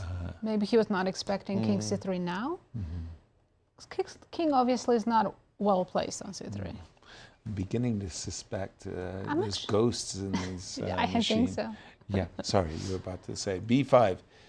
I honestly like Black's position in the X game. I don't like that he has no Rook time, though. b1, not the first choice. No. Inviting b4, c5? Inviting before, well, just sort of misplacing your rook a little bit and inviting black to stabilize further with a6 or something. Before, I think Fabi is planning to take. I'm pretty sure before is being met A6, by. good Yeah, move. I think A6 is more logical. He still keeps C5 and Yeah, we knight don't need to C4 cash it in just yet. options. Just to be clear, Peter, you wanted after I B4 was taking in a heartbeat, yeah. And Because then running you're- towards can the take. enemy. towards the enemy camp. Knight 6, King C5, yeah. Oh, look at that. This bishop king. on G3 is actually controlling a lot of good squares, so I am kind of happy about this. Okay. And start. Which is why we saw A7, A6. Yeah. And Rook HD1 played. Rook HD1, and again... It's kind of an indication that Fabi's not pushing those pawns anytime soon. Yeah, machine says C5 and black is a bit better. Which makes Yeah, sense. I mean, stands the to rook reason. on B1 is... Stands to And, reason. and remember, our trump was C5 way over allows here. bishop D6 though. I didn't want to trade the bishop and stay with two knights, so I like knight C4 better, which I think is what he's about to do. Yep. And he's done it. He's not allowed Yeah. that possibility of a Because when you have trade. two pieces for the rook in an endgame, you don't want those two pieces to be knights. On our other board, It's good to have a Alireza did make time control. He is still a Okay. bit better, but I'm expecting this to be a draw. What Well, let's stay here another, because they have 50 seconds and still 10 moves to go. Another amazing save by Gukesh, because if he does strategically save it, there's still speaking, some trouble. he was busted. And it's always Deac walking around with 50 seconds on the clock. Yeah, but he's hovering close. He's close enough, yes. Yeah. Okay, knight C4. Peter, A4? are we Do we play C6 after A4? A4? I'm Fabi's actually introduce- down to 24 seconds himself. Yeah. We're introducing a tension where maybe we don't want to play AB5. Oh, after A4 you also have knight A3 and then probably Yeah, he's gone King D3 Basically saying, look, going to the I'm king side. hightailing it to E2, Yeah. which is a safe square. But we're really not progressing our own game plan whatsoever, is the issue with this. If he wanted to put his king on E2, he couldn't do it with the rook on D1 because there was knight B2 check. So he had to misplace his rook in order to get his king where he thinks it belongs safely. Yeah. But Right I'm now- not sure this is such a great plan Yeah, but at black has all. time to stabilize Right now. now C7's hanging, right? So maybe. I'm not sure. I think if we take on C7, we might not see that bishop again after E5 and rook C8. Oh. It has no squares. I must 5 say seconds for E5 Bogdan. E5 is a rook Well, C8. yeah, Bogdan agrees with you about needing to defend that pawn, and I don't think he needed. So I think that's Yeah. a burnt tempo he will Just never a panic get back. move. Yeah. There's 5 seconds on the clock. Also, Instantly I played, have a by the way, feeling king he D3 is- E2. he is less sure about needing to play 6 E5 Right. as we are. King F7 slightly improving his position. And Move again, 32 and off he goes again. Should. Oh, I want to start H4, but there's rook G8. That's very unpleasant. Yeah. right. You probably need to start by removing the bishop from there. Yeah, bishop F2 first. And It's slowly, still, slowly. it's still, I think, black for choice. Not by Yeah. not by a lot, but It's I think easier to play. yeah, it's easier to play. You just have more pieces. Yeah, but It's I have 4 more against pawns. 3. Yeah. I have the big majority, four Yes. versus 1. Yeah. If I go bishop D6, you play H4. I can play maybe knight H5. Fair. If you go bishop to D6, I'll go G3 slow, You have a slowly. super majority. And then I can move the rook Improving. to the king side. Okay. I don't know if I want to provoke H4 with rook H8. Again, 14 how much seconds. 14, you say? Going under 10? He goes rook Rook H8 right away. H8 very understandable. Provoking H4. And then he wants to Provoking play probably knight H5. Knight H5, G3. Bishop G3. D6. Yeah. And Still 7 moves to go. and I wanted to ask, in the time control, how close are they? H4. Fabi says, look, I've got the majority. I would love to play G4, H5, extend the pawn structure, push the passers. Peter, does the computer agree with our feelings? It's easier to play black? It says around equal now. Around I was giving a equal. bit of an edge to Deac prior to him. Every time Deac goes under 10 He's down to seconds. 5 seconds from what I can see. 4, Oh, he almost You know, overstepped. he allowed G4. He I have almost a feeling. overstepped. I have a feeling he is going to play himself into positions which maybe are slightly worse. It's still very difficult to push. Shockingly, you know, those pawns don't actually promote themselves as quickly or as efficiently as you would suspect. But yeah, giving white g4 unchallenged seems excessive. Yeah. Just unnecessary. I don't know why we're doing this to ourselves. He did make that move with 2 seconds. 2 seconds, on his yes. clock, yes. right? I am seeing 32. And we are sticking with this, of course. I will just say that Gukesh, after conducting this very difficult defense, actually managed to make a pretty serious mistake on move 39.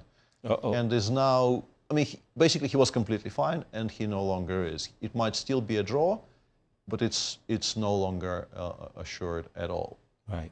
G2, G4 was telegraphed, Peter, but after this move... and now he goes E5. E5. A little bit too late, but it's correct to break the chain a little bit. 5 moves left until the time control. Yeah. Okay. You said these pawns don't promote themselves. Yeah. They don't. They don't. I mean, you attempted to try something extremely kind of telegraphed, like rook h1, rook bg1, h5, and try to push forward. I was thinking for black, I think he wants to go knight d7, knight f8. Knight e6. Bring it e6 to is a good square. Oh, yeah. And look how pretty that knight is. That knight is a dream knight on the e6 square. You H5. shift over so that if this knight comes on the e6 square, first of all, it does a fantastic job at keeping the majority contained. It stops the pawns too. But also, it readies a very nice knight f4 check, knight d4 check.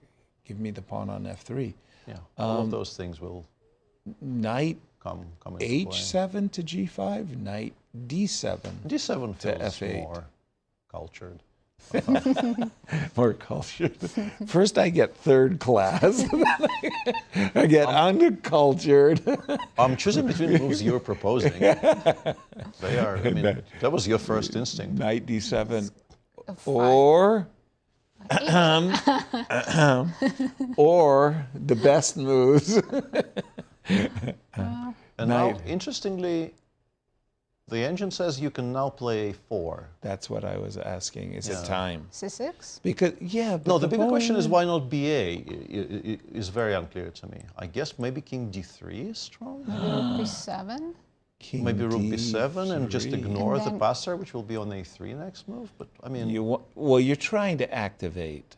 And you do yeah, want and Fabi A4. takes What the chance. Yeah. Well, I think from Fabi's point of view, he understood that if he sits still, his opponent's going to go knight g5, e6. He'll be much worse.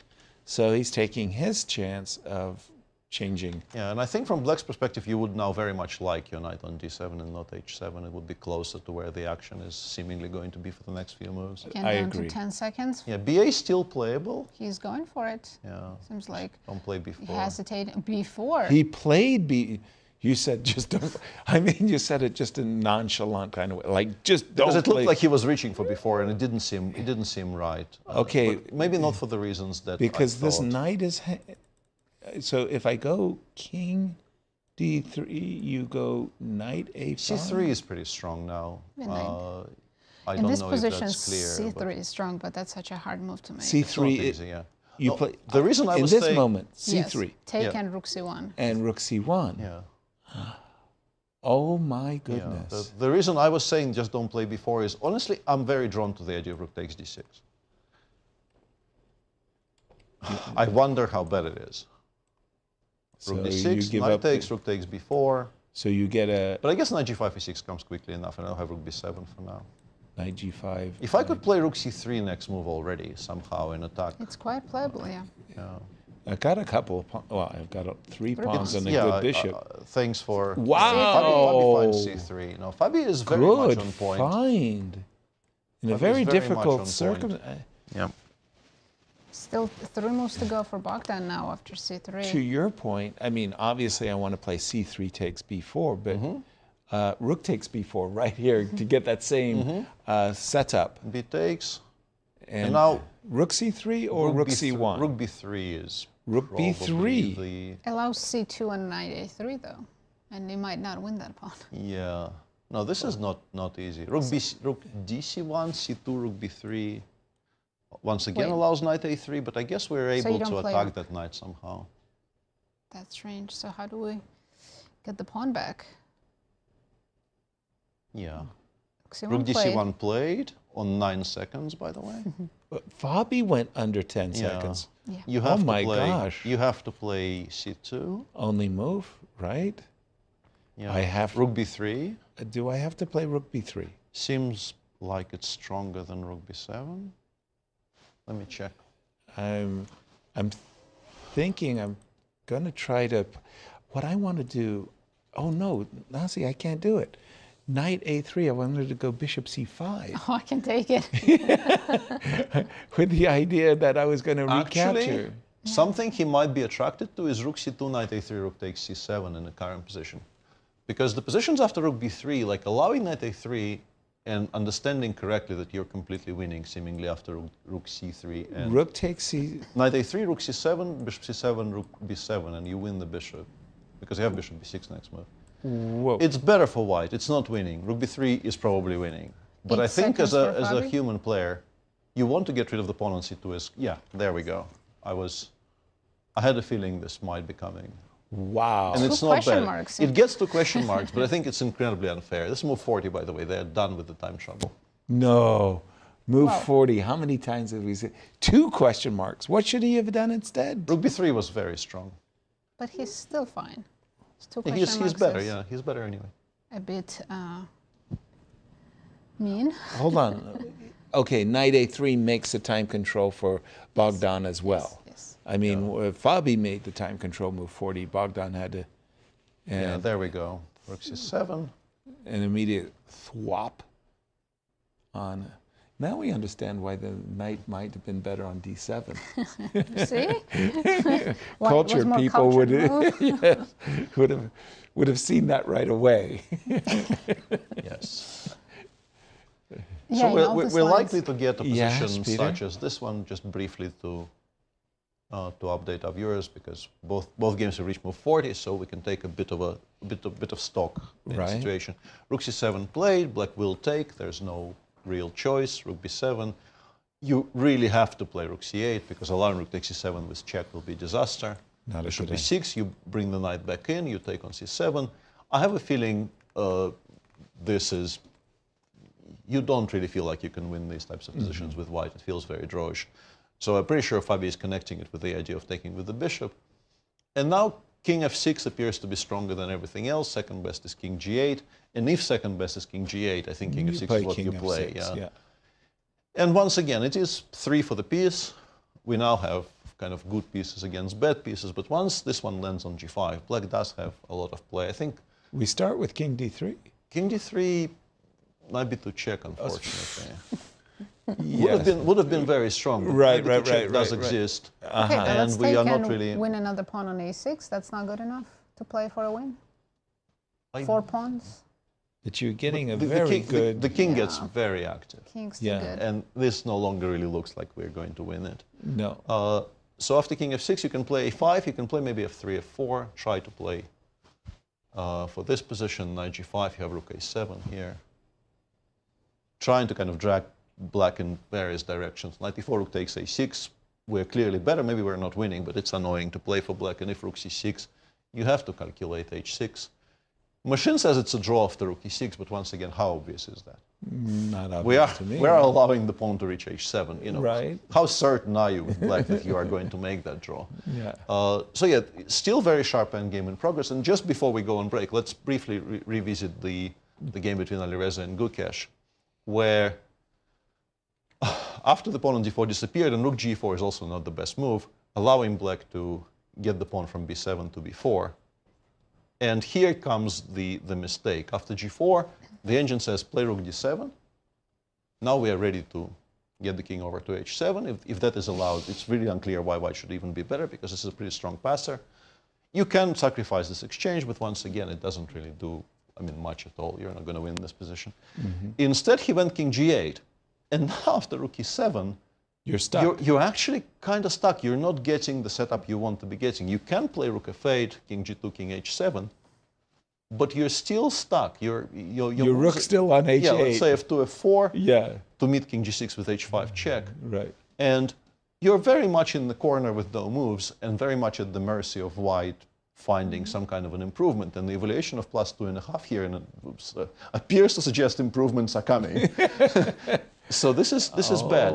Instead, he played rook d5, and that was also my initial reaction, trying to simply take on f5 and take on h4. But there is, actually, the machine doesn't go rook e8 check, interestingly. It does go gf and says after rook takes h4, rook e8 check, king g7, king f3. This king is, by the way, so weak to the ideas of rook g1 check that it says this is completely winning for white, actually. Wow. Rook takes f5 hasn't been played yet, but I'm pretty certain he played with d5 with the intention of taking on f5, and he Yes. is now realizing that it might not actually be the draw that he wants. So we are still very much in the game here for Alireza. Thank you, Peter. Let's toss over to Bucharest and Cristian.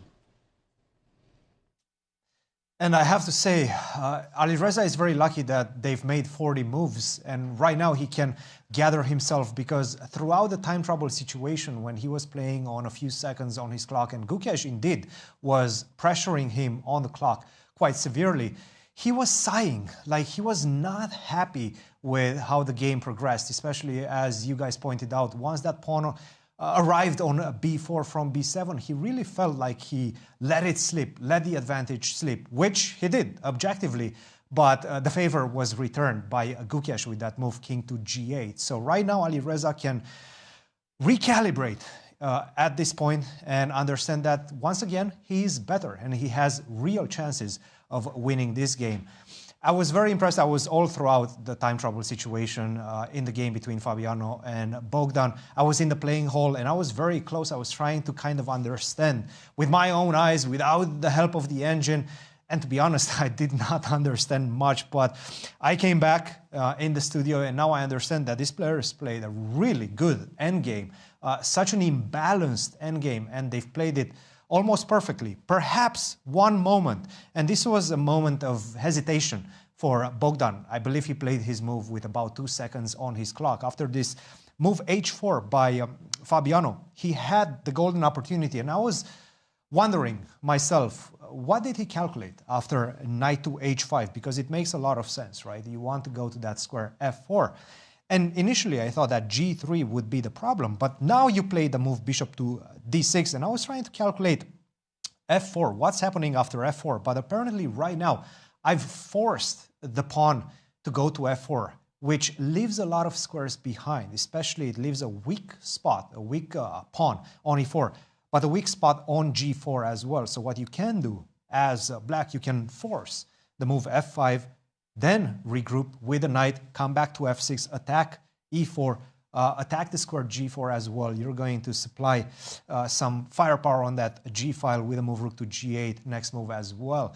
And White's pawns, White's majority on the king side is pretty much stuck. You're in big danger right now. So this was a golden opportunity for Bogdan-Daniel Deac. He played the move bishop to d6, and this is the moment I've seen some hesitation in his play. He did not want to play this move because after g4 the knight gets stuck on f6, e5 and a4, to be honest, played with only a few seconds on his clock by Fabiano. Actually, the next sequence, a4, b4, I was thinking myself, why is he not taking on a4? But apparently after taking on a4, king to d3 would have been the right move. And it's all about getting rid of the outposts that are supplying energy for the knight on c4 right now.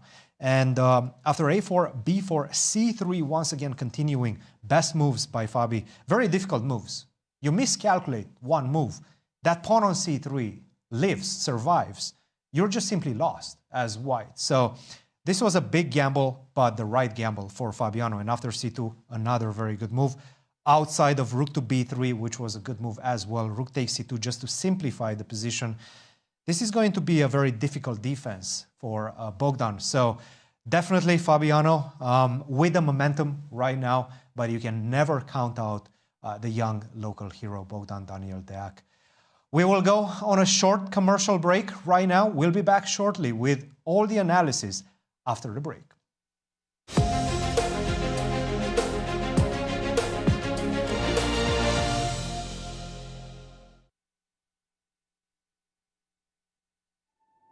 "10 years, one legacy." The Grand Chess Tour marks a decade of mastery where only the strongest chess minds carve their names into history. Each piece has its role, like soldiers in a grand army, with commanders to lead them into the tour's 10th year and a prize fund of $1.6 million. The Grand Chess Tour starts in Warsaw with the Superbet Rapid and Blitz Poland, immediately followed by the Superbet Chess Classic Romania in Bucharest. Then off to Zagreb for the Super United Rapid and Blitz Croatia, followed by back-to-back events in St. Louis, Missouri with the St. Louis Rapid and Blitz and the Sinkfield Cup. And the culmination of the grand finale in the city of Sao Paulo, Brazil, will determine the 2025 Grand Chess Tour champion. Fight with every ounce of strength for victory. This isn't just a moment. This is history.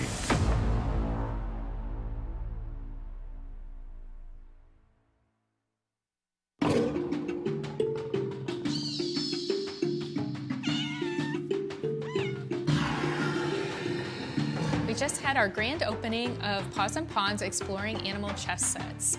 This show contains over 50 chess sets, sculptures, photographs, and other artwork exploring the connection between chess and the natural world. We have sets and boards that date from the late 19th century all the way up to the present. You get to see a little bit of how artists have reinterpreted familiar chess pieces using the imagery of the animal world. The World Chess Hall of Fame's collection has over 800 chess sets, and as we were going through this collection, I noticed so many different ways that people integrated animals into these artistic chess sets. And it just seemed a natural fit to make a whole show of it. We reached out to some really wonderful lenders, including from Chess Collectors International and some great artists. And we even reached out to local artist Justin King to create a giant T-Rex especially for this exhibit. At the opening, people really enjoyed seeing their favorite animal in the show, whether it was something in the Cats vs. Dogs chess set section or the set that we have from the local artist Sophie Bender. And that is a wood-burn chess set that has different animals engraved on each square. We also have really wonderful, elaborate chess sets from the artist Laura Sturtz. One has kind of creepy crawly creatures, chess bugs. And then we have another one that looks at the beauty of sea life, and so there are manatees, walruses, and other things. If you'd like to learn more about this exhibition, you can go to the World Chess Hall of Fame's website at worldchesshof.org or check out our social media channels. Ladies, are you looking for something fun to do? Do you want to make new friends and broaden your horizons? Ladies' Night is the premier all-female chess event in St. Louis. Every Wednesday night, you can meet and play with new people while learning one of the world's most popular games from a certified woman grandmaster. Plus, St. Louis Chess Club members can attend for free. Whatever your age or skill level, you're welcome at Ladies' Night. If you love playing chess and want to put your skills to the test, the St. Louis Chess Club welcomes you to our monthly open tournaments. This is your chance to compete in a 5-round Swiss system tournament with 2 sections: Open, which is FIDE rated, and Under 1800. Feel the thrill of competition as you contend for a share of $4,200 in prizes every month. To learn more and to register, please visit stlouischessclub.org. You know Q Boutique at the World Chess Hall of Fame has the region's best selection of chess sets. But this store is so much more. Discover our masterfully curated selection of unique jewelry, clever kids games that nurture critical thinking and creativity, quirky greeting cards, books for all ages, and a wide variety of locally made goods. Find just what you're looking for at Q Boutique at the World Chess Hall of Fame. Mark your calendar. The 2025 Strategy Across the Board Gala is Saturday, August 16th at the Chase Park Plaza Hotel. Enjoy fine dining and world-class entertainment, all while helping to support chess education, cultural exhibits, and public programming at the St. Louis Chess Club and World Chess Hall of Fame. To learn more and to purchase tickets and sponsorships, please visit stlouischessclub.org. I'm Justin King. I'm a sculptor here in St. Louis, and I tend to make a lot of work with recycled materials, and especially cardboard. I make a lot of animals. It's one of my favorite things to make. So the World Chess Hall of Fame, they're doing an exhibit called Pawns and Paws, and it's showing off all the animals that are influenced within chess. And so we got this crazy idea to make a T-Rex. It's a wonderful opportunity to work with the World Chess Hall of Fame, and I've had the pleasure of working with the Chess Hall of Fame before. We got together during Chess the Musical at the Muni, and they were promoting that. And so we made a knight chess piece out of other chess pieces. And as people stood in line, they were able to sign and draw all over these chess pieces. Then I was able to collect those and reconstruct it. And then when I got the email and phone call to come back and make something, we decided to go big, and we made this big T-Rex, and we're excited to put it where it's going to be and seen by so many people from all over, so I'm super pumped about it. At the World Chess Hall of Fame, we love highlighting the talent of the St. Louis art community. And when I was curating Paws and Pawns, Justin King was a natural fit with his fun and whimsical animal sculptures. We're looking forward to seeing how our visitors react to this oversized T-Rex that'll be popping out of the wall, enlivening the space. It was nice to get back together to create something new, and hopefully this relationship continues into the future.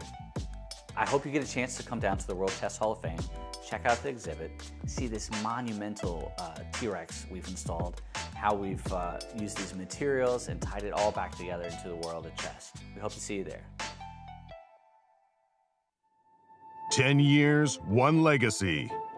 The Grand Chess Tour marks a decade of mastery where only the strongest chess minds carve their names into history. Each piece has its role, like soldiers in a grand army, with commanders to lead them into the tour's 10th year and a prize fund of $1.6 million. The Grand Chess Tour starts in Warsaw with the Superbet Rapid and Blitz Poland, immediately followed by the Superbet Chess Classic Romania in Bucharest, then off to Zagreb for the Super United Rapid and Blitz Croatia, followed by back-to-back events in St. Louis, Missouri with the St. Louis Rapid and Blitz and the Sinkfield Cup. And the culmination of the grand finale in the city of Sao Paulo, Brazil, will determine the 2025 Grand Chess Tour champion. Fight with every ounce of strength for victory. This isn't just a moment. This is history.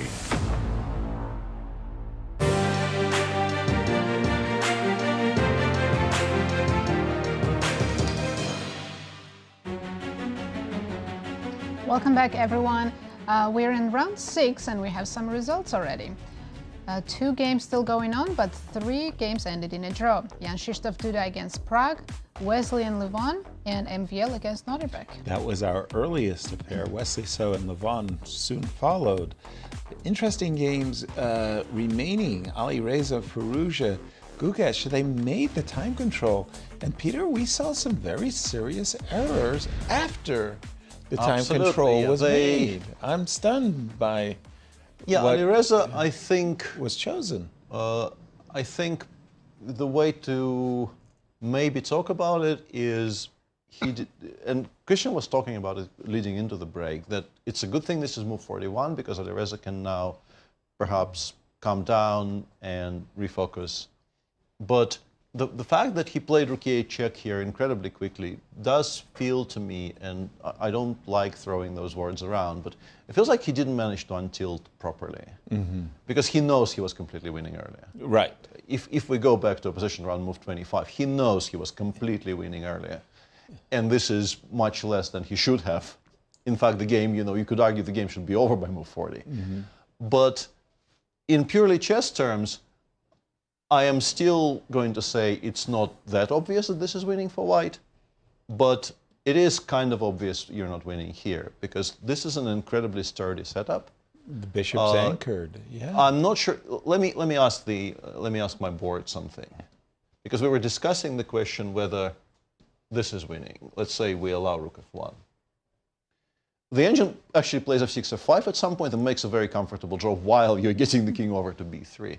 But even if you allow this, I really don't see how we lose this anyway, to be honest. And I think the evaluation drops from 0.10 to 120, and then I think it will stay at 120. In such endgames, you can actually start trusting our board, because here depth is gained very easily. There's just no progress to be made. I will be playing king h6, king h7, king g7 for. The bishop is anchored Yeah, beautifully. you can play rook b5 and then try to get the king over to f8. But if you achieve all that, at some point I will be able to play f5. So, and we're also ignoring the fact that after rook takes h8, there was a move rook f5, f4, which also sort of was making a draw on the spot. So the way to play g takes f was just to, I think, pretty easily convince yourself that the other options are giving Gukesh a much easier time. And here, after rook e8 check, let's say king h7, king g3, the problem is this is a very, very poor king. And after, for instance, rook h5, we can even go f2, f4, because if you take on f5, you will just get mated. Beautiful. With rook e8, g8 coming. So you leave both rooks on the board, which is useful because you can play against the king. With only one rook left, there are no mating threats in this game left, whereas here there would be. So yeah, it's a very big miss for Alireza. He was gifted this second chance of playing for a win by mistake by Gukesh on move 39, and he immediately gave it away. And now looks like the world champion will escape yet again. Yet again.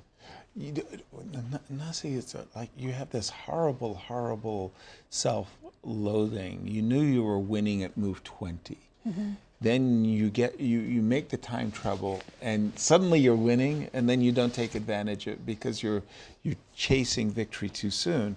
And now I think Alireza has just come to this realization that, wait a minute, this bishop on c3 is super duper. I mean, maybe he didn't realize that keeping the rooks on the board was winning for him. Right. So maybe still he doesn't understand that. But like Peter said, even if you don't know it's winning, you still have better chances there than here. Right, with the two rooks on the board. Hold. Wow. I think that's exactly the way to approach it. You have to compare the two, even if you don't know how they evaluate it. And they're both pretty tricky to evaluate from afar. Right. You have a pretty clear-cut choice, and this doesn't look like it's going to be breakable. Yeah.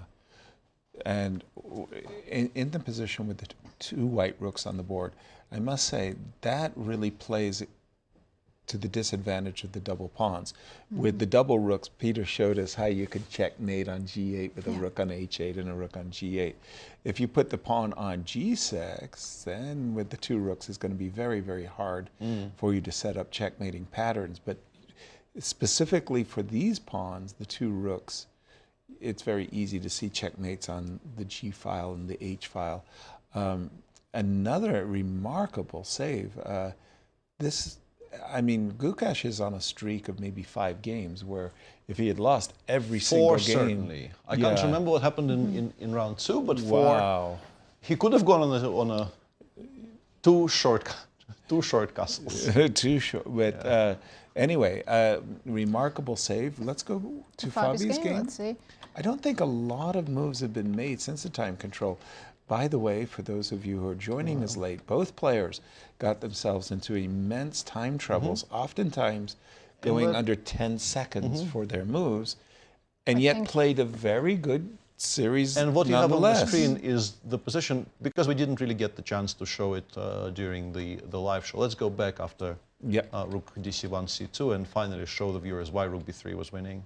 Okay, because here we got to this point, and we were hitting our heads a little bit against a wall because we saw the move knight a3. Yeah, and now it turns out that there's just no defense against rook c3, followed by bishop c5. Rook c3. So if you go rook b8, for instance, I go bishop c5 anyway. I always have king d2 against rook b1 if I need to. And once the bishops are gone, the knight on a3 will just be attacked and then picked up, basically. Or you have to relinquish the pawn on c2. You lose c2 and c7. Yeah. As a matter of fact, the engine doesn't even play knight a3. If we go back to rook b3, it goes knight a5. Oh, sorry. It goes knight a5? Yeah, it goes knight a5. And then after rook bc3, there was a line when we were once again giving up this exchange. But with the knight on a5 compared to the game where the knight actually was returning to the game quite comfortably, here it isn't. And this is just winning for white pretty much. Wow. But that was on move, I think that was move 39 or possibly move 40. Fabi did not have any time, and also what he did looks attractive. So he ended up It was on move 40 that he took rook c2 with like 7 seconds. Yeah. You know, even what he's got, I mean, in his mind's eye, he could be thinking, look, you've got these knights that are kind of scattered, like knight on h7, knight on c4. I've got rook. I've got a very active rook, powerful bishop. 3 pawns. Three passes on the king's side. I'm running no risks because I could always play f3, f4 if I really, really have to. And maybe on a good day, I can push the knight away from the defense of e5. It's a very understandable decision. I kind of felt it was likely. But Bogdan is not reacting in a way of a person who's saying, I've got an easy draw. In fact, he's gone down on his clock a lot. 8 minutes, he might approach second time trouble. Okay, what is he suffering, Peter? Well, he's choosing a square for the king. You obviously need to sidestep the discovered checks along the 7th. And he has, I'm guessing, 3 reasonable options: king g8, king f6, king e6. He's played king f6. Played king f6, which we thought was long the best. thought, right? Yeah, about 20 minutes, 22 minutes. And this is where we were trying to just scoop up an extra pawn for free, but unfortunately not winning the game. It does activate the king. The black king. Black, yeah, king g5, rook a6, king f4. You can still play something like rook g6 in this position and try h6 and rook g7, right? Yeah, try to move your pawns on the king side, like takes h6, also a5, a6 on the other side. It's still going to be tricky. It's still, I think, incredibly easy to misplay this with black and lose. Let's say h6 here. If you give me a check and play king takes e4, I'll play rook g7. This might already be losing. I would not be at all surprised if it turned out to be losing. Yeah, I don't know what's the best square for the king. Maybe c4, maybe c3. That's one. And these are 2 more. Probably c4 actually to avoid king d5 in that final position. Yeah. So it was d7, king c4. You mean? Maybe king c4. Yeah, I'm not sure. Okay. Just to guard the path. I mean, I understand you don't want to allow rook d4 check, and maybe you're just correct. Maybe this is also a problem, but I mean, we're getting carried away. The king f6. Fabi doesn't have to play king d3, but what can he do to make progress? Can he go rook a7? That's But you still go just king sensible. g5. Because I'm not really threatening a pawn if your king's not on the 6th rank. I think I also have an option of knight g5, rook a6, knight e6, reminding you that your bishop is a bit tied up. And improving your knight greatly. And improving my knight a great Bishop deal. takes e5, knight takes e5, rook c2, rook c3, unfortunately. H7. Happens very quickly. Yeah, it's not attractive because we're just allowing black's rook and knight to really... I guess we have king d1, but then rook f2, I would assume, right? Because Which f3 is the one we want to... c4 is also rook c4 is also good, yeah. The base. Rook on h7 is just not great. It just does not have any prospects there. Hold on, rook c4, I got check. King g7? And I got another pawn. I mean, I'm not claiming black is better. I have 5 pawns, Peter. For a brief moment. And in the meantime, Gukesh has actually found a way to play for sort of an immediate draw, which is quite impressive because he threw an f5, did he? Yeah, I didn't think it was that obvious that f5 king h6 is such a clear draw. I saw the engine suggested on my screen, and I was wondering why that was so good, but it is just very good.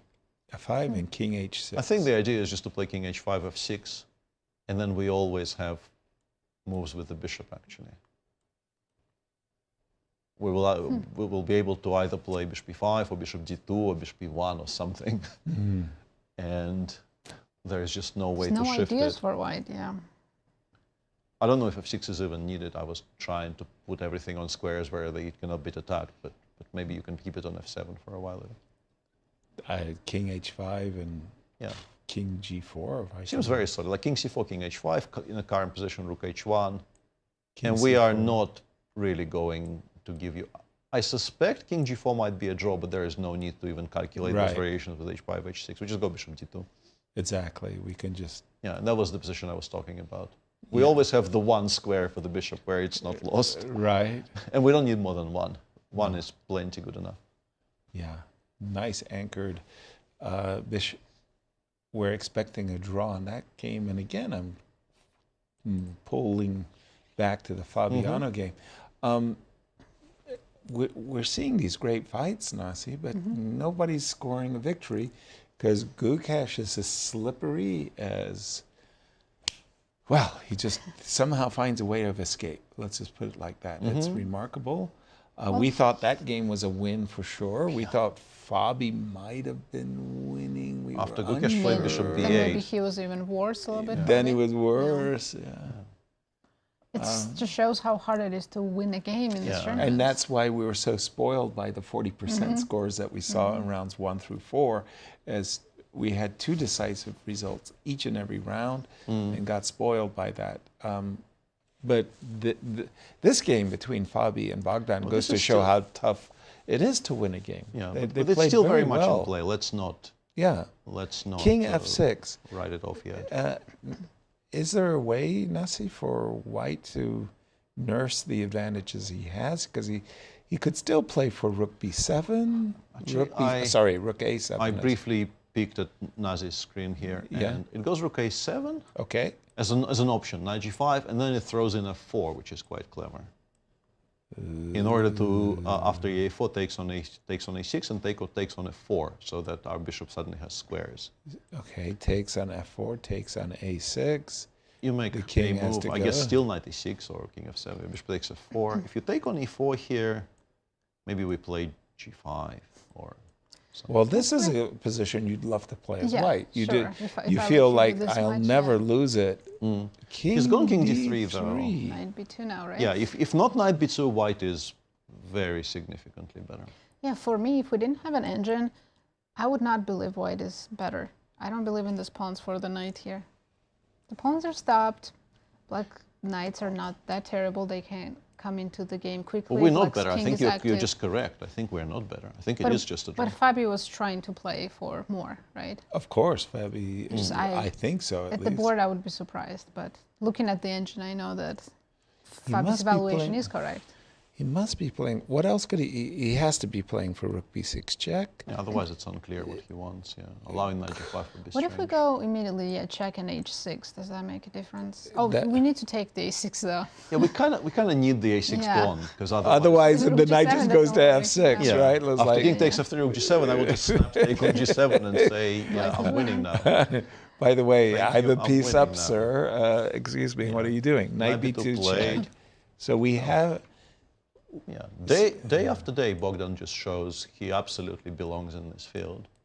People are having a very hard time, not even outplaying him, let alone beating him. Yeah. By the way, let me boldly state the obvious. A couple of years ago, and I'm going back to the pre-pandemic era, the Grand Chess Tour had a serious problem. Whenever we invited wild cards to the Grand, they were getting smashed. Now we invite wild cards, and then we're wondering why aren't they the tour leaders? Firouzja just destroyed it. That was crazy. And, won it with 4 rounds to spare or something. And, right. And Deac is on 50% and should have had more. Right. Should have had more. So yeah, very impressive. Okay. There were some famous performances, by wildcards. Jobava scored. Famously horrifying performances. God knows how many. Yeah, that was bad. The King F4. Well, okay, pardon me. This is the current game position, but the players are not deviating from this line. Fabi can actually play King E3, and Black maybe doesn't take on A4 there. Let's take a look at this for a second. If you play King E3 here, in this exact moment, yeah. inviting no, in the game position. Check, in the game right? position. Okay, sorry. In the game position. If you play King E3 here. Knight B2 check, King E3, yes. Why won't I repeat Knight C4? Well, yeah. Oh, you were looking at, you want to see if I'm Knight just A4 wondering works. if we can maybe sort of take our move back. But yeah, he's already taken on B2, so it's irrelevant. Okay. So we were looking at Knight B2 check, Rook takes B2, Rook takes C7, and I thought that the players cannot deviate from... They are following this line, Rook B6 on the board. I think this was actually the first You line can probably also play King F7, Rook A6, Knight G5, even that looks completely fine. Depressingly, yeah. I mean, you have many ways of defending. This looked like the most direct, though. I mean, we took a pawn, we blockaded, and we're prepping check and king f3, and just kind of collecting the pawns either on e4 or g4. Yeah, here it just needs to be calculated if rook g6, h6 is scary or not. Exactly. So rook g6, we were taking. We also, if we want, have the option of playing rook a7, h6, rook takes a4, because our king on f4 cannot really be checked by this rook at all. Not even in 2 moves, frankly. Not in 1 and not even in 2 moves. So we can do this. You're still playing h6, you don't have anything better. I want to take on a4. Rook g7. I want to give you a check for the time. Why not throw in rook a3 just to ask? Yeah. Because I want the king on c4 and then I will play knight g5. Because I want to be taking on h7 and f3 simply. Ah, no, you have rook f7 check there, yeah? Okay. Knight g5. I have rook h3, I'm playing for a win, yeah? No, okay, that's not a legal move, sorry. I am rook h3, I'm playing for the morning. Good morning, so St. Louis. Louis. So here we take on h7, but... Yeah, that's what I wanted to do. We can still do it because we have king g3, right? I'm blanking on all kinds of things. Well, I have check. King e3. King, yeah, e3 or g3. King takes f3 here. It's just a draw, right? Because I have rook a5 check. Yes. King d5 and king d5. I have rook a5 check. Yeah, I have rook a5 check. Yeah. It's just an immediate draw. Hold it. What? Oh my God, we are blind. Okay. Let me show you two what you might have missed. It's entirely possible, but there is a skewer. Good morning, St. Louis. That was a very illustrative sequence of yes. events. Yeah. Well, hopefully but does these rook f3 work? I think so. Rook f3, rook f7. Okay, show me I think it works. the line. Instead of king f3 at the end where we blunder the rook. We're still playing rook a7. Rook a7, h6, right? Yeah, same line all the way, just take on f3 with the rook. Yeah, play king g3, not king e3. Or even knight g5 now. Check. Actually. Yeah, check king c4, knight g5, h7, we take. We take? Yeah. And take with the rook. No, you throw in, in any of these positions. No, actually take rook f3 here, it works. No, but rook f7 was stronger. No, this is a draw, right, but rook f7 check first. Oh. King g3. King g3, and then the king is further away. And now rook h7, rook f3, king g5 will lose. Rook h7. Lose. Yeah, we lose, yeah. Rook f3. King d5. Now king d5, and we don't have rook d3 check because our king is on a poop. But nice. You can still misplay. See? You can still misplay anything. Yeah. Proving that it's never too late to blunder. Yeah, never. Never. Yeah. And by the way, a lot of events in the other game. Please, bring us up to date. Yeah, king d3. Gukesh here decided not to hold the passive line with king g6. He went f5. I was singing praises. But the thing is, what I didn't realize is h4 survives. Okay. It's still a draw, though. The engine says we don't actually need to do anything here at all. But interestingly, in the current position, it says if you do the same with the pawn on f6, you lost. I am yet to understand why this position with the pawn on f7 is a dead draw and this is completely lost, but this is what my screen is telling me. Okay. I do not really understand it yet. I would need to spend some time, alone with my computer, Alone. to kick it about a bit and see, like, maybe we at some point need this square for the king or something. I don't really know. So this might happen. Because it's natural to. But the point is, this position is a draw. We don't actually need to attack any of the white pawns. Basically, there's no progress to be made without the rook. And the moment the rook departs, we play b3, b2. And with the pawn on b2, I think it's easy to understand that the pawn on b2 protected by the bishop probably gives us enough of a leeway to hold it quite comfortably. But yeah, maybe the point is we need to play king f6 in this position. Yeah, that's probably right. So if we had to play king f7, that would be losing. If pawn was on f6 if we go king h7 here, it starts saying we have some trouble. And the only move that doesn't lose is bishop f6. So yeah, I guess this is the explanation. Yeah. We need to. So I think I can maybe explain it now. So we get pushed back. Now we play king g4, bishop d2, rook d1, rook, let's say d3, bishop b5. We're waiting. It's +3, but it's not really making much progress. But I guess the point is with the rook on h3, we're never pushing b3, and now the king might switch to maybe go into e6 or c4 or something. h5?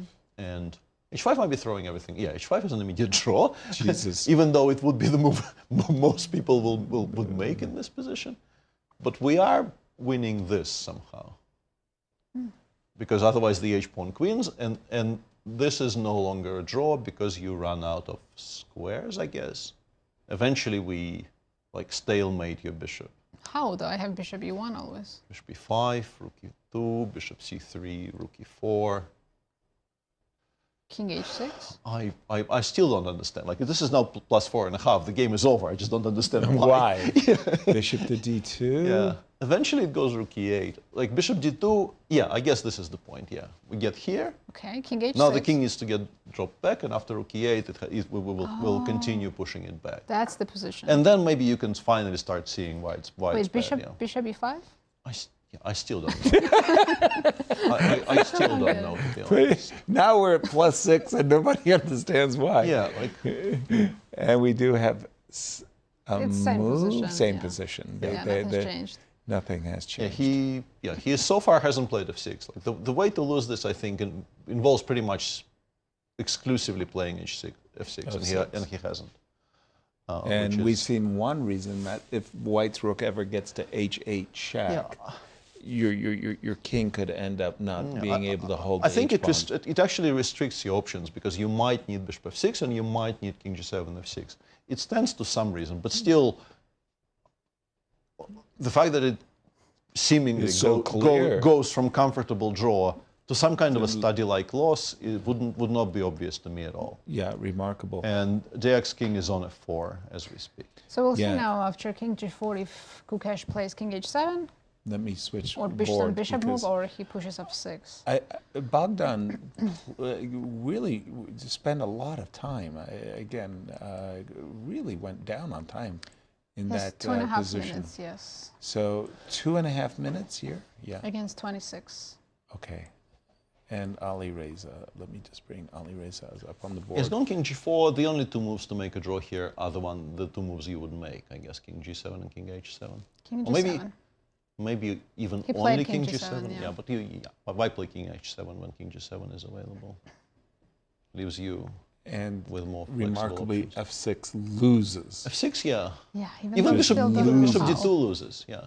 And even bishop d2. Because White gets to play rook d1, rook d7, rook b7. The rook needs to be on b1. The rook needs to be very passive. This, I think, is kind of intuitive. That makes sense. Yeah, so that does make sense. Let me just show our viewers. So the whole idea is that we have this passive rook that's in front of the pawn, as we were taught. And yes, Nimzovich did teach us this truth that the rooks belong behind the passed pawn. And here we understand that the move bishop d2 allows White to achieve the goal of putting his rook behind the pawn, and that makes it virtually impossible for Black to ever get the pawn to With b2. the active rook, White gets new ideas, like I can push my pawn farther now, h-pawn, all the way to h6. Yes, yes, yes, and yes. And a lot more freedom and flexibility for White. Exactly, exactly. So bishop d2, from the current position, pardon me. King g7 was the best move, yeah. Which King g7, king h7? Both are okay. But there are two losing moves. One was f7, f6. The second, and it's not that clear why they were both losing. Especially f6. But king g7 correctly played by Gukesh. Yeah, because now you can't make any progress without pushing the h-pawn, but then as soon as you do, king comes back to h6 and that's it.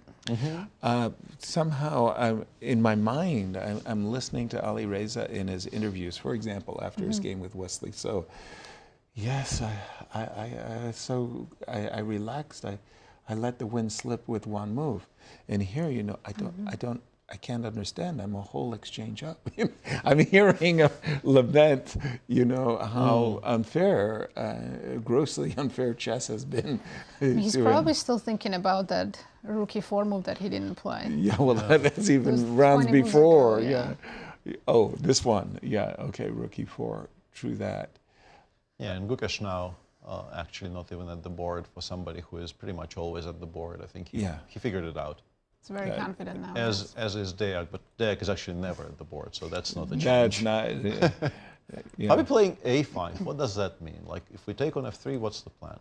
So a5, clever, sophisticated. Yeah, I guess he wants rook g6 on the next move, and he wants to make sure the pawn gets to a6. So maybe he was thinking that if he starts with this, rook a7, right? He's giving. He wants to stop rook a7 as an option. Yes. Mm-hmm. Okay, so he went a5. Yeah, we take on f3. There's really nothing that. And I'm assuming rook g6. We have to play rook g6. Yeah. So we're now prepared to meet the bad move, rook a. I don't know. Is rook a7 such a bad move, Peter? Seems kind of pointless. I don't know if it's bad, but it doesn't really do anything because a6 exists. Well, I kind of want you to play a6, and then I want to go, okay, let me show you what I have in mind. I mean, let me just put some move on the board. King f4. I'm a bit worried I will provoke white into something that might turn out to be good, namely king c4, b5, b6. King Go that way. c4, king b5, king b6. You're right. That's it. Have I? And then it starts, like, I have two. I understand the e-pawn is actually a serious passer. I'm not even joking. It is a very serious passer. But my knight's in the way. One is going to be on a7 soon, and the other one is, 2 moves away from being on h7. Yeah. Those are difficult to handle for any piece. Yeah, a7 here. So this, I think, is just winning. This is lost, right? Very hard for me to imagine how this is not winning. Yeah. Yeah. Again, my knight is like, it needs to be in a different place. Yeah. But He's played kind of king looks f3 winning now. and rook g6. We have 2 moves. Yeah. But I think we play king f4 here and then knight g5, and we continue collecting. King f4. Yeah. h6, Nazi? Do you Yeah, have or a6. I don't have a. Pardon me? Or a6. Or a6. Yeah. Okay, a6. I'll go with a6. I wanted to go knight g5. I don't quite see why I can't, because I have king takes g4 there. I am one by one removing the entire chain. You know? Yeah, tooth by tooth. I'm still not playing for a win, but I am. h6? No, you can't. If you take, I have rook g7. Yeah. Okay, You take that's an not. e4. That's Still very, rook very g7. dangerous as well. Yes, yeah, yes. I don't like this. Do you Maybe have rook h6 we go. Do you have rook c3 and some perpetual yeah, here? although maybe we can go after the king now. King e2. Some perpetual here. Rook c2. King d1. King g1, rook a2. h7. And then we've got the. Then we've got the. h7, knight c3 check. I think it's a draw. King e1. King e3. Am I getting mated? Yeah. Well, not mated yet, but I might have. I might play for more than a perpetue. Okay, we've got. King f4. Very confusing. Down to Times 12 seconds. 10. 12. Yeah. King f4. That was the. Yeah. That was our first. Yeah, I forgot about the primary clock move. completely. Yeah, he's back to playing on increment and getting up from the board. Wow. This has to cost him like 5 seconds every single time at least. You know? Right. And he doesn't have that many. He's gone down to 2 seconds in this match, in this game, pardon me, for sure. I saw 32 seconds.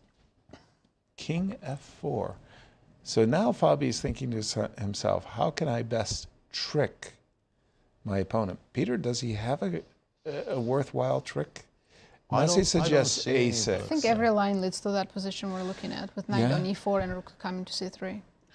I saw on your screen, I won't say on my screen, but actually your screen, I saw that after a6, knight g5, h6, the engine was also making a very annoying move, rook h7, stopping our rook g7 idea kind of dead in its tracks. So do I have to go rook b6 now? And you go rook a7 and we repeat? No, That's almost study-like, right? I think Rook I'm okay. b6? Now I think I'm okay staying where I am. You can also take knight e4 here, though. Yeah, I think here I'm taking on e4 quite comfortably, yeah. So wait a minute. So we have this, but you're also taking on e4? I think I can take, yeah. Yeah, because rook d7 takes h6, like you... No, knight c5. Oh, knight c5 wins. And on rook before rook d7. That's better, yeah. Now, rook here you have Check. rook check. Yeah, Fabi starts with h6. Okay, just a second. I'm going to refresh my board, everyone. Fabi starts with h6. So it's very clear what Fabi has in mind. If he could play the move rook g7, he's winning on the spot. Yeah, I think we're pretty much always starting with knight g5. Okay. Knight g5. Rook g7 needs to be calculated. Oh, what did you just 10 seconds, 9, 8. Who's got the... Oh, Bogdan. Oh. Bogdan, move. Rook d7 Play check, with 3 seconds, rook d7 check. With 3 King seconds. c4. Was this check Okay, necessary? just a second. Yeah. He still gets up. Every time. Rook d7 check. Yeah. Was this good, Peter? Knight g5 was cleaner, but this is still a draw, I think. Because of king c4. Knight g5? Knight g5. Rook g7. Rook g7, I guess maybe rook d4 check. Rook d4 or rook check. d1, I don't know. It's tricky. King. Honestly, against 30 seconds, I'd be feeling quietly confident I might Now actually... rook e4 loses to rook g5 here. Oh, very nice spot, actually. Yeah, that's very Rook good. e4. How is your rook going to get back to protect the Answer, coronation? it won't. Yeah. Now, Peter would say to us that rook h4 is really strong. Peter would actually say that, yes. But now guys, we need to play rook h4. Because you preempted us. Yeah, king c4 played, yeah. I think Fabi is quietly very interested in this because it's not fun to play this on 30 seconds. Each time. And each time Bogdan goes down, and okay, this time... Knight g5 only move that only makes a draw. move. Everything else loses, and he has played. That has been played with, by his standards, relatively plentiful time on 14 seconds. Oh, easily. Yeah, now he can walk down the whole stage. Rook g7, rook d6. This is clever. Yeah, we force white to play h6. Oh, and rook h6? h7. No, it just goes knight takes h7, takes on e4, and says rook ending is a draw. But yeah, I mean, how certain you are that rook ending is a draw? I think I would a play lot rook of h6. people would Rook play... h6, a6. Knight h7? a7, and rook takes h7. Maybe This looks lost. How Looks certain are lost, you yeah. that this is a draw? This looks... No, g4's No, this going. looks... No, you have to do it immediately. You're not doing Well, this. wait, rook h7 and king e4. King b5, king b6. This is not fast enough, I don't think. Yeah. And once again, I can also it's funny how fast your I king can also suddenly... throw in rook f7 and queen the second one. Agreed. Yeah, Yeah. you don't play rook h6. You do not play rook h6. You rook g7, rook d6. You play h7. h7, knight h7 instantly, and that gives you a different endgame where the pawn is not on a7, which is to your benefit. There's been some changes in the other game. Yeah. Alireza against Gukesh. So now he needs He's to... trading f-pawn for the b-pawn. Yeah, we're staying with the one we have because there's going to be 10 seconds on the clock. Alireza is also down to 2 minutes. But Alireza now forced Gukesh to make an only move to make a draw. It's a very logical move, but it's an only move, yeah. It's an only move. King h7? No, you have to take on f6. You have to trade f6 for b4. And that position... because I'm threatening to go king f5 and rook g1 and rook g7. And okay, that makes sense. Otherwise, you lose. That makes sense. By the way, I'm staying with the game of Bogdan just for the moment. Up.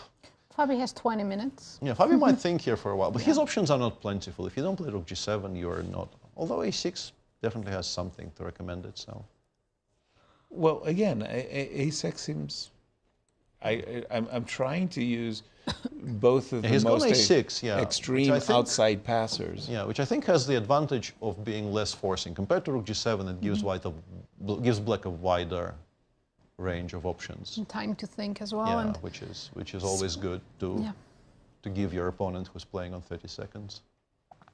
Okay, one difference is I do have his rook d4 check against rook g7, I'm saying. 18 seconds, he's touching the knight. You also take on e4 with the knight. Okay, so how is he responding to rook g7 then? We had this, we didn't like this. I mean, not exactly this. I guess rook g7, rook d4 check. King b5. King b5. And we were we were scaring ourselves. Maybe with good reason. I don't see Rook d4, king b5, rook d5 check. Ah, clever. Sorry, what's Rook clever? d5, because we cannot cross the 6th, because black will take on h6. Ah. We But give a isn't check from a pawn d6. still running too fast? It'll cost a rook, but I will make a draw Oh, afterwards. we're sacrificing the Yeah, rook. because we can give up a rook and play knight g5 and take the last pawn off the board. Hold on. Tell Forgot that me was an your. option. So- Tell me the line, Nasi. Let's say king moves forward. Okay. Rook d6 check. Okay. Oh, we Now I don't can't have- go to b7 Right. because there's a knight check. Yeah. So I have but, to go. But to even if you could, my argument is even king You can b7 go rook to- takes h6 is Right. a draw. a7 rook h8. It's not even a difficult draw, I don't think. Our very next moves are Yeah. knight to g5. Knight g5, and we're not worse. Yes, that is true. Yeah. I think Bogdan actually holds this. Knight takes Despite G4. once His every again, ever- once his- again being in tremendous time trouble. His every effort at losing or losing on time. Yeah. Yeah, maybe we try king b3. Rook g7, rook King d4, king b3. b3? No, after rook g7. Rook g7, check, Yes. we go king b3. Knight Knight c5. c5, king c3. If you take on a6, the h-pawn sort of queens. Sort Sort of queens. Sort of queens, yes. Yeah. It manages to queen. Yeah. h7, rook g8, I don't see any defense. The knight on a6 is completely helpless to do anything about it. I guess if we want to do this, we do it this way in order to at least, provoke. Very, very early in my career, I'm even thinking of myself as, for example, a 1400. Somehow it was drilled into my subconscious that the H and A pawns are the worst pawns for the knights. Yes. Like the knights are hoppers, short range hoppers. Pretty sure it's and correct. these long pawns on the extreme sides of the board. And here we're seeing an excellent example of that truism that the Knight alone wouldn't be able to handle those pawns. right, exactly. The rook definitely helps a lot. And Peter, you were going to flash. Yeah, I'm give us a I'm flash standing here update. giggling because, once white plays h5, h4, h5, apparently now we can go back to playing f6. It's no longer dangerous. I don't understand any But of in it. the current position after f6, Yeah, like if you play king h7, you have lost. Rook c1, you have to play king h7, and now rook d1, b3, and rook d7 just wins. Because king g8, we will win play the this. f-pawn. Yeah, we'll win the f-pawn and then put it back on b7, and that's trivially winning for white. Gukesh is still thinking, so he's not that sure. But I think, once again, even if you're not sure bishop f6 holds, I think you can be pretty sure king h7 loses. So you go at it from this direction. Right. You understand that you have no choice. And why So- after bishop f6 is Right. it such an easy draw? Even if we lose f7, this is not No, not this the is the wrong right bishop. color This bishop. is the wrong yeah. bishop, yeah. Wrong bishop. No, you have to hang on to the pawn. But now, once again, we can even establish this setup. And there is no way to... Gee, I would think I still have chances of winning this game. I don't know Yeah, why. because king Rook, g4, rook put the rook on b7. g6. Yeah, but Rook I just b7. stay on this diagonal and I do nothing. And I'm asking you to provide me with any way of making progress. Okay, let's do rook b8 and rook g8. Yeah, but I'm just not going to react to any of King this. g4? No, I'll check, kick check, your- check, check. Check king h. Oh, okay, I can't take. Because if you take, Yeah. then we I can't attack. play h6, because then we're into... Well, we can put our king on f7. Okay, let's do that. Yeah. Go ahead. Just mocking us. Nothing we can do. Yeah, I've achieved my maximum, Peter. Yeah. Aren't you ashamed that you've allowed me everything? Yeah. That's Well, the interesting question to me, and once this is kind of shameful because I should know. Let's ask. This is completely winning, but my question is it still completely winning if we Play h6? allow bishop e3? Yeah, but basically h6 is always going to win because we're on the wrong here. Yeah. We're on the We're wrong on corner. squares. Yeah. We need Yeah, and of course bishop takes h6 speeds it up, but eventually it's possible to force black to take. Like the winning plan involves putting the rook on g6. If bishop takes h6 now, that we win with king f6, king f7, and then eventually the rook will attack the bishop. And if you don't play bishop takes, eventually I will force you.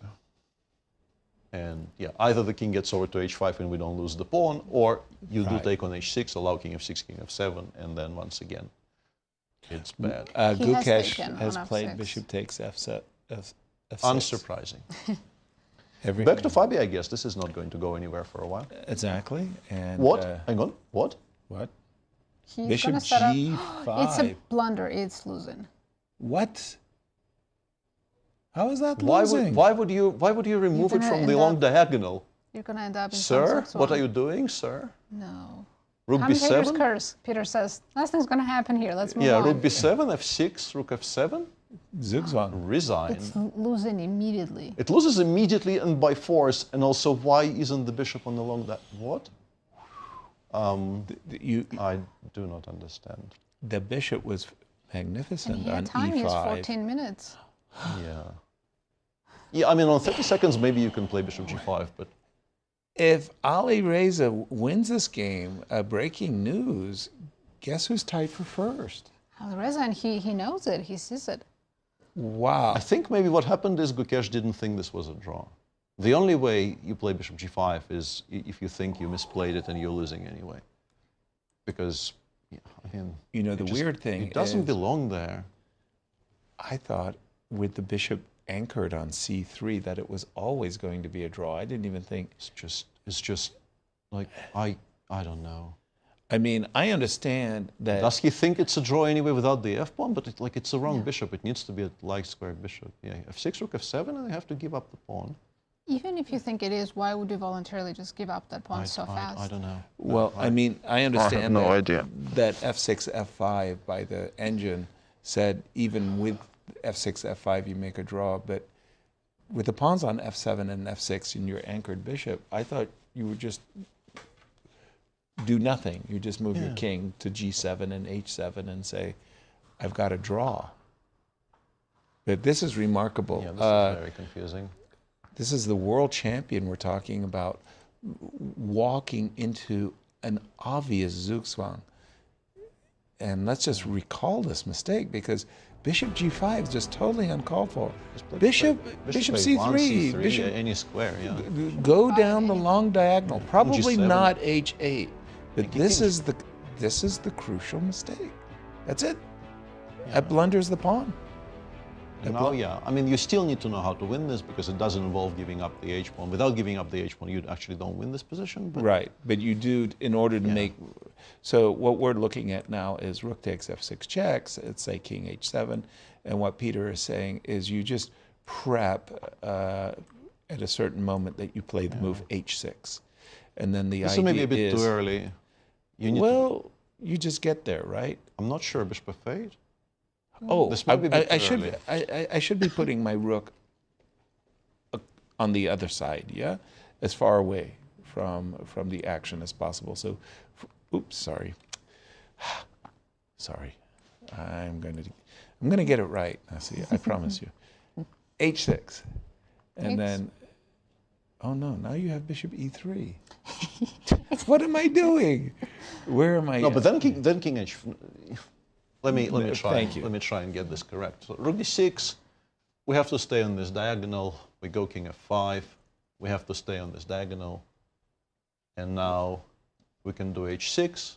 Right. Because bishop takes h6, as we established.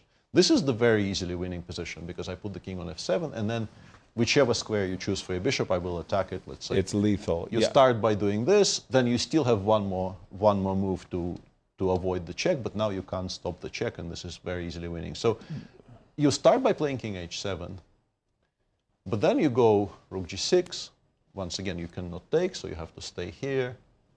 And eventually, we can actually sort of mate this bishop. We can go rook g1, bishop e3, rook g7 check, king takes h6, rook g6 check. And now they're heading in this direction. Yeah.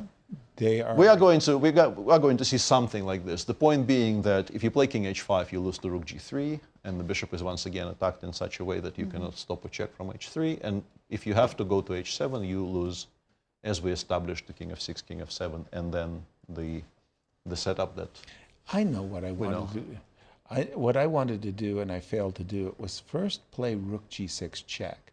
I want to put the king on h6 h7, so that when I play h6, I'll have king h5.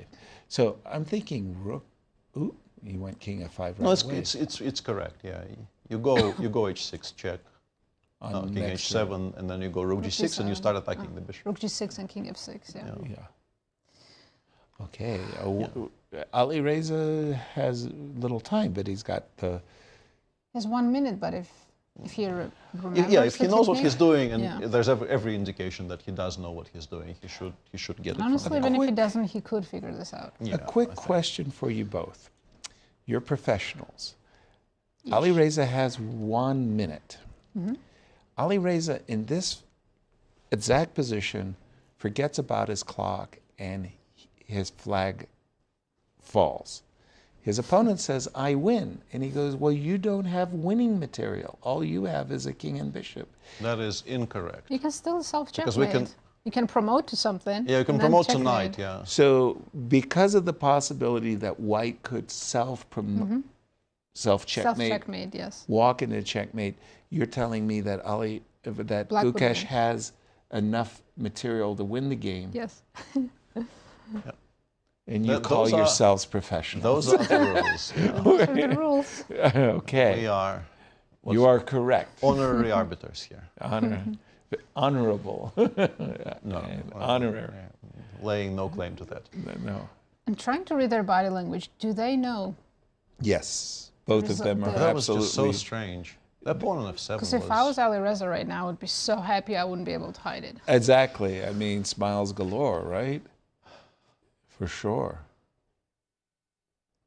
But we got to consider the players are exhausted. It's a long game. Right. So.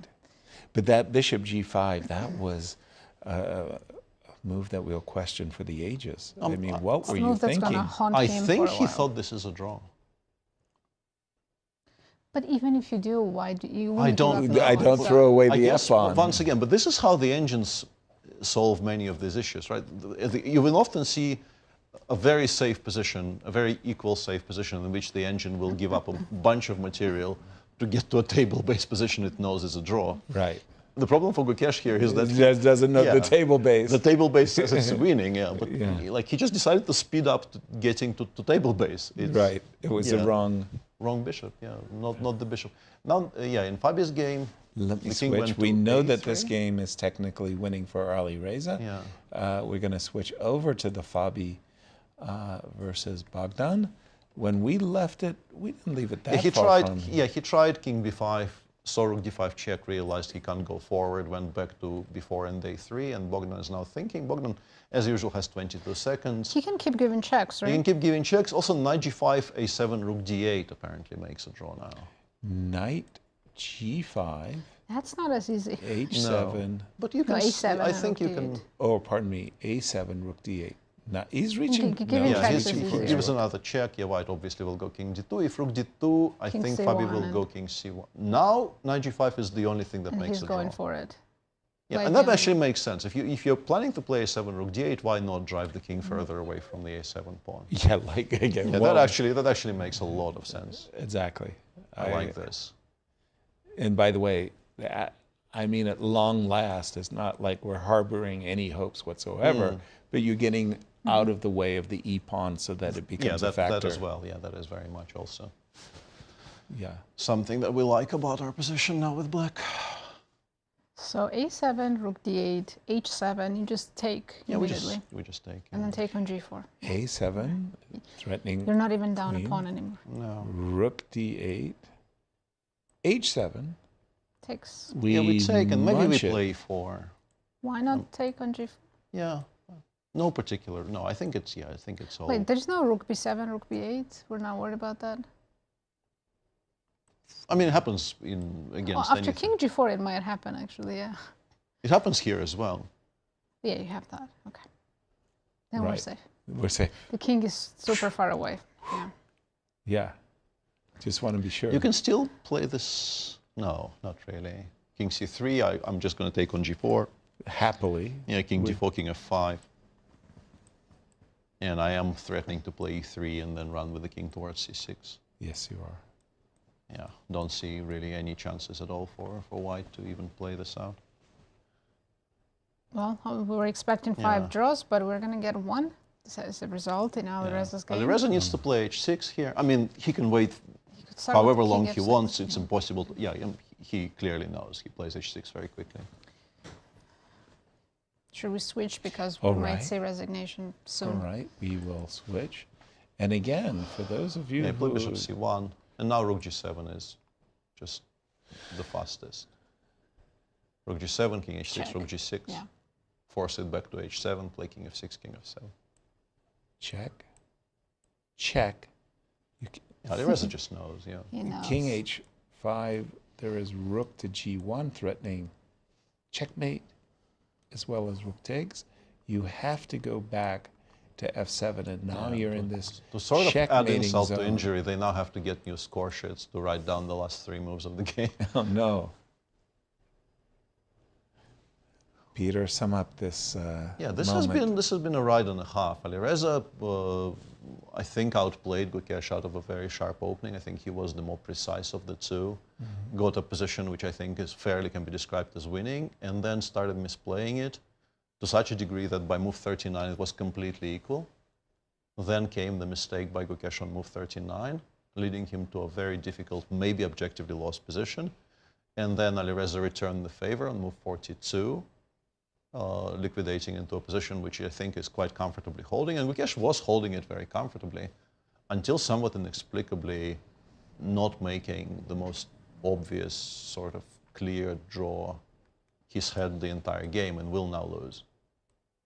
Just one fatal blunder that you do not want to fall for. Yeah, you go rook a7 here. You don't even go rook h7 check. I think you go rook a7 here. He has taken the pawn. And now probably the only winning move is rook g6 check, but not a difficult move.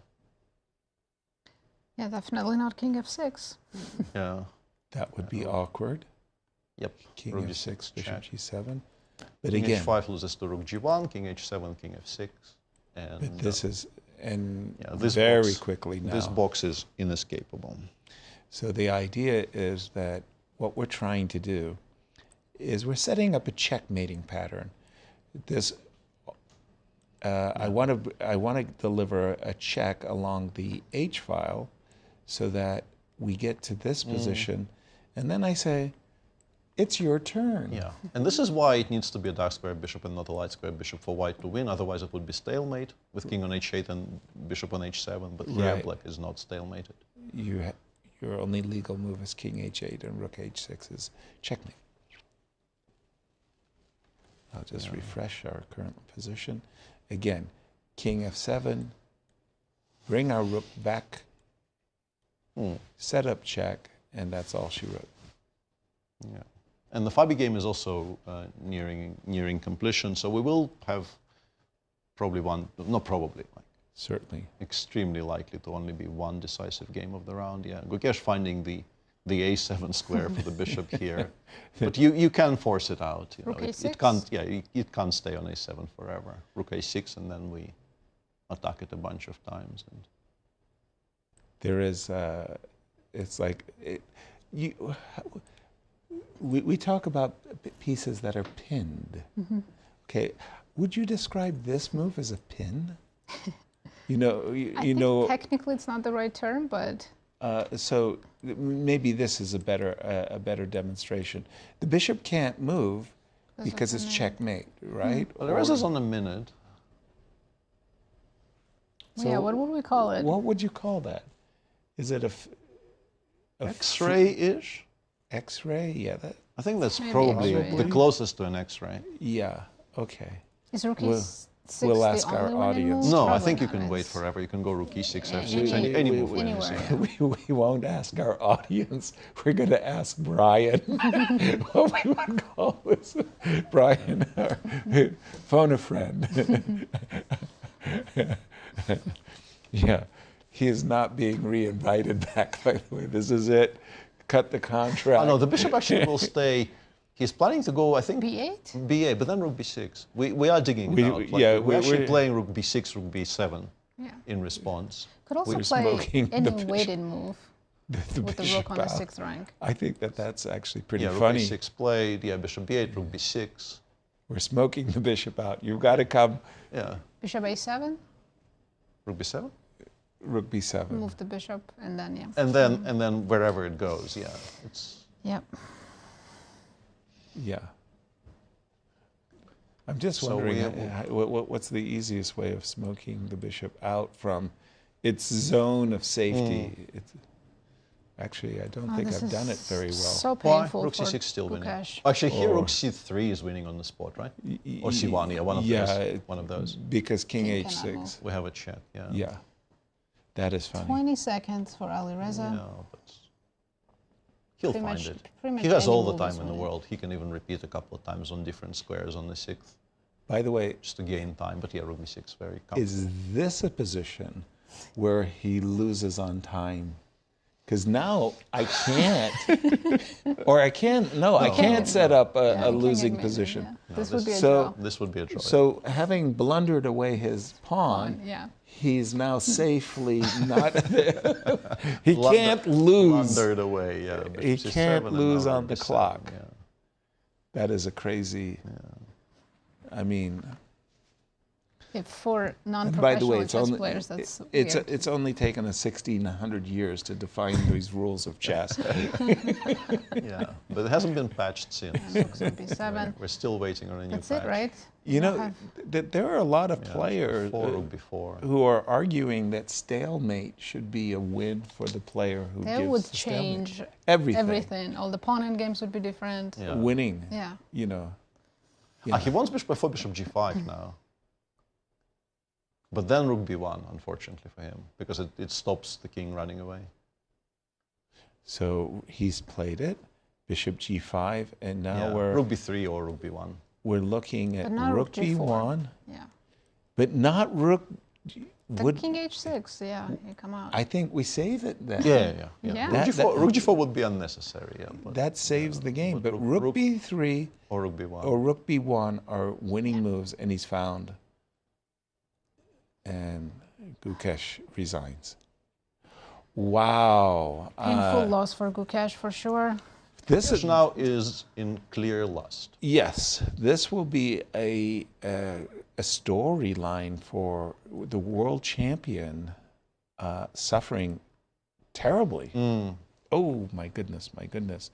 Well, Alireza, his fortunes, talk about probabilities. His fortunes have just increased enormously.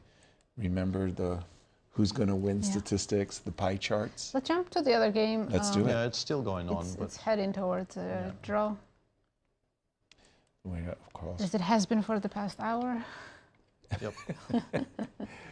But they're down to one pawn rook end game.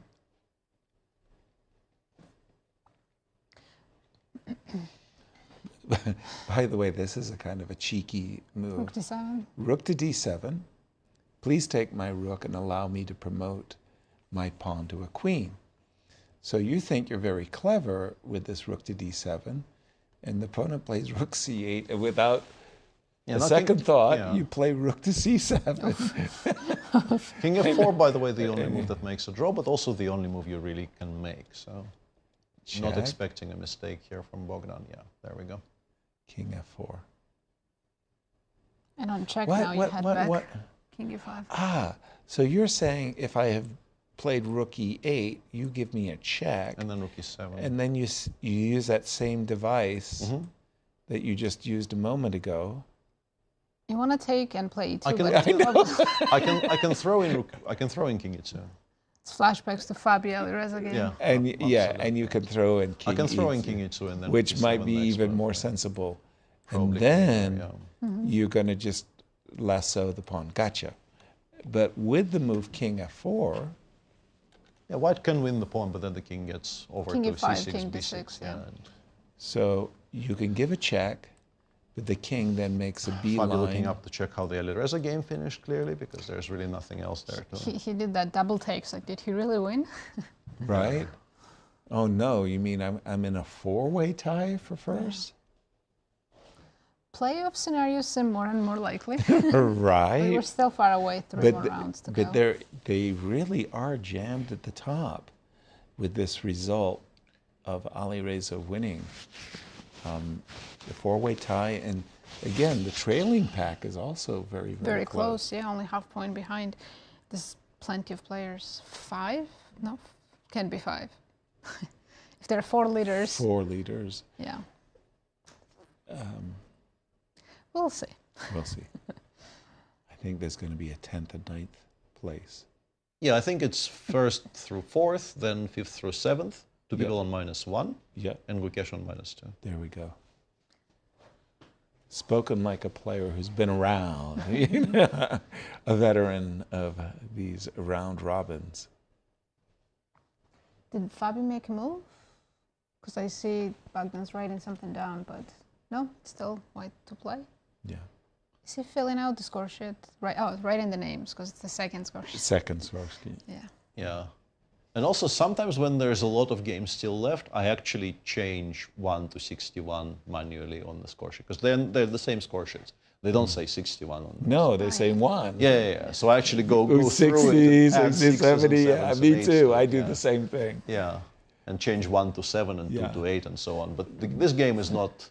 But in my career, that was necessary because we had 3rd time controls and 4th time controls. We literally played 40 moves in 2.5 hours and adjourned. Then we would play 16 moves in 1 hour. Then another 16 moves in 1 hour and adjourn. And so you needed your score sheet, you know, to see, you know, to count the 16. And we do have a move, rook f7 check. No, and king e5 will be the only. As you can see, it's the new score sheet, but it says 61. move 1. Nobody updates the number. And Fabi is not even writing the names down. Like, yeah, very naughty. I don't write names or 6s, so you guys are really real professionals over here. Well, Yeah. I don't know. We're pedantic. Real professionals over here. Dotting our I's, crossing our T's. Absolutely. I kept time. Especially when my opponent made a move that I thought was critical. I tried to, and myself as well, I tried to say, okay, in this position, I thought for 15 minutes. Also, when I started, we didn't have digital clocks. We had those mechanical ones, but sometimes they fail. So I used to write it down just in case it failed, that you could prove that. Hey, look, man, my flag wasn't supposed to fall at this moment. Yeah. We're about to see a naked king. Yes, rook takes a7 will be allowed onto the board. And by the way, again, I just have to tip my hat to Extremely Bogdan. hard-fought game. Well, he walked into some seriously strange preparation. He got behind a whole hour against a well-prepared opponent like Fabiano, who has been the 2nd highest rated player in the world for ages now. He slipped a little bit. Fabi looks very disappointed. So wildcard is doing great. A hard-fought game by Bogdan and Fabi ends up in a draw.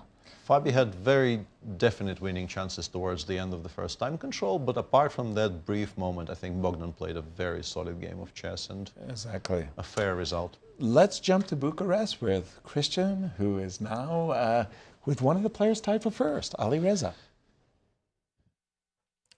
Alireza, first of all, welcome back to the show and congratulations. This is a big victory for you. And it wasn't easy. I've seen you quite frustrated throughout the game. At some point after the time control, you felt like your advantage slipped. Yeah, was that the case? Yeah, I think it should have been a very smooth game, actually. I mean, after the opening, I'm much better, I think. I just spent too much time for no reason, of course. But does this H5 idea surprise you? No, I knew it. You knew it? Yes. But I didn't know what to do with white, but I knew H5 for black. But I didn't know for white what to do here. But yeah, 93, I felt this is very logical to go. And yeah, queen b3, queen d7, takes. Yeah, it should be easy winning here, but computer just takes, yeah. Knight c2, wow. Okay, I spent a lot of time calculating this, so couldn't make it to win. Queen g4. This queen just takes wins. f5. That's not rook easy. a3, wow. That's not easy. Yeah. Is that the only way? Rook a3 is the only move that wins? No, even rook e3 wins. But okay, I missed. The same idea, yeah. Yeah, I missed. I thought this is okay for black, and I missed the move. Yeah, not easy. Yeah, so. But yeah, this is still, I'm better here, winning, of course, but I have 1 minute for 20 moves or something, so somehow I should, of course, change the queens that his pawn doesn't get on h4, g4, so it's just winning. Just complete, I blundered completely the idea that my knight is not forever here. Yeah. And no, of course, it's a draw after, but is this draw? This is the question. Just 1 second. Here you had a win. Did you spot it just to take here? And king f3? Or check first and king f3, sorry. What's the plan here? Guess rook g1. Yeah, I felt this could be winning, yeah. Okay, it's tough, no? Not easy, easy, yeah. Rook e4 only move. Why rook g4 doesn't win? Because he keeps the back, pawn. or? Okay. Yeah, it should be good. Rook, yeah, I just take the pawn. Wow. Yeah. Okay. No, this is tough to see, but yeah, I felt this. I have chances, of course, but very tough to play here. I didn't know if I should allow to push, but I think if I don't allow him, then it's very easy for black. At least I'm here up a pawn, and yeah, this is. So at this point, you were still feeling like you have some chances. I have right? chances, yeah, but I didn't know if it's winning or not. But probably now computer says it's not winning. And it seems like he felt unsure about the position. Yeah, I think he just he just thought that this is a theoretical draw, but it's the wrong bishop. Yeah. It should be the white color bishop, and h8 should be white. So yes, on the other side. Yes. If you get it on the other side. Yes, and then it's draw but now it's easy win because I always have this is winning. So. And you knew this, right? Yeah, you knew this pawn sacrifice yeah, with h6. I think he just confused the endgame. Got it. Alireza, the last 3, obviously you had great positions. You scored +1, but you could have scored much more than that. Now you're back in the co-lead position. How are you feeling? Yeah, I think I should have won all the games except Fabiano, I think. So I was winning in all the games and I never was in trouble. So, but Fabiano played good game. Now it's fair result, I think. We have to see for the last 3 games. And now that the dam has burst and things are going your way, you feel like you have a good shot at winning the tournament? Yeah, I think still anybody could win this tournament. +1 is, I think leader is +1. So +1, yeah. Yeah, and even the last places even could still win the tournament. So. What's the strategy going into the last 3? Yeah, take risks, play more conservatively. How are you going to approach this? No, most important is to take the chances. No, I mean when chances comes, you have to take it. So that's most important. Alireza, thank you very much for showing us all of these lines. We'll see you tomorrow. Thank you, guys. Back to you. Thank you both. Carpe diem, seize the day, seize the opportunity, and he did. Today he did in the end, yeah, not without some bumps in the road. But. Our standings after 6 very eventful rounds. Nazi. Wow, it's getting crowded on the top. 4 players now in the lead. Fabiano Caruana, 2 French players, Alireza, Firouzja, and MBL, and Pragg still sharing first. Just as Alireza was saying, even the players trailing, they're not trailing by that much. Levon, Wesley, even Bogdan, even with a chance, with 3 rounds to go. Absolutely. You could have a lot of fun with the simulations. That and also the playoff rules. We will see potentially some very interesting time controls. Exactly. I think the people who wrote the regulations this year, they had some fun with those. Yeah. I'm sorry, you had mentioned Ding Liren a year ago, the reigning world champion, struggling with a GCT tour. Gukesh struggling. Not expecting this to last for more than one event. I think he is way too stable and way too good. And for Ding, once again, it feels painful to describe him in those terms, but he's had such rough years after pandemic started that it really did feel like there was a target on his back. With Gukesh, I've never seen him play this poorly, I will say this. I think Right. it's very fair to describe it as the poorest tournament we've seen from him in forever. Just because the Olympic Yeah. where he stood out. I mean, like you said, but- 8 out of 8. yeah. Like On board I mean, one. yeah. And But even just, even if we don't take demolish the him. outliers, his performances in the last 2 Olympiads, actually, both of them were like mind-boggling. Fantastic. But even in tournaments Toronto. where he looked more human, he was still very solid. Pretty much never Even loses games. This year in Vachier-Lagrave, he finished, shared Tied for first. Yeah. only lost a tiebreak, Yeah. but shared first. Yeah. And by the way, I think he lost the last game Prague. because he was. They both lost. Yeah, were they tied both for- lost. They were tied for first. They were tied for first, and they still played tiebreak despite both losing in the last round. That was a really strange. That was like backing across the finish line, Yeah. As we are getting lined up with an interview in Bucharest with Fabi, who now, as you just shown us, stands tied for first with. And there is that interview. Let's go over to Cristian and Fabi. Thank you, guys. I'm here with Fabi. Fabi, obviously, a difficult game. You unleashed a very interesting opening idea with this d4, queen to a4. You surprised your opponent, got a big lead on the clock, but then it was not an easy game. What's the story of this game from your perspective? Yeah, I spent a lot of time on this moment. I get the moves to go.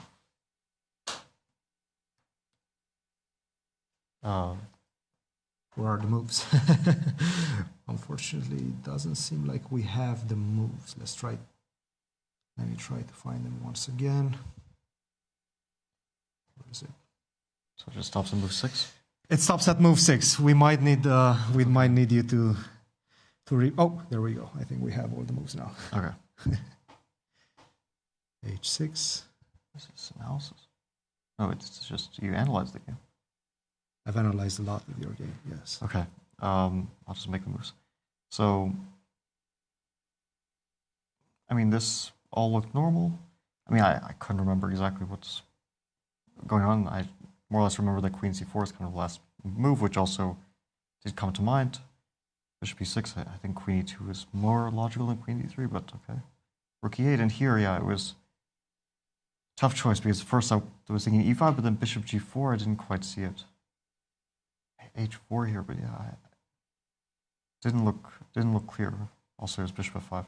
Mm-hmm. So basically, when I played queen d2, I kind of calculated up until f3. I don't know. I wasn't sure. It's just such a mess. e5 here. Yeah, but e5 I didn't like. To start with, I wasn't sure about d4. Knight d4 is good. Wasn't so sure. Maybe before knight takes g5 instead of bishop to d3, but these are not easy. But knight moves g5, to- I actually didn't see it. Like, let's say he takes, king h8, bishop h4. Like, we get this position. I saw this, bishop d3, knight e5, f4. This is better for it. Yeah, it's I didn't not easy to quite understand realize that this was so good. I mean, I had a feeling this might be critical, but yeah, I mean, it's just too many complicated options, I guess.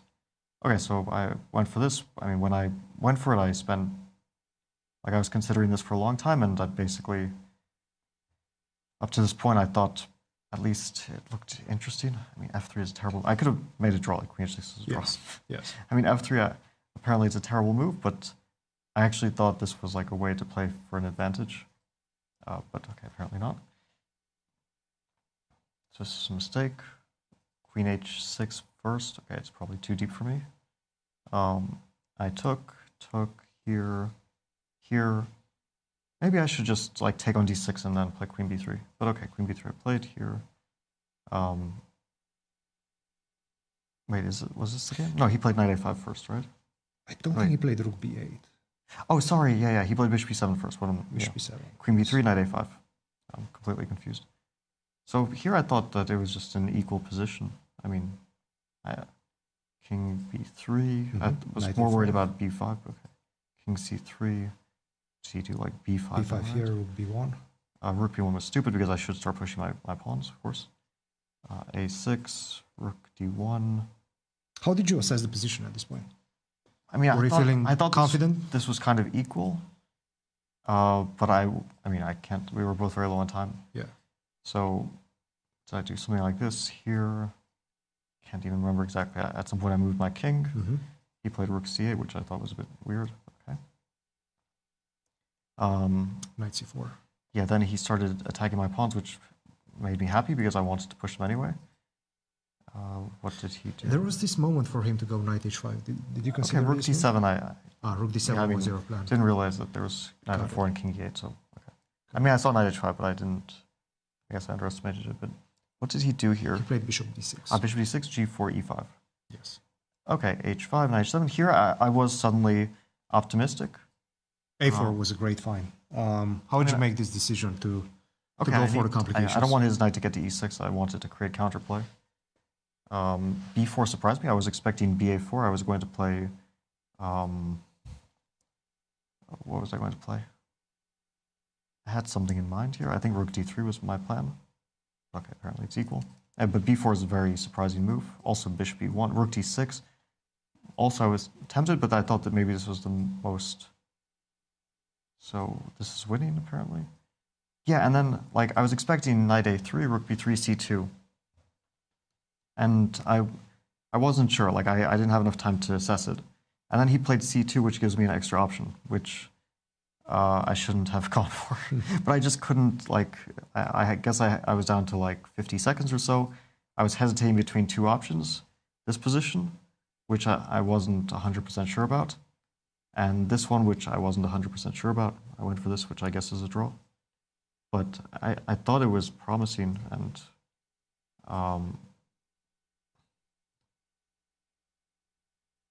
yeah, so... I think he just defended really well. Yeah, I mean, his moves become kind of forced, like he has to play king f4. Well, he doesn't have to, apparently, but okay, I thought. Rook d7, king c4. Okay, it's all a draw, yeah. I mean, this I thought was promising. King f4, h6. But it's actually the same position. Yeah. So we get to the same position. So he played king f4, h6. I thought like knight g5 was a draw. Then he gave a check. I was very surprised. I thought it was dangerous.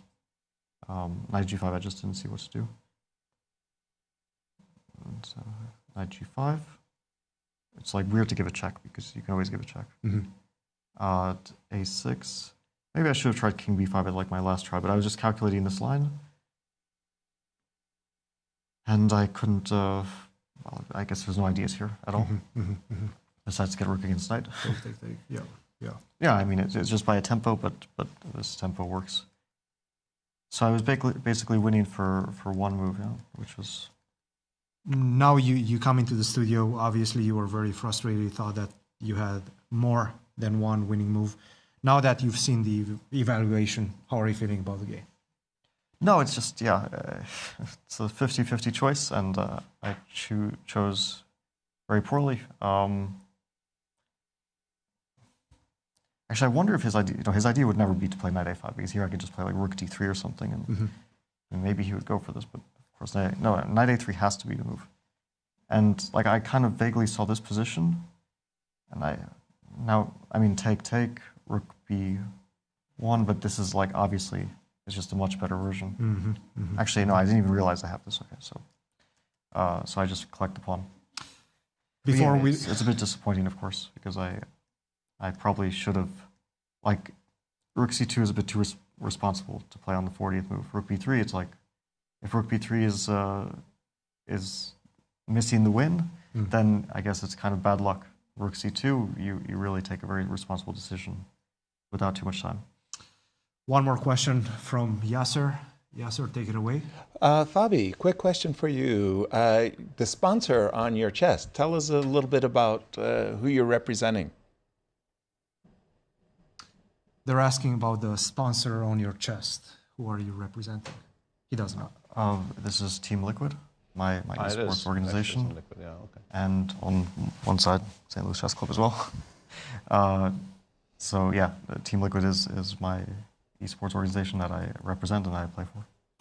Team Liquid and the St. Louis Chess Club on his shoulder. Who's the St. Louis Chess Club? Thank you, Fabi. Good luck in the remaining 3 games, and tell us what's coming up. Let's have a look. I think we'll start with standings. Okay, let's do that. Now we have 4 people tied for first.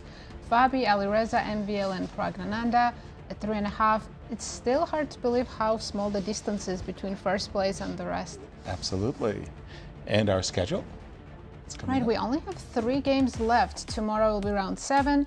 On Friday there will be last round, and it is quite likely we will have playoffs. The playoffs looming larger. Friday will be an hour early start. Tell us about the pairings coming up for tomorrow. Let's see. Well, 2 leaders playing each other. Ooh, that's the clash. It's Pragg against Alireza. Nodirbek is playing Duda. Then Levon and Fabi, another big match. And the one at the bottom, too. Bogdan is playing MVL, and Bogdan's been playing a really good tournament. Fantastic pairings coming up.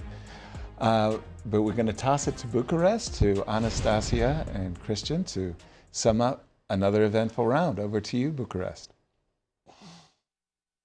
Absolutely, another eventful round, only 1 decisive result, but once again, it's not for lack of trying. Even this one, Fabiano had a golden opportunity after a very, very intriguing opening choice against Bogdan-Daniel Deac. He put the pressure early on, but Bogdan is simply just a rock in this event. He defends the worst positions and the most difficult positions as well. I don't know how he is doing it, but actually, yes, he plays really good chess in this tournament. I was also at the playing venue at the end of the games, and yeah, it was like really great to be there. You could really feel the tension and nerves, and Alireza was like also like frustrated a few times in the end, and it felt actually that the game will finish in a draw, but suddenly again this roller coaster. So I was actually checking the standings from the previous Superbet Classic event, and after 6 rounds, Fabiano was leading, you know, comfortably, half a point ahead of the others. But now we have this tie with 4 players, and I think everything is possible, and it's actually great for the tournament that we still don't know who is going to be the leader, even the sole leader of the tournament. It's all about the stamina that these players are going to bring to the table for the next 3 rounds, and the mental energy as well, because you cannot let yourself get frustrated in this event. If you're Fabiano and you feel like you missed a win, you cannot let yourself be frustrated. If you're Alireza, sure, you understand, you let Gukesh go, but at least the final result was positive. So anything can happen in the next 3 rounds. Guys, we'll be here to give you all the updates throughout the round. For the moment, back to you in St. Louis. And thank you. And before we say goodbye, just check in on our predictions. Okay, big battle, big battle. Boy, not having a good tournament. Yeah. But you're getting a participation trophy. Something is happening with Gukesh. There's something about his play. Something we cannot understand whatsoever. Thank you from Bucharest and from St. Louis. My pleasure being with you both. It's been so much fun. I mean, it's not work. It's just, it's great. It's great, exciting games. And thank you so much for watching with us. And join us again tomorrow for round 7. See you tomorrow.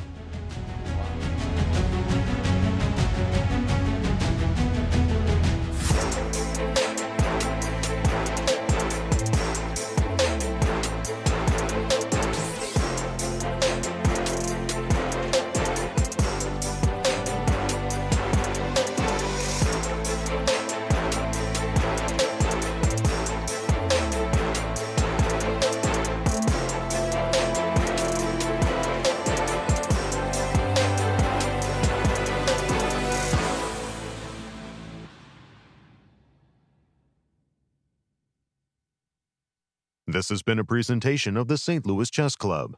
Any reproduction or distribution of this content without the express written consent of the St. Louis Chess Club is prohibited.